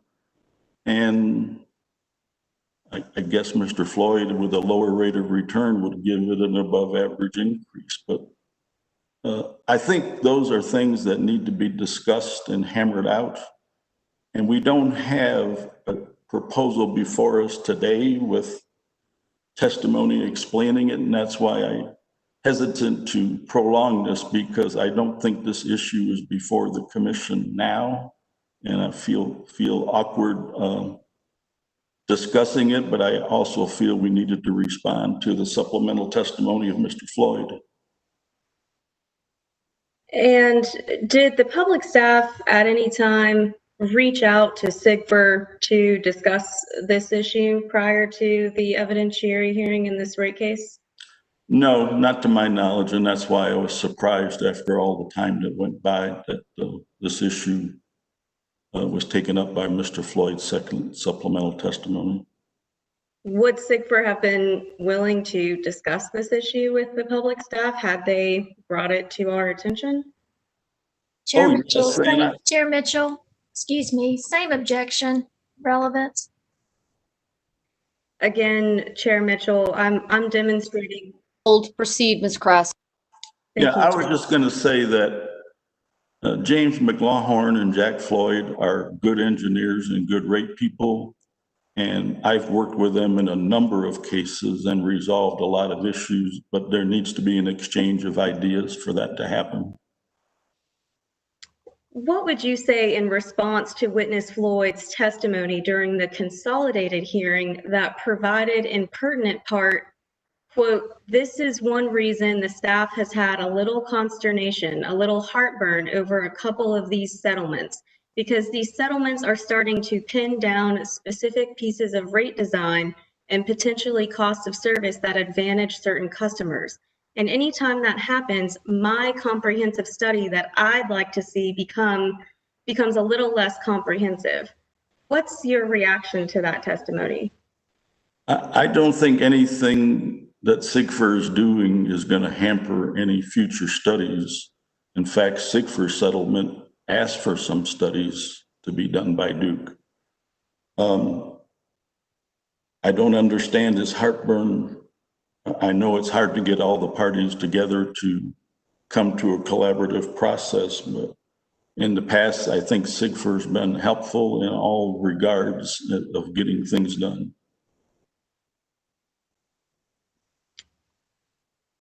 I will reserve the rest of my questions for a later time. Thank you, Chair Mitchell. All right, Ms. Kress, I assume your witness is available for cross-examination? He is, and Okay. for questions by the commission. All right. Ms. Downey. I just have one set of questions. Mr. Phillips, do you have your SIGFR settlement in front of you? I will have it.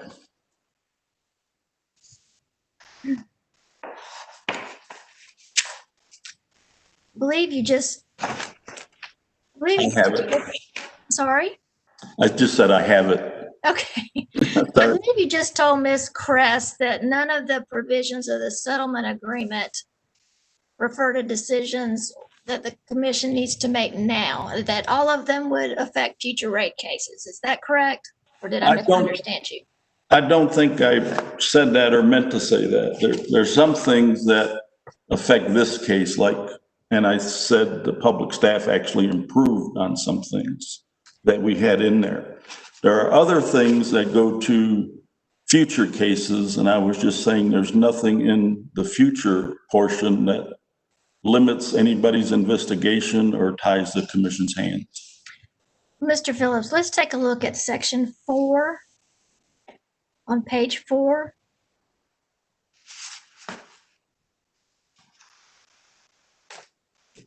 I have that. And under that provision, it calls for the give back of EDIT to be refunded to customers on a uniform cents KWH basis. Do you see that? I do. And that's a provision that would affect this case, isn't that right? That is right. And Mr. Pirro reflected that in his schedules filed on August the 24th. Are you aware of that? I'm generally aware of that. I don't have any further questions.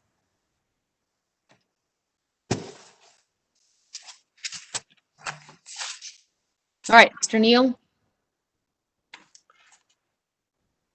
Thank you, Chair Mitchell. I think I don't have any questions at this time. Thank you. All right, redirect for your witness, Ms. Kress. Chair Mitchell, this is Bo Summers. Could I ask a question or two? You may proceed, Mr. Summers. Thank you. Good afternoon, Mr. Phillips. How are you? I'm really good. How are you, Bo? I'm good. It's a pleasure to see you. Just a couple of questions. Ms. Downey just asked you about section 4 of the settlement agreement between Duke Energy Carolinas and SIGFR. Do you still have that handy? I do. So she asked you about the provision about the flowback of the EDIT rider and that it would be done on a uniform cent per KWH basis in the settlement agreement. Did you hear Mr. Pirro's testimony earlier in the case? I didn't. It was relayed to me by counsel. Well, I'll represent to you that Mr. Pirro testified that that was supported, in his opinion, at least in part, because commercial and industrial customers are subsidizing residential customers currently, and this was a way to even it out.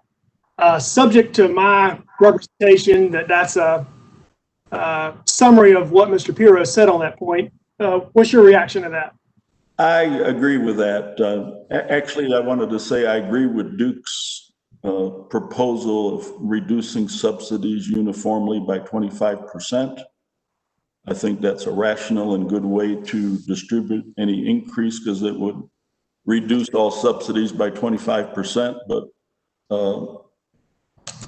doing this part of the settlement and returning credits to ratepayers on a uniform cents per kilowatt hour would enhance that subsidy reduction. And I believe that's the way it was done in the DEP case. Last question for you. This may be the most important. Are our Cardinals going to catch the Cubs? I say they are. Thank you. No further questions. Thank you. All right, any additional cross-examination for the witness?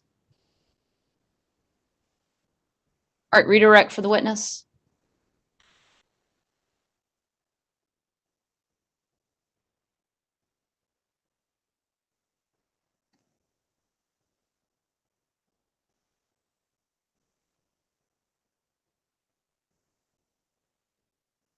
John is sneaky. He'll put you back on mute real quick.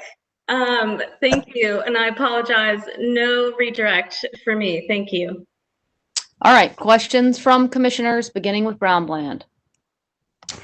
Yes, I have one question. Mr. Phillips,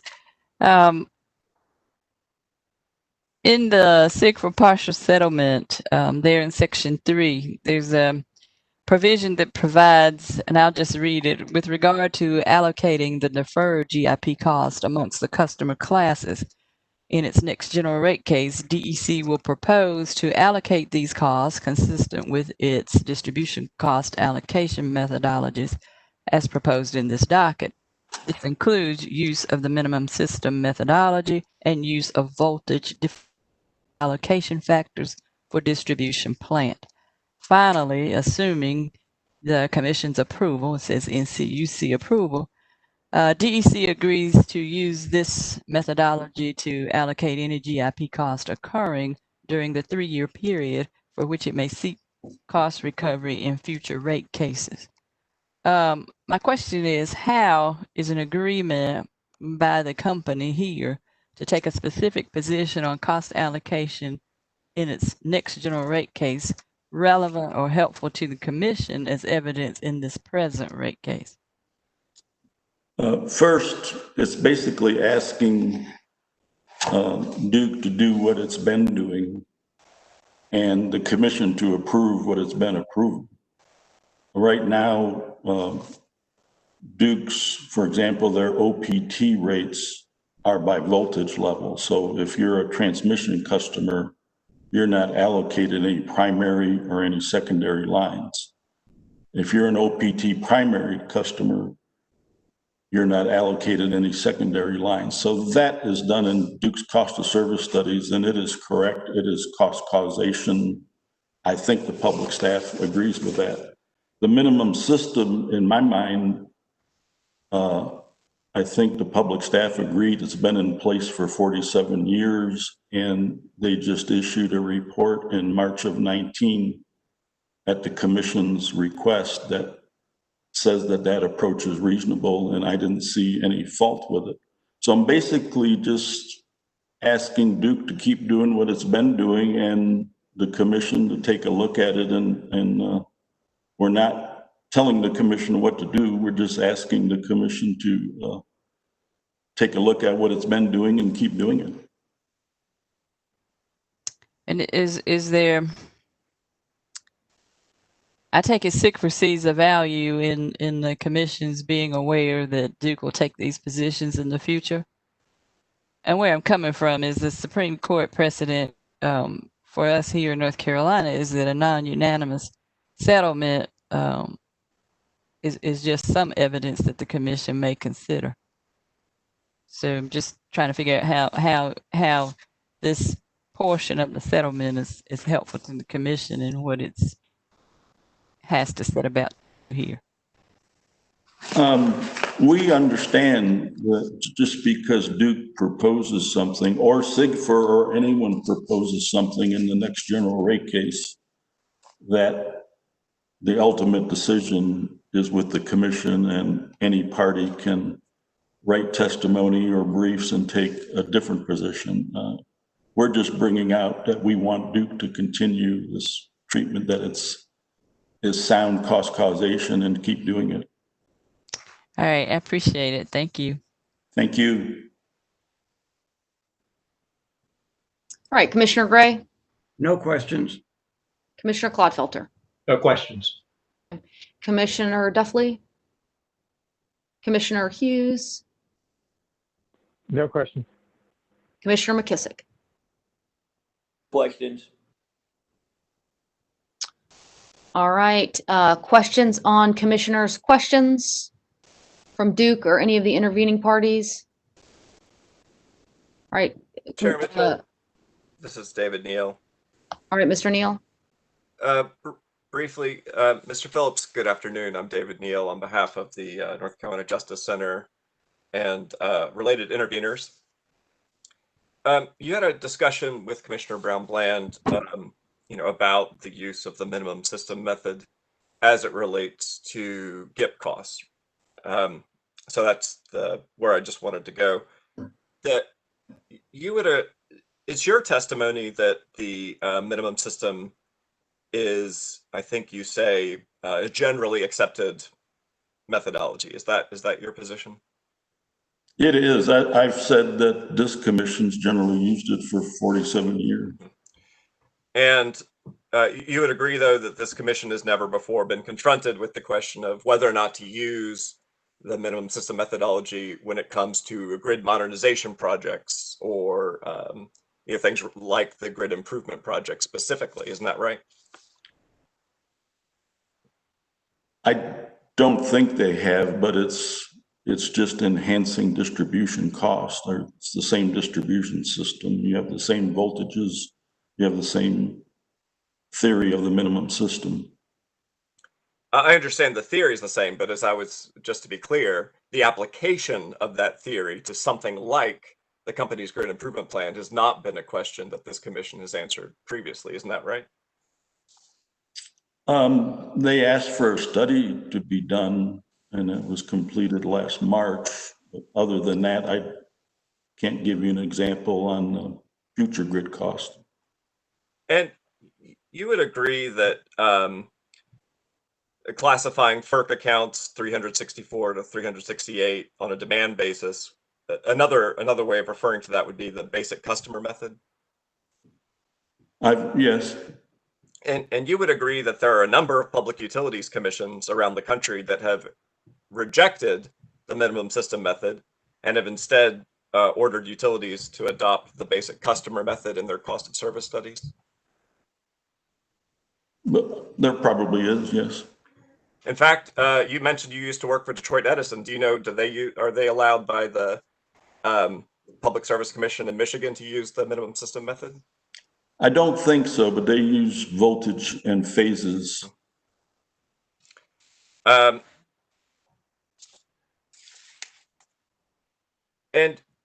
would you agree that as a result of using the minimum distribution system is that more costs are allocated to small customers, small customer classes, such as the residential class, and less costs are allocated to large customer classes, such as industrial or large commercial customers?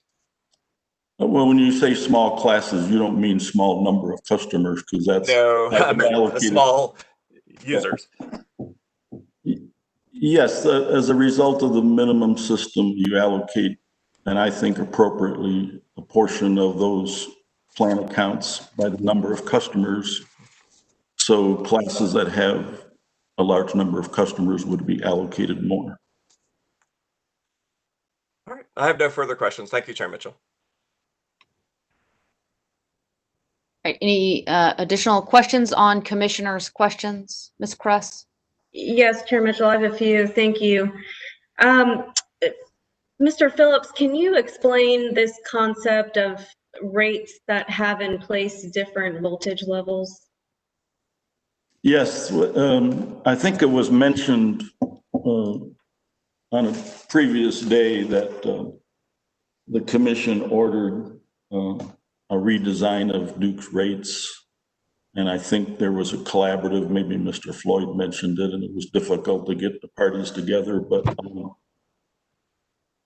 Duke's OPT rates, which have a large number of customers on them, are designated as OPT transmission, OPT primary, and OPT secondary. Transmission, primary, and secondary are voltage designations. If you're served at the primary level, and I believe the staff's report of March 2019 says this, if you're a large industrial customer served at transmission, you don't really use the distribution circuits and substations and levels because you take service at such a high voltage. You just don't use those facilities from Duke. And behind the meter or inside the fence, whatever terminology you're familiar with, the customer then does his own voltage transformation at his own expense and has transformers and circuits inside the fence. So those rates don't allocate certain distribution costs to higher voltage customers, and that is completely appropriate. And I think most utilities in the country do that. It's easier to see for Duke because of they have designated voltages on each of those rates. Now, you said that is an appropriate methodology. Why is that an appropriate methodology? Is there a name for it?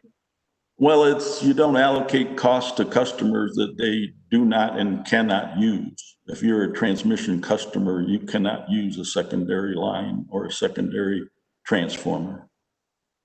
It's cost causation. I apologize. Is there anything else you want to add before I? No, that's it.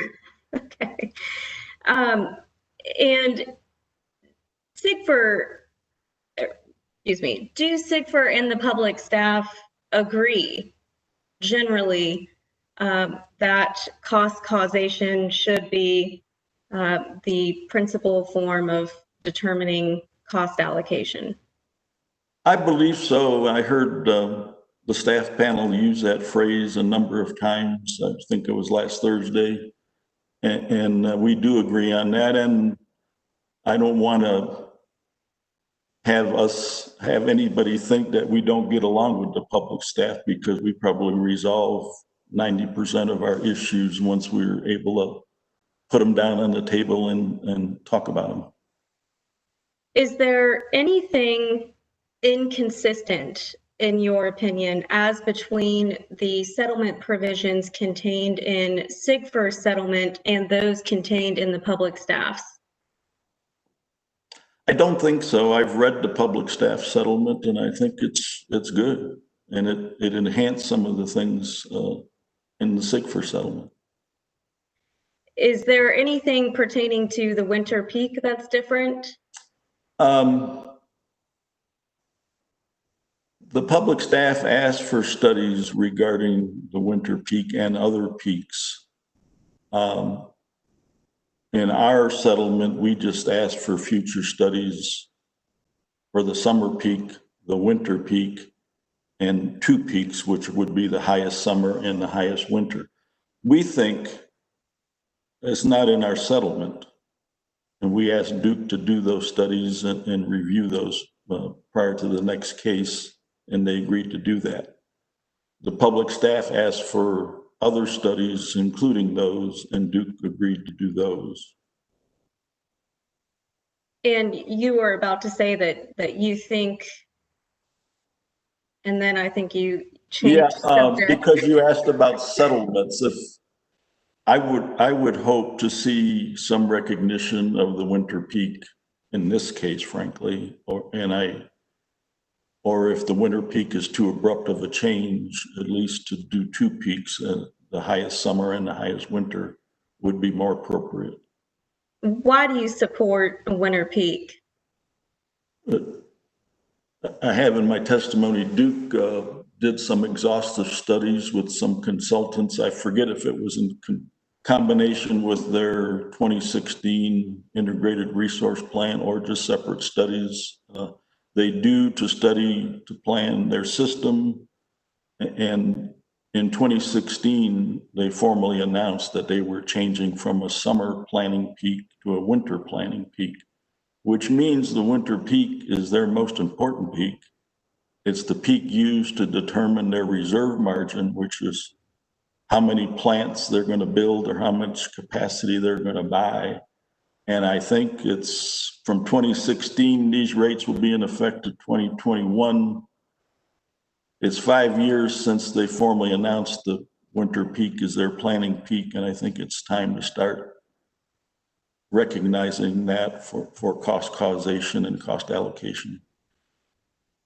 Is there anything in the SIGFR settlement that limits commission discretion or its decision-making authority?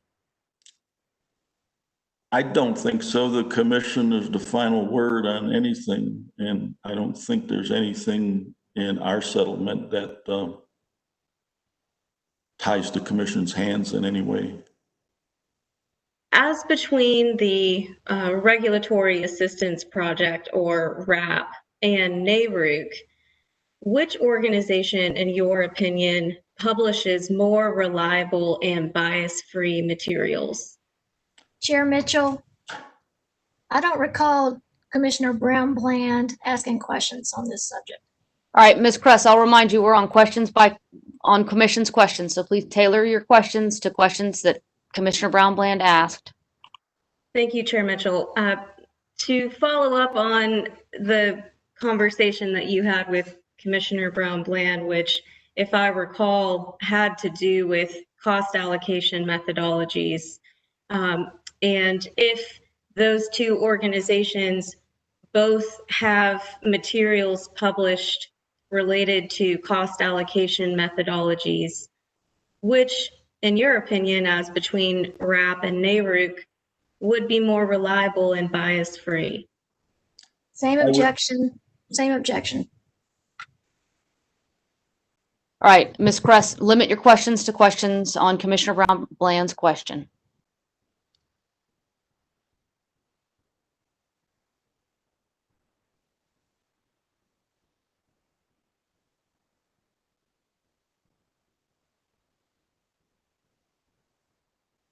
I think that's everything from me. Thank you, Chair Mitchell. All right, at this point, there's nothing further for the witness. Ms. Kress will entertain a motion.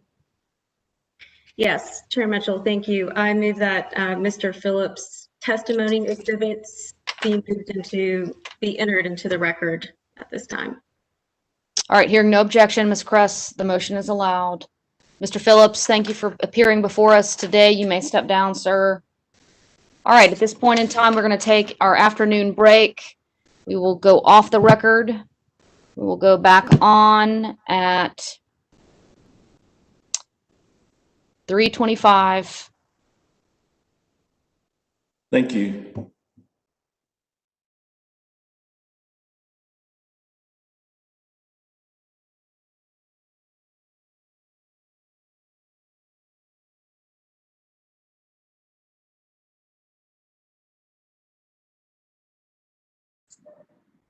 Please turn off your video.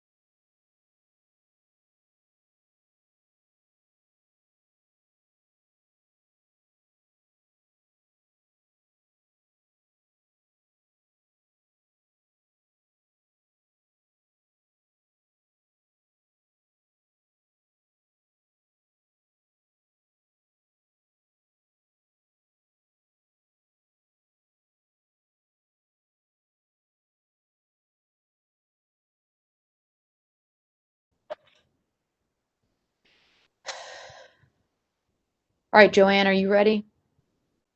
All right. At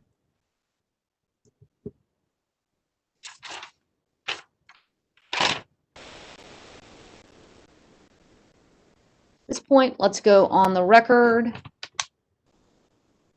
Are there any motions I need to entertain or any procedural matters to be addressed before we move into Duke's rebuttal case?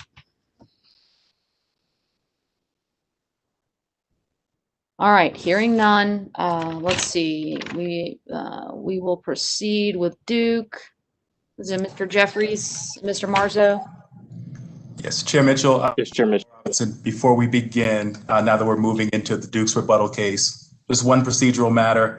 Chair Mitchell, last week, I believe the commission agreed to excuse Mr. Eric Leoy from testifying during our rebuttal case. At this time, the company moves to enter the pre-filed rebuttal testimony of Mr. Leoy, consisting of 13 pages, and is attachment A into the record.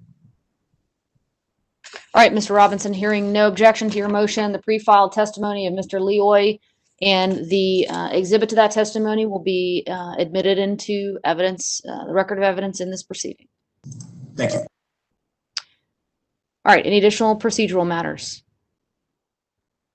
All right, Duke, you may call your witnesses. Chair Mitchell, this is Jim Jeffries on behalf of Duke Energy Carolinas. Myself and Mr. Marzo will be handling Duke's first rebuttal testimony and calls Mr. David Dawson and Mr. John Spanos to the stand. All right, thank you, Mr. Jeffries.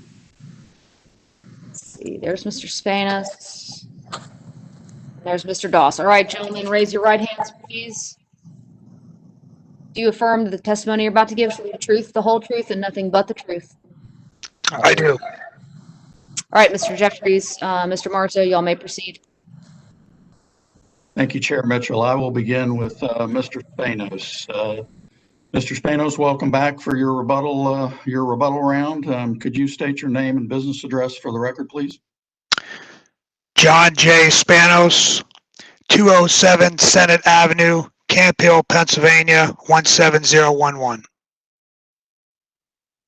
Mr. Spanos, you're the same John Spanos that pre-filed rebuttal testimony in this proceeding on March 4th, 2020, consisting of 39 pages. Is that correct? That is correct. And was that testimony prepared by you or under your direction? Yes, it was. Do you have any corrections to that testimony as filed? I do not. Mr. Spanos, if I ask you the same questions that are set forth in your pre-filed rebuttal testimony while you were on the stand today, would your answers be the same? Yes, they would. And Mr. Spanos, have you also prepared a summary of your rebuttal testimony? Yes, I have. And Chair Mitchell, I note for the record that that summary has been distributed to the parties and filed with the commission, I believe. Based on Mr. Spanos' answers the last few minutes, we would move that his pre-filed rebuttal testimony and summary be entered into the record as if given orally from the stand. All right, hearing no objection to your motion, Mr. Spanos' pre-filed rebuttal testimony and his rebuttal testimony summary will be copied into the record as if given orally from the stand.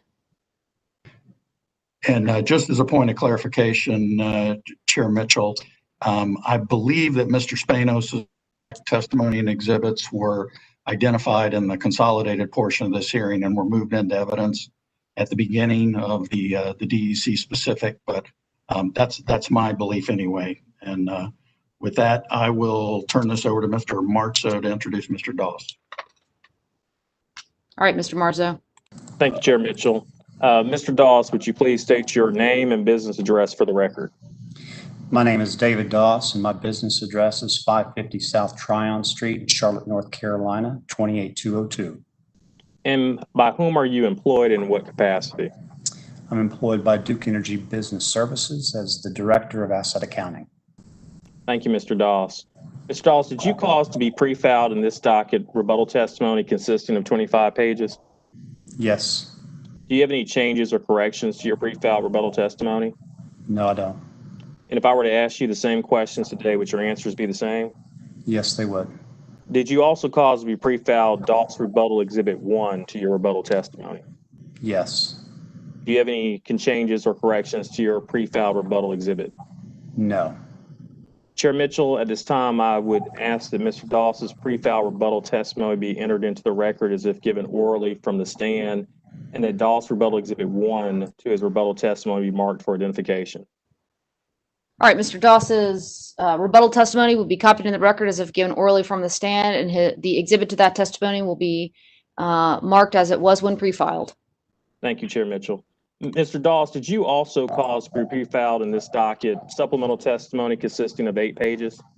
Yes. Do you have any changes or corrections to your supplemental testimony?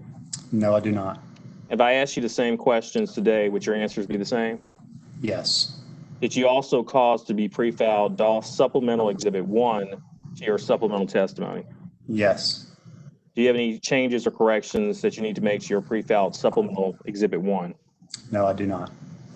Chair Mitchell, at this time, I would ask that Mr. Doss's pre-filed supplemental testimony as well as his pre-filed supplemental, his pre-filed supplemental testimony as well as his pre-filed supplemental Exhibit 1 be marked for, well, his pre-filed supplemental testimony be read as if it was given orally here today, and his supplemental Exhibit 1 be marked for identification.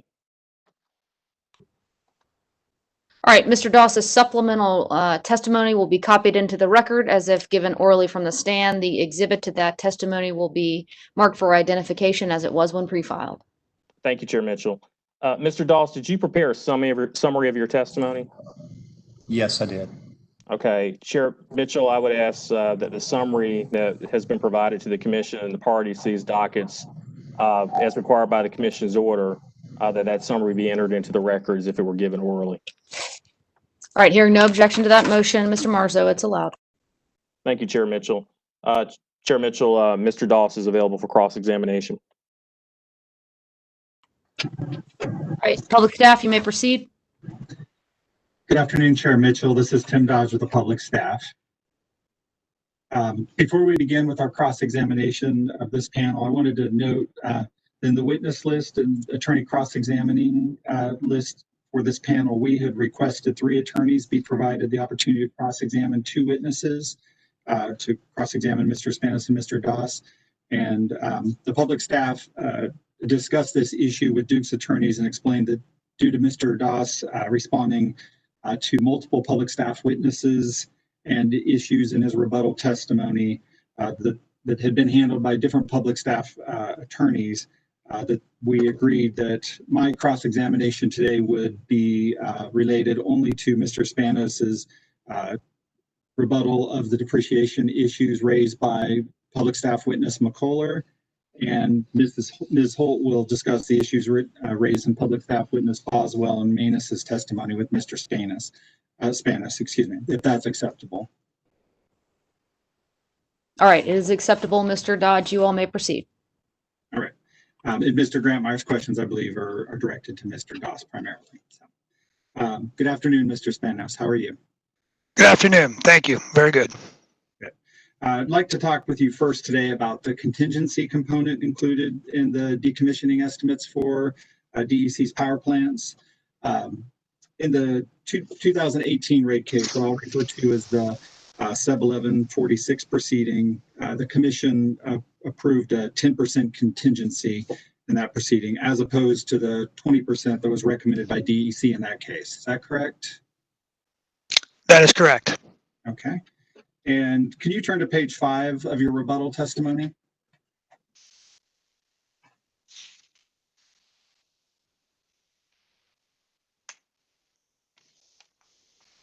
I am there. All right. And at the top of the page, you indicate that you are again recommending a 20% contingency component. Is that correct? Yes, I recommended the back to the 20% contingency component because based on what we have learned since the last time in other scenarios where contingencies have been included, we've seen that a 20% contingency has become more appropriate than the 10%. So and utilized in my depreciation study, we went back to the 20% because it was more appropriate given the additional information we have in the industry.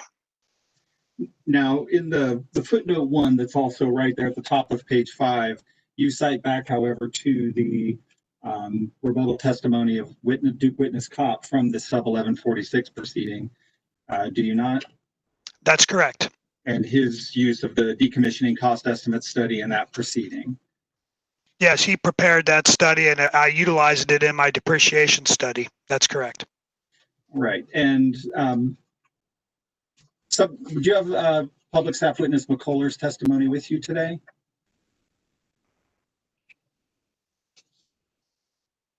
I do. All right. I'm going to ask you briefly about the confidential exhibit RMM2. However, I just note for the record, the contents of this data response were confidential. I just want to confirm that the study that's referred to in that data response is not confidential. The top or the title of the study is not confidential. I'm not going to be getting into any of the confidential details in that study.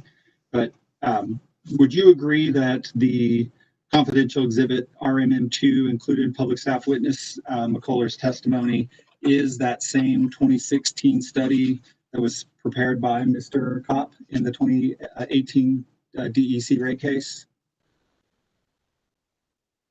Sorry, just 1 minute. I'm making sure I'm getting to the right spot. Sure. Yeah, sorry. Let me know when you're there. Yes, I am here with that particular document, and from what I can see in the document, RMM-2 represents the April 19, 2017 decommissioning study that was performed by Burns & McDonnell for Duke Energy Carolina. All right. And so while you mentioned just a few moments ago, and I note in your summary today, you also note recent experience in the industry supporting this 20% contingency. You didn't cite any other sources in your rebuttal testimony or in discovery provide additional support for returning to the 20% contingency. Did you? No, the comment that I made was that based on what we have found over the 2 years since this particular study was performed and what we incorporated in the depreciation study in this particular case for Duke Carolina, we've learned in those 2 years that contingency estimates have been understated. So there isn't any specific breakdown of costs that I supplied in my rebuttal testimony. That's just experience from seeing others in the industry as to the overall costs that have been incurred once estimates have actually become more factual, because we have more and more facilities that have been decommissioned over the last couple of years. All right, thank you. So let's move on to future net salvage recommendations that you make in your testimony. And first, in the context of mass property accounts, can you turn to page 9 of your rebuttal testimony? I am there. All right. Now, starting on line 9, you state the following. I'll just read this. For mass property accounts, such as those for transmission and distribution plant, net salvage estimates are based in part on statistical analysis of historical net salvage data. In this analysis, net salvage, as well as its components of gross salvage and cost of removal, are expressed as a percentage of retirements. This approach, which is widely accepted in the industry and supported by depreciation textbooks, is referred to as the traditional method. Did I read that correctly? You did read that correctly, yes. Right. So other than the part that's based on statistical analysis of historic net salvage data, on what other information are the net salvage estimates based? Well, as I discussed in part 4 of my depreciation study, all the factors that are in play when properly following the guidelines of developing net salvage percents, things such as industry expectations, specific plans and estimates that the company will do for each of the asset classes as far as removal of their assets, or a better statement of cost of retiring of their assets, what potential gross salvage they may receive from any of the specific assets, And then obviously what the current estimate in place has been as to what was agreed upon in the past. So those are some of the factors that come into play along with the statistical analysis. Now, in part 8 of the depreciation study, we show the statistical analysis so that we have our support. But all of the factors that I just mentioned, which are discussed in part 4 of my depreciation study, and what follows the guidelines and authoritative text, are what is the basis for the net salvage percent for each account, and that's mass property accounts as well as the interim net salvage component for production accounts. All right, thank you. And so with regard to the statistical analysis, should it focus on the entire historic net salvage data available, or should weight be given to the more recent analysis? Well, again, informed judgment, which is the component outside the statistical analysis, you need to extrapolate the information based on what you learn from conducting studies. So the overall analysis is part of what you consider. The 5-year or more recent analysis should be considered, as well as the rolling 3-year averages that we've presented in the depreciation study.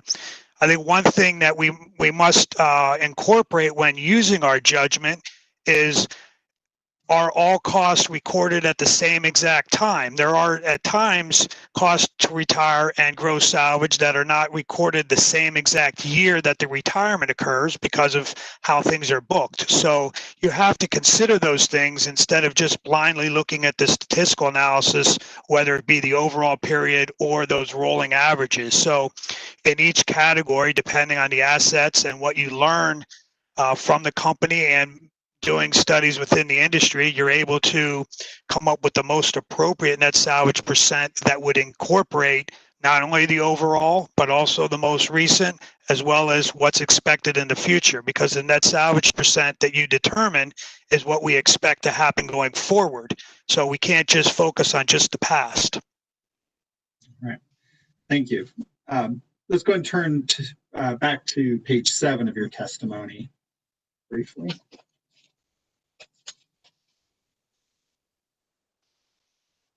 I am there. All right. So on line 17, you describe public staff witness McCuller's recommendation for a less negative net salvage estimate for account 366 underground conduit, in which you say, and I'm reading again from line 20 on page 7 through line 2 on page 8, that witness McCuller does not provide any statistical basis for her proposal other than to compare her results to the company's recently recorded costs. Would you agree that Ms. McCuller recommended a net salvage percent for account 366 of negative 10% as opposed to the negative 15% recommendation in the Gannett Fleming study on which your recommendation is based? Ms. McCuller has recommended negative 10 for this particular account, and I have recommended minus 15 for this account, which is consistent with the current estimate that was approved in the 2016 study. All right.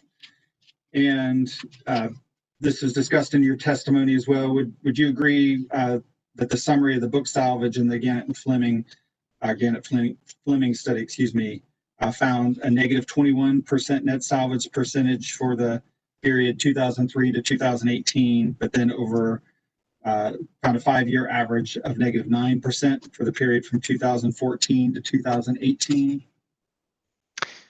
The statistical numbers that you laid out are accurate based on again what we've presented in the study, and this is exactly why I emphasize that we need to incorporate informed judgment and the fact that, as I mentioned in my testimony, that there were some recent gross salvage amounts that were not considered to be commonly occurring for all retirements going forward. And so when you look at the most recent period of time, cost of removal has gone from minus 30 to minus 40, and the gross salvage that we don't anticipate being as consistent in the last few years is at plus 30%, but it's without that being a consistent factor, that most recent time period is not necessarily as appropriate for the overall future expectation for conduit. Conduit is an asset that generally does not get pulled out of the ground, so the salvage value of that will not continue to occur, and which is why when incorporating informed judgment with the statistics, that minus 21 over the longer period of time is more representative as compared to the most recent 5-year period of time. However, minus 15 was considered to not ignore the fact that there was salvage value and to incorporate the overall facts that cost to retire are continuing to go up. So you can't necessarily reduce the net salvage percent from its currently approved minus 15 to minus 10 when not completely understanding all of the data that you're reviewing. And that's why minus 15 is the most appropriate, in my opinion. Thank you. Mr. Spanos, do you have a copy of the public staff potential cross exhibit number 36 available? This is the Kansas State Corporation Commission's February 24th, 2020 order.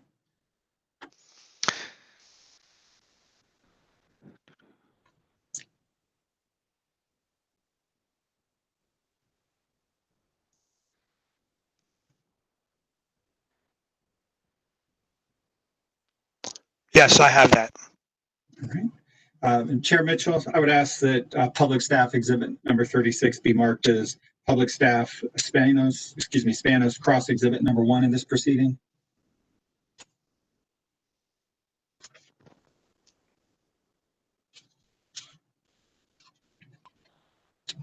All right, the document will be marked public staff Spanos cross-examination exhibit number 1.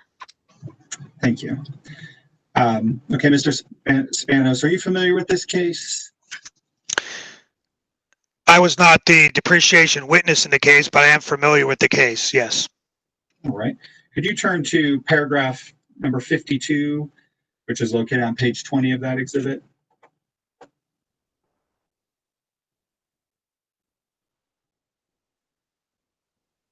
Just let me know when you're there. Yes. It's moving a little slower. Sorry. No worries. Okay, I am on page 20, item 52.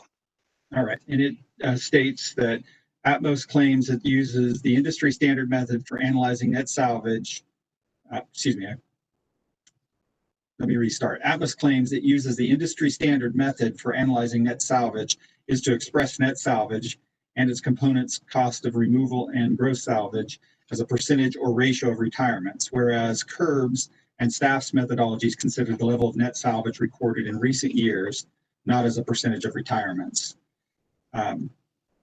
And now turning down to paragraph 54, I want to kind of bring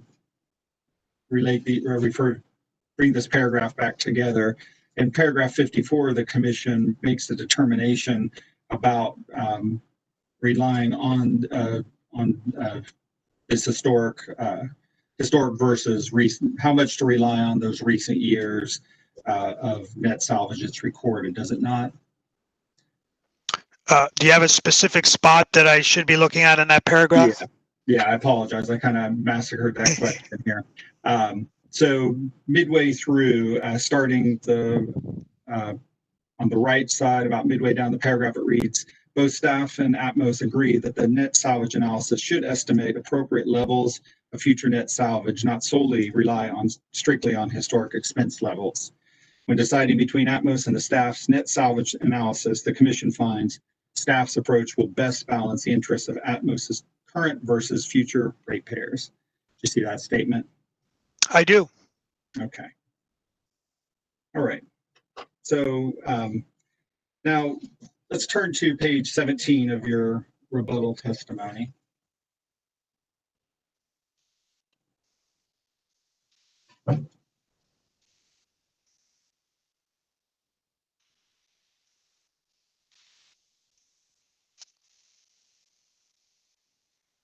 I am there. All right. And on lines 13 through 15, you state that no, the premise of the type of analysis performed by Ms. McCullough is that depreciation accruals for net salvage should be similar to, if not the same, as the net salvage occurred each year. And again, in this section, we're talking about account 366. Is that correct? The discussion specifically relates to account 366, since that's the only account Ms. McCullough disagrees with my estimates and methodology. So the next, that paragraph or Q&A that is listed on that page relates to the concepts, but in this particular case, it only relates to one account where she has differed from my estimates. Okay. And actually, that's the point I was going to turn to next. If you could refer to witness McCullough's testimony, the table 3, which is located on page 33 of witness McCullough's testimony. Just let me know when you're there.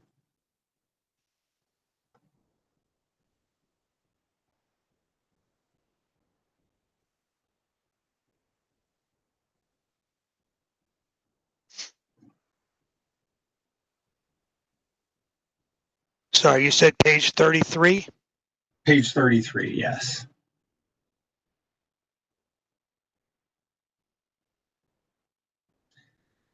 It's table 3, comparison of actually incurred net salvage and proposed depreciation rates.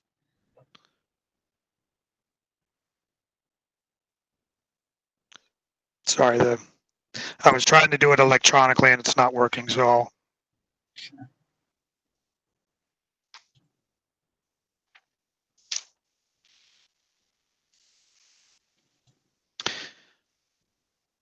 I'm on page 33. Are you looking at table 3? Is that what the reference was?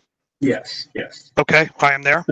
All right. And again, you've already noted that account 366 is the only one in which Ms. McCullough makes a recommendation different from yours on this these net salvage percentages. Looking at that row 3 or account 366, do you agree that the annual accrual DEC is proposing for net salvage is about 22.4 times the average amount DEC is actually incurred for net salvage over this 5-year period? The amounts that is incurred and the amount that is accrued for are different. It says 22.4.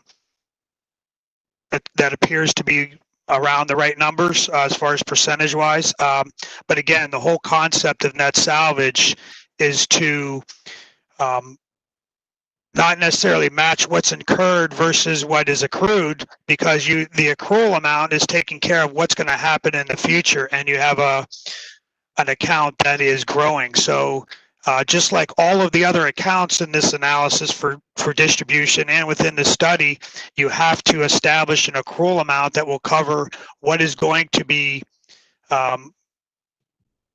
incurred into the future, because cost removal is an end of life piece. So the amount of incurred is related to assets that are 50 or 60 years old. So it's not appropriate to make the comparison of what's accrued versus what's incurred. And to single out one account seems to be not following the same standards for all accounts together. And that's kind of the issue that we have with account 366.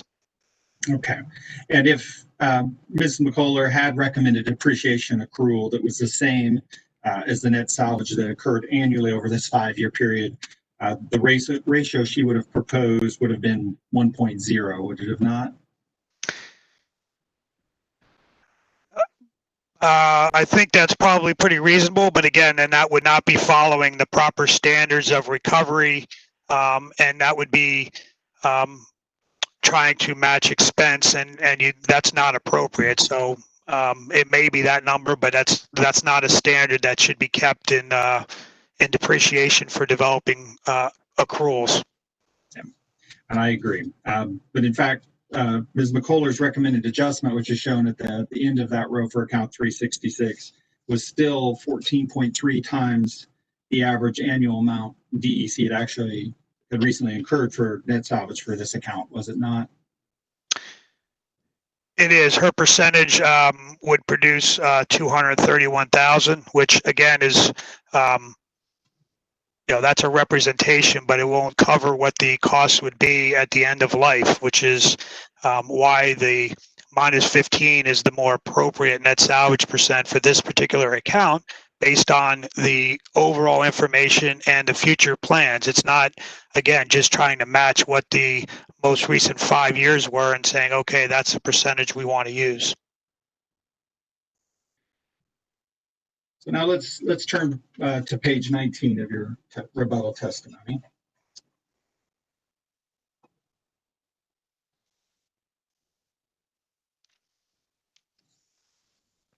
I am there. And so starting with the subsection C here of your testimony, you respond to the public staff's recommendation that DEC continue to apply a 0% interim net salvage percent for other production account numbers 342 through 346. Is that correct? Yeah, and I want to make sure it's clear that this does not include the erodible parts component of account 343, but otherwise that is the discussion that's in part C of this testimony, is relating to the interim net salvage that's applied to all of the other asset groups. Staff utilizes 0% and I use a negative component.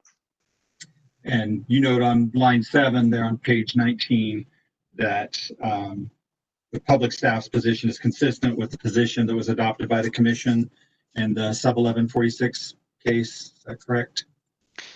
Yes, and as I point out at the bottom there, that the the idea is that we're going to re-examine this in the next few cases. Obviously, this is one that we're in now, and I've elaborated on why the 0% is not appropriate based on what we've learned over the last couple years since that particular study, and supported the fact that a negative component is appropriate for the interim aspect of these accounts. So that's why I'm revisiting it, as I'm following what was described there at the bottom of my footnote as to what the commission said should be done, and we have facts that show that it's different than it was in the 2016 case, and why in that case I used judgment to say what I knew was going to happen, and this is just supporting the fact that it's actually happened. So by having a cost of removal component that's greater than gross salvage, and why that's appropriate. So that's the crux of this discussion on this section. Right. And but you had noted on line 6, sorry, turning to page 20, line 6, that in the previous case when discussing this topic, that there had been positive net salvage in recent years for these other production accounts. And you go on to say that this was likely primarily due to the positive net salvage for erodible parts, as you just described. That's correct. And the point that is very important to understand here is, for the erodible parts, we have a positive 40% net salvage component. And that's why I made a comment earlier in the previous question that that particular component should have a positive net salvage. The other components should have a negative net salvage for interim purposes because of the data, when you look at the data and understand the data in place. So that's the key point. And obviously on lines 11 through 17, I elaborate on the data that's occurred over the 2 years since the last study occurred. And just to be clear on that erodible parts distinction, are you indicating that the positive net salvage was entirely due to the erodible parts, or primarily due? Oh, it's primarily due. There are some positive net salvage, but it is not to the extent that you have cost removal. So as you can see in lines 12 and 13 as an example, there's 1.45 million in cost removal and 45,000 in gross salvage, which is not related to erodible parts. So that is an example of positive net salvage that occurs for rotable parts, and that's the distinction I'm trying to make here. And again, that was the 2-year period, the 2017 and 2018 data that you just cited there on lines 11 through 13. That's the additional data that had been booked since the last study. So again, showing that I'm following the guidelines of what the commission ruled in the last case, is you have to show examples as to why there should be a change, and that's what I'm doing here. So to the extent there had been positive interim net salvage during the prior years as discussed in the last case, had the company over collected the cost of removal for those accounts?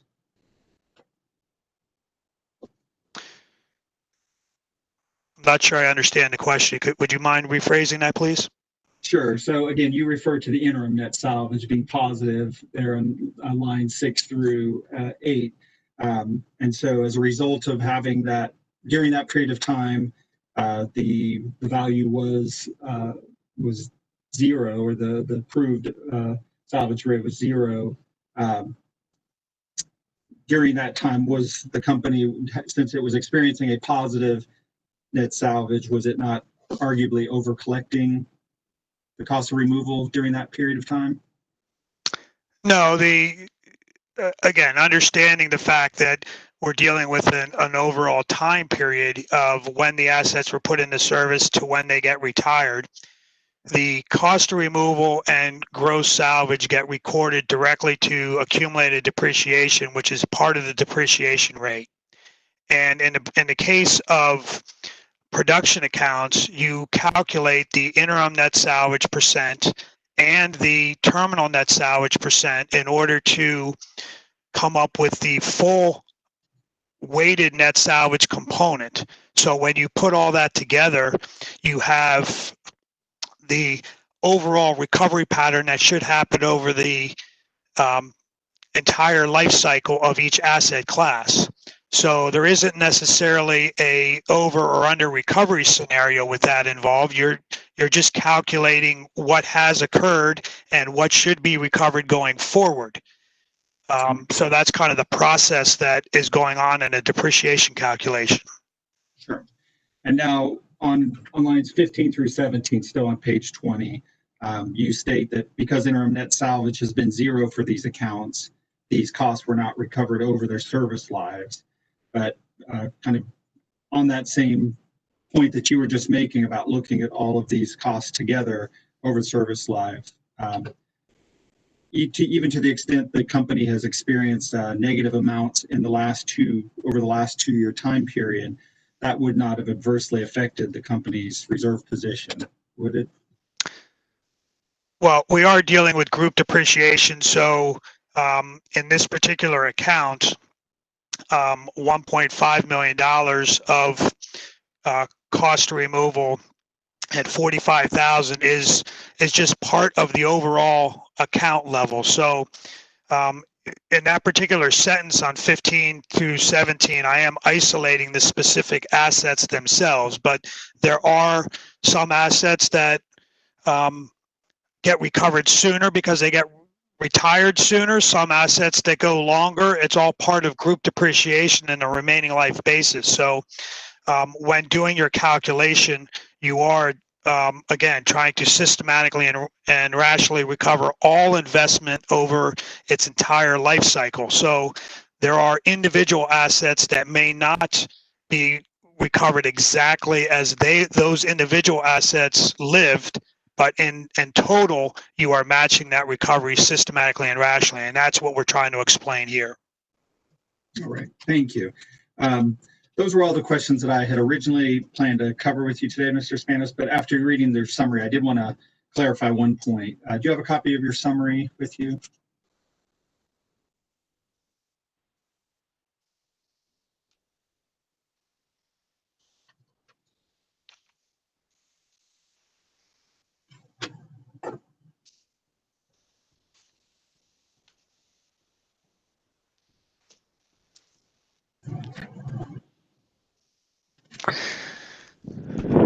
Sorry, it wasn't right in front of me. I'm going to get it electronically. And I And I can read the sentence to you if that's helpful too, that I wanted to ask you about. It's just opening up now, so that way I can read it while you're reading it to me if you like. All right, I'm there. So the second full paragraph, the second sentence of that paragraph, you state that each of your net salvage calculations and the use of the 15-year service life for AMI meter depreciation, that those are consistent with the accepted depreciation practices and the prior decisions of this commission, the only exception being the 20% contingency factor that we've discussed already today. But I just wanted to note, as we've already also discussed today, you're also recommending an additional adjustment to the interim salvage estimates for accounts 342 through 346. You're not.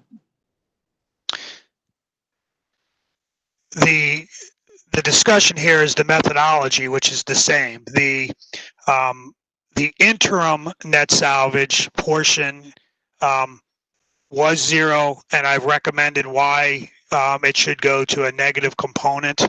But again, as I mentioned, that is only a piece of the weighted net salvage percent. So the methodology is the same as to how these all the numbers are put together, so that in my view, the only change that I made from the commission decision in practice was the 20% contingency factor. The net salvage percent on an interim basis for other production was different, but again, I explained why we did that differently based on what the commission had asked for. All right. Thank you, Mr. Spanos. Ms. Holt will pick up from here. Thank you. Good afternoon, Mr. Spanos. Good afternoon. I'd like to ask you some questions based on your rebuttal testimony regarding the depreciation rates of the Cliffside Unit 5 and the Allen Power Stations on pages 24 to 27 of your testimony.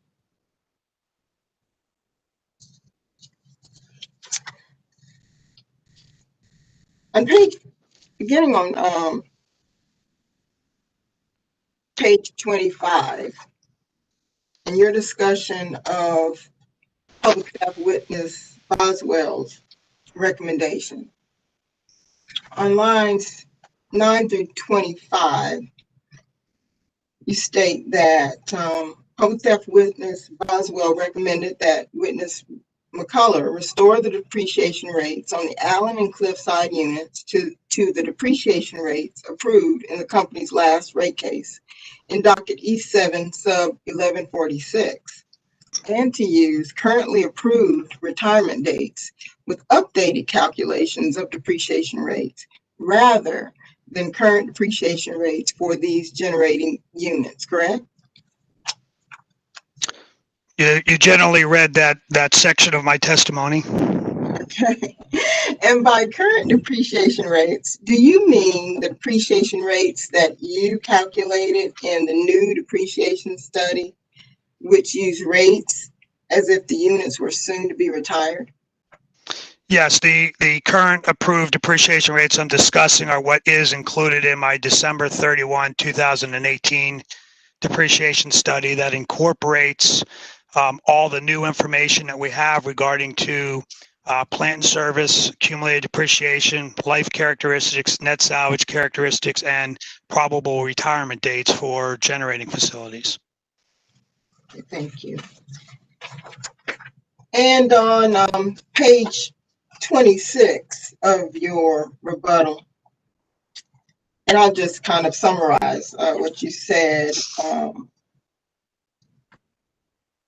primarily on lines 8 to 10, you note the reasons why Ms. Boswell stated her recommendation that depreciation rates from the last case be used. First, you note that Ms. Boswell stated the plant has not actually been retired yet. And in response to this, you state on lines 15 through 16, quote, as a matter of principle, the concept Ms. Boswell sets forth does not comport with USOA or with generally accepted depreciation principles. Now, USOA, does that mean Uniform System of Accounts? Yes, that is correct. Okay. Now, you also note Ms. Boswell's second reason was that this method is consistent with what the public staff has consistently done, which is to leave the depreciation rate set until the date of actual physical retirement. And at the date of actual physical retirement, any remaining net book value will be placed in a regulatory asset account and amortized over an appropriate period to be determined in a future rate case. Correct? That has been staff's position, but that's not been necessarily what has been approved, and is not following the uniform system of accounts, which is recovering over the retirement date while the asset is in service, so that you're following the matching principle. So that's kind of the differentiation between what staff has proposed and what has been, one, approved, and two, agreed upon in the last case. Okay, and along those lines, on the top of page 27, you state that while the public staff has taken this position in the past, it's inequitable by definition, and the public staff's proposal will result in intergenerational inequity. That is your position, right? That is my position, because you will then have costs that will be still to be recovered on assets that aren't in service any longer. So ratepayers that would be in place afterwards, in my opinion, would be paying for something they didn't receive a benefit for. So that's why I don't view the position of delaying those costs to be appropriate. And again, I'm just following depreciation practices. Okay. Mr. Spanos, for North Carolina retail regulatory accounting and rate making purposes, who sets the rules for DEC's North Carolina retail accounting practices? Are you asking, is that the commission that you're asking for? Yes. I believe the commission does, and their practices have been generally to follow the uniform system of accounts. So under my experience in other cases, again, there are exceptions, which I mentioned in my testimony, but in general, they follow the same guidelines that I followed all along through my study. Right. And would the authority that the commission bases that on be North Carolina General Statute 6235, which covers systems of accounts? Objection. Chair Mitchell, objection. That's a legal question. Would you accept that subject to check? Yeah, subject to check. I don't have that particular number memorized. Okay. Chair Mitchell, I request that the commission take judicial notice of North Carolina General Statute 6235. The commission will take judicial notice of the statute. Thank you.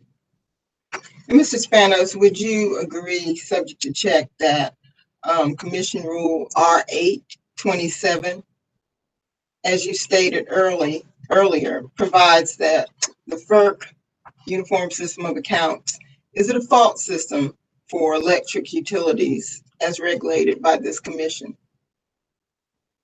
I'm sorry, I missed a couple of the words there. Would you mind repeating that, please? Okay, I will. Sorry. That Commission Rule R827 currently provides for the FERC US system of Uniform System of Accounts to be the default system of accounts for electric utilities that are regulated by this commission.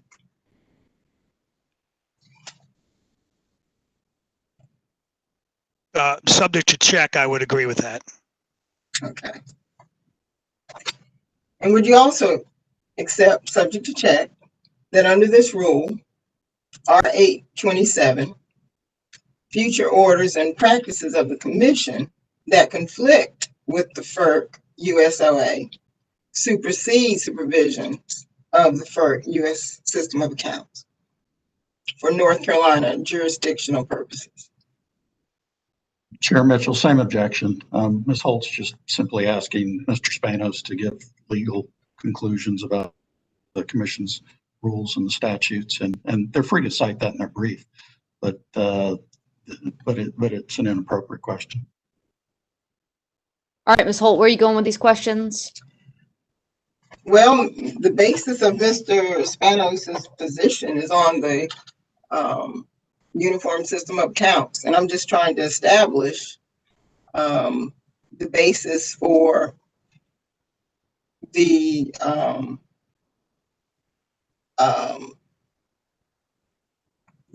accounting rules in North Carolina. All right, I'm going to overrule the objection. I'll allow the questions to proceed. We recognize the witness is not an attorney. The witness may answer appropriately. As I've discussed, in my testimony, there are instances where this may happen when there's a retirement date that's shorter, but under my guidelines and following the proper practices that I should follow, according to all authoritative texts, my depreciation study should attempt to recover all investment over its useful life, and that's kind of the direction that I've conducted in my practice. You state in your rebuttal that as a matter of principle, Ms. Boswell her position does not comport with the uniform system of accounts. Isn't it true that Ms. Boswell's position does not violate the generally accepted accounting principles or the provisions of the FERC uniform system of accounts?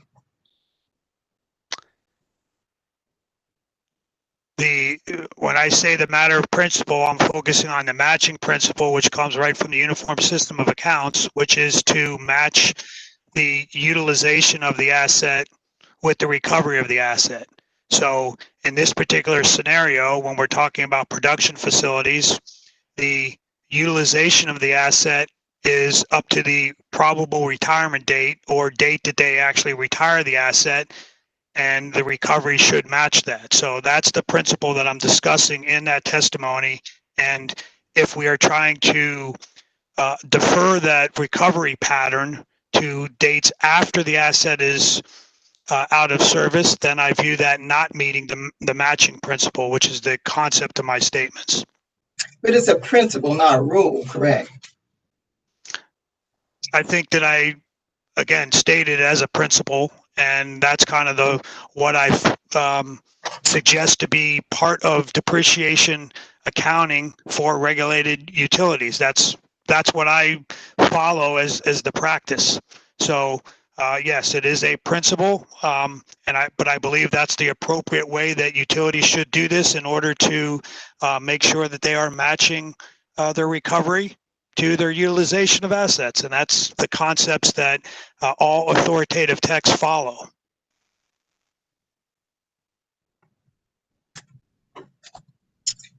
Now, you acknowledge that the public staff has taken this position before, and the commission has provided for costs to be recovered from customers after the assets have been retired, haven't they? That has happened, and I acknowledge that on page 27. Again, that's not something that I would present in a depreciation study, as I'm to follow the practices and principles of what I view to be the appropriate group depreciation accounting that should be followed.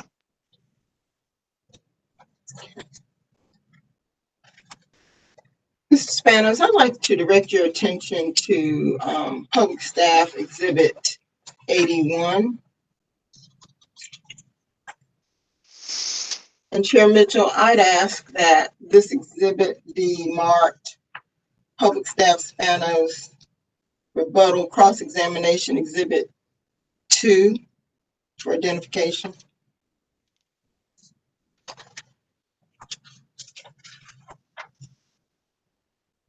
I'm sorry, what was it potential exhibit 81? Ms. Holt, Yes. was that? Okay. Yes.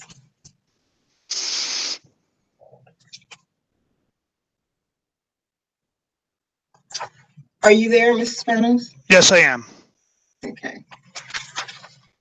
Now, as you can see, this is the direct testimony of Lauren Bateman. All right, Miss Holt, just for purposes of the record, the document will be marked as Public Staff Spanos Cross-Examination Exhibit Number 2. Yes, thank you. Okay, you may proceed. Ms. Spanos, as you can see from the caption, this is the direct testimony of Ms. Laura Bateman. Yes.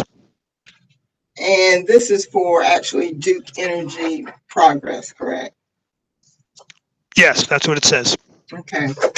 Now, if you go to page 2 of Ms. Bateman's testimony, she states her credentials. And she states that she's employed by Duke Energy Carolinas and is providing testimony for Duke Energy Progress. Is that correct? I'm assuming you're talking about at the top of her testimony there? Yes. She says she's the Director of Rates and Regulatory Planning employed by Duke Carolina, and she's testifying on behalf of Duke Progress, yes. Exactly. Now, wouldn't you say that since Ms. Bateman is also employed by Duke Energy Carolinas, her recommendations regarding certain principles, circumstances being the same would be consistent as they relate to Duke Energy Carolinas? Would you agree with that?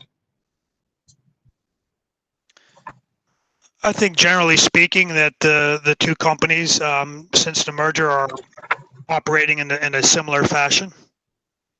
Thank you.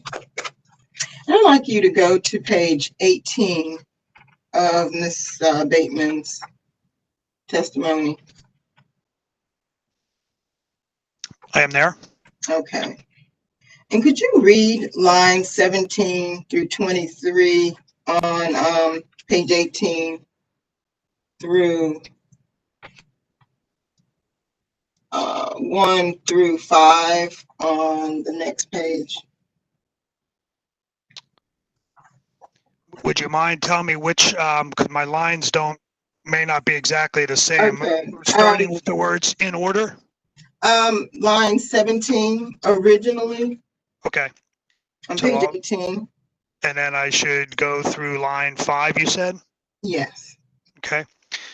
Originally, the depreciation consultant had proposed new depreciation rates that would fully depreciate the Asheville coal plant by its expected retirement date in 2020. In order to mitigate the impact on customers, in this case, DE Progress asked the consultant to adjust the rates to reflect a recovery of the remaining net book value of the Asheville coal plant over a 10-year period, similar to the treatment of other coal plants that were retired early in DE Progress's prior depreciation study. Since under this approach, the net book value of the plant will not be fully recovered at the time of retirement, the company is requesting permission to establish a regulatory asset at the time of the plant's retirement for the remaining net book value and the ability to continue amortizing the costs over the remaining portion of the 10-year period at that time. Thank you. Would you characterize Ms. Bateman's recommendation to establish a regulatory asset and use the same depreciation rates for plant not yet retired, similar if not the same as witness Boswell's recommendation?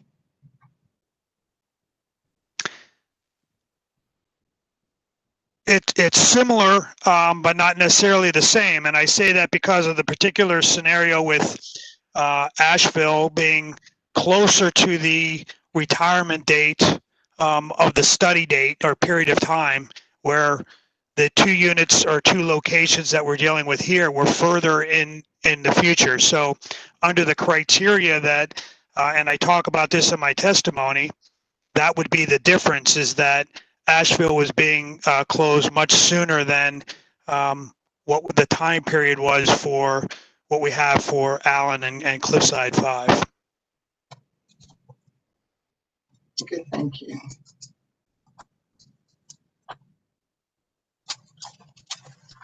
I'd like to direct your attention to one more exhibit, public staff proposed exhibit 82.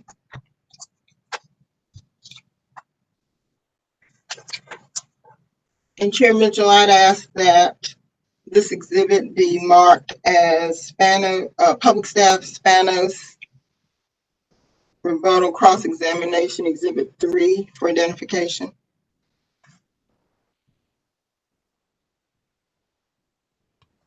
All right, the document will be marked Public Staff Spanos Rebuttal Cross-Examination Exhibit number 3. Thank you. And just as a matter of identification, this is the testimony of James Hord on behalf of the public staff in docket number E2 sub 1023. That's correct. That? Yes, I do. Now on pages 11 to 12, if you go down, and I'll summarize from pages 11, the end of page 11, lines 20 to 22.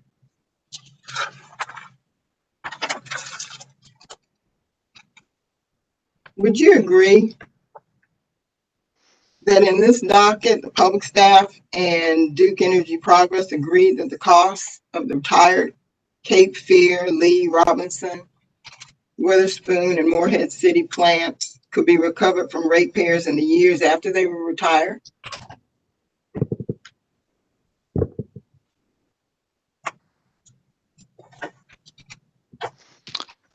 Yeah, that's the discussion that is being set forth on that page.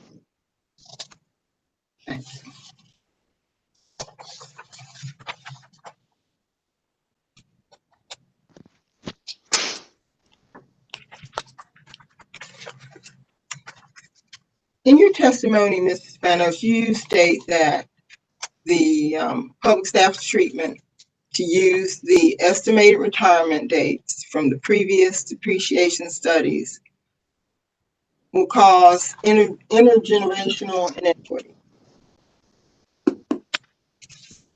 Now, the circumstances of this case are that the company has determined that the useful lives of the plants in question need to be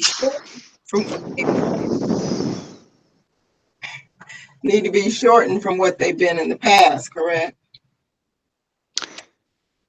There are some units that need to be shortened from what they've been in the past. Some are the same. So depending on which particular units that you're referencing, that's an accurate statement.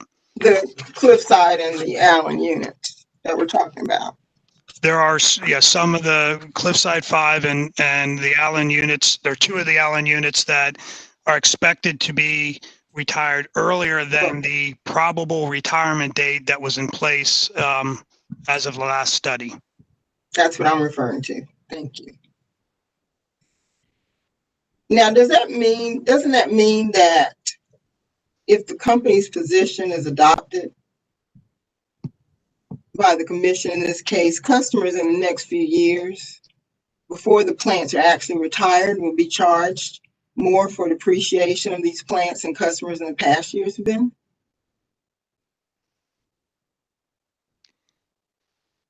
Again, depreciation studies are based on estimates of knowledge that you have at the time the study is performed.